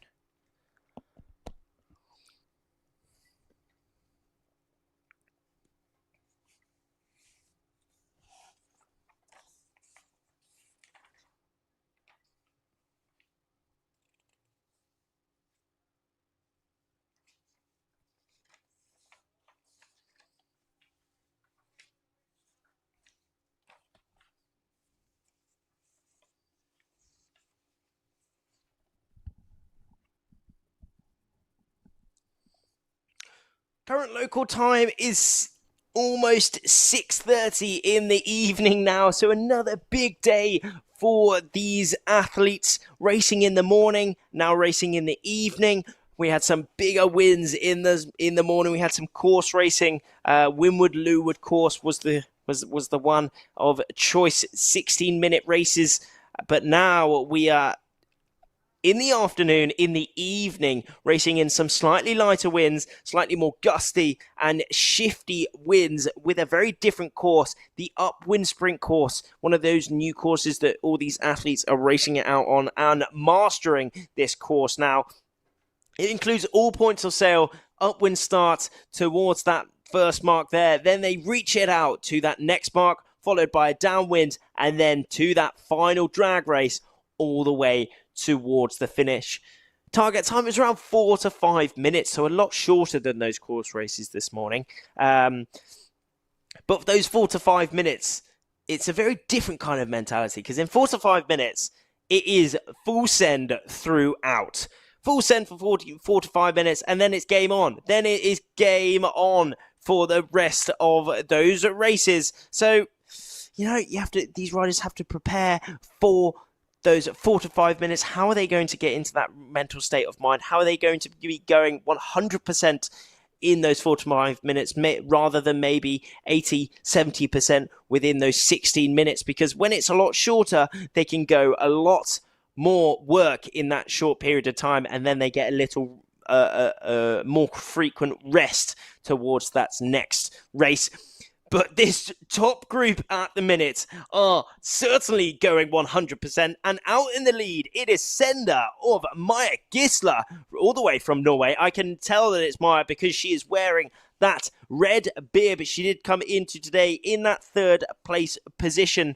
But now she is leading this race. She's won races here. Could she be winning yet another race here at the Under-23 World Championships in that second place position? Wearing that blue bib since she came into today in that second place position as well. But off in the background, some of those riders are still in that top group, deciding to jibe off a lot earlier. Throughout these races here in this evening session, we've actually seen sometimes it's paid to jibe off a little bit earlier. I think we saw Mina in one of those races before that it really paid for her to jibe off a lot earlier. But then in those one of those previous races, we saw Gray actually go a lot further onto that right side, and he still managed to come out. But one thing is for sure is that these racing conditions are changing minute by minute. The wind is quite gusty, it's quite shifty, a perfect view on our screens here at the minute, showing us exactly why it's so gusty and shifty at the minute. On the top of our screens is a lot darker patch on the water, showing us that there is more wind over there.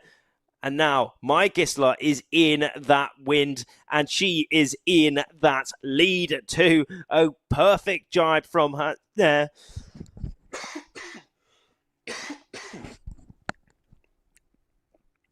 In that lead from her there, 19 years of age, highest event finish was second, and that was at the European Championships last year in the women overall. So will she be able to be on that podium again this year?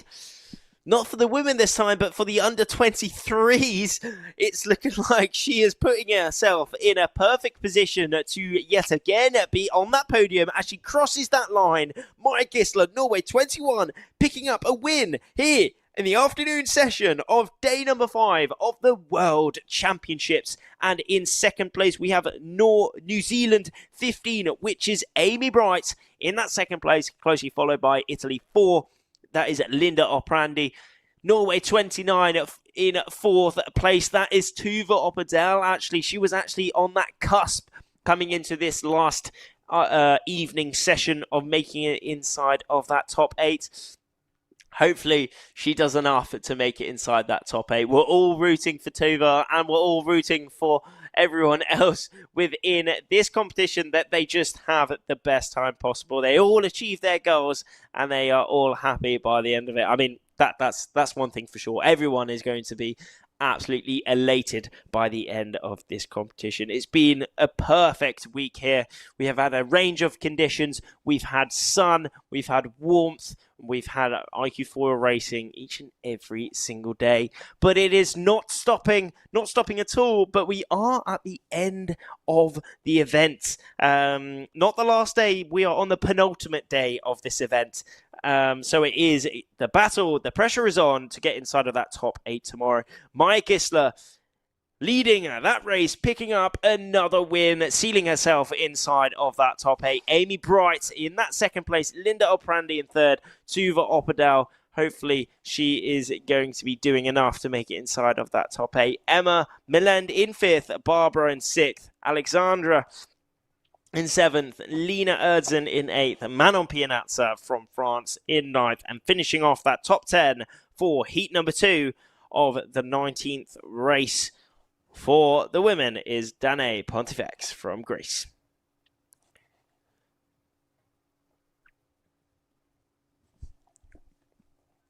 Great shot of Stella Bilger there, New Zealand 50, cruising all the way back to that beach. I think at the minute, I think she's making her way back to the beach now. And that is just a perfect shot of what it's like to be racing out here in Portimao. Perfect location, dreamy wind. Just look at it, perfect. I mean, even on the coastline, we've got some great rocks. That beach is perfect. We've got loads of spectators, hundreds of spectators, and they will be staying there for the pinnacle of this event, which is tomorrow. The whole week has led up to tomorrow, so make sure you tune in tomorrow to see who will be picking up our World Championship titles. How will that be happening? It will be happening through the medal race series, one of the absolute marvels of this class. It's going to be so exciting following all those finals tomorrow to ultimately see who will be our 2025 World Champions. So thank you all so much for joining us today, and we will see you tomorrow. See you there.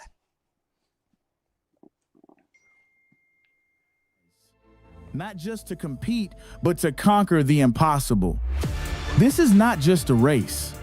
It's the pursuit of perfection, a battle of wind, water, and willpower. They come from every corner of the earth. The fastest, the fiercest, the most fearless. Riders who've trained their whole lives for this moment. Masters of balance, precision, and raw explosive speed. Foiling above the surface, defying gravity, chasing fractions of seconds, chasing glory. This is where champions are made and legends are born. Every gust, every jibe, the pinnacle of wind-powered sport, the apex of human performance. This is not just the future of sailing. This is the future of sport.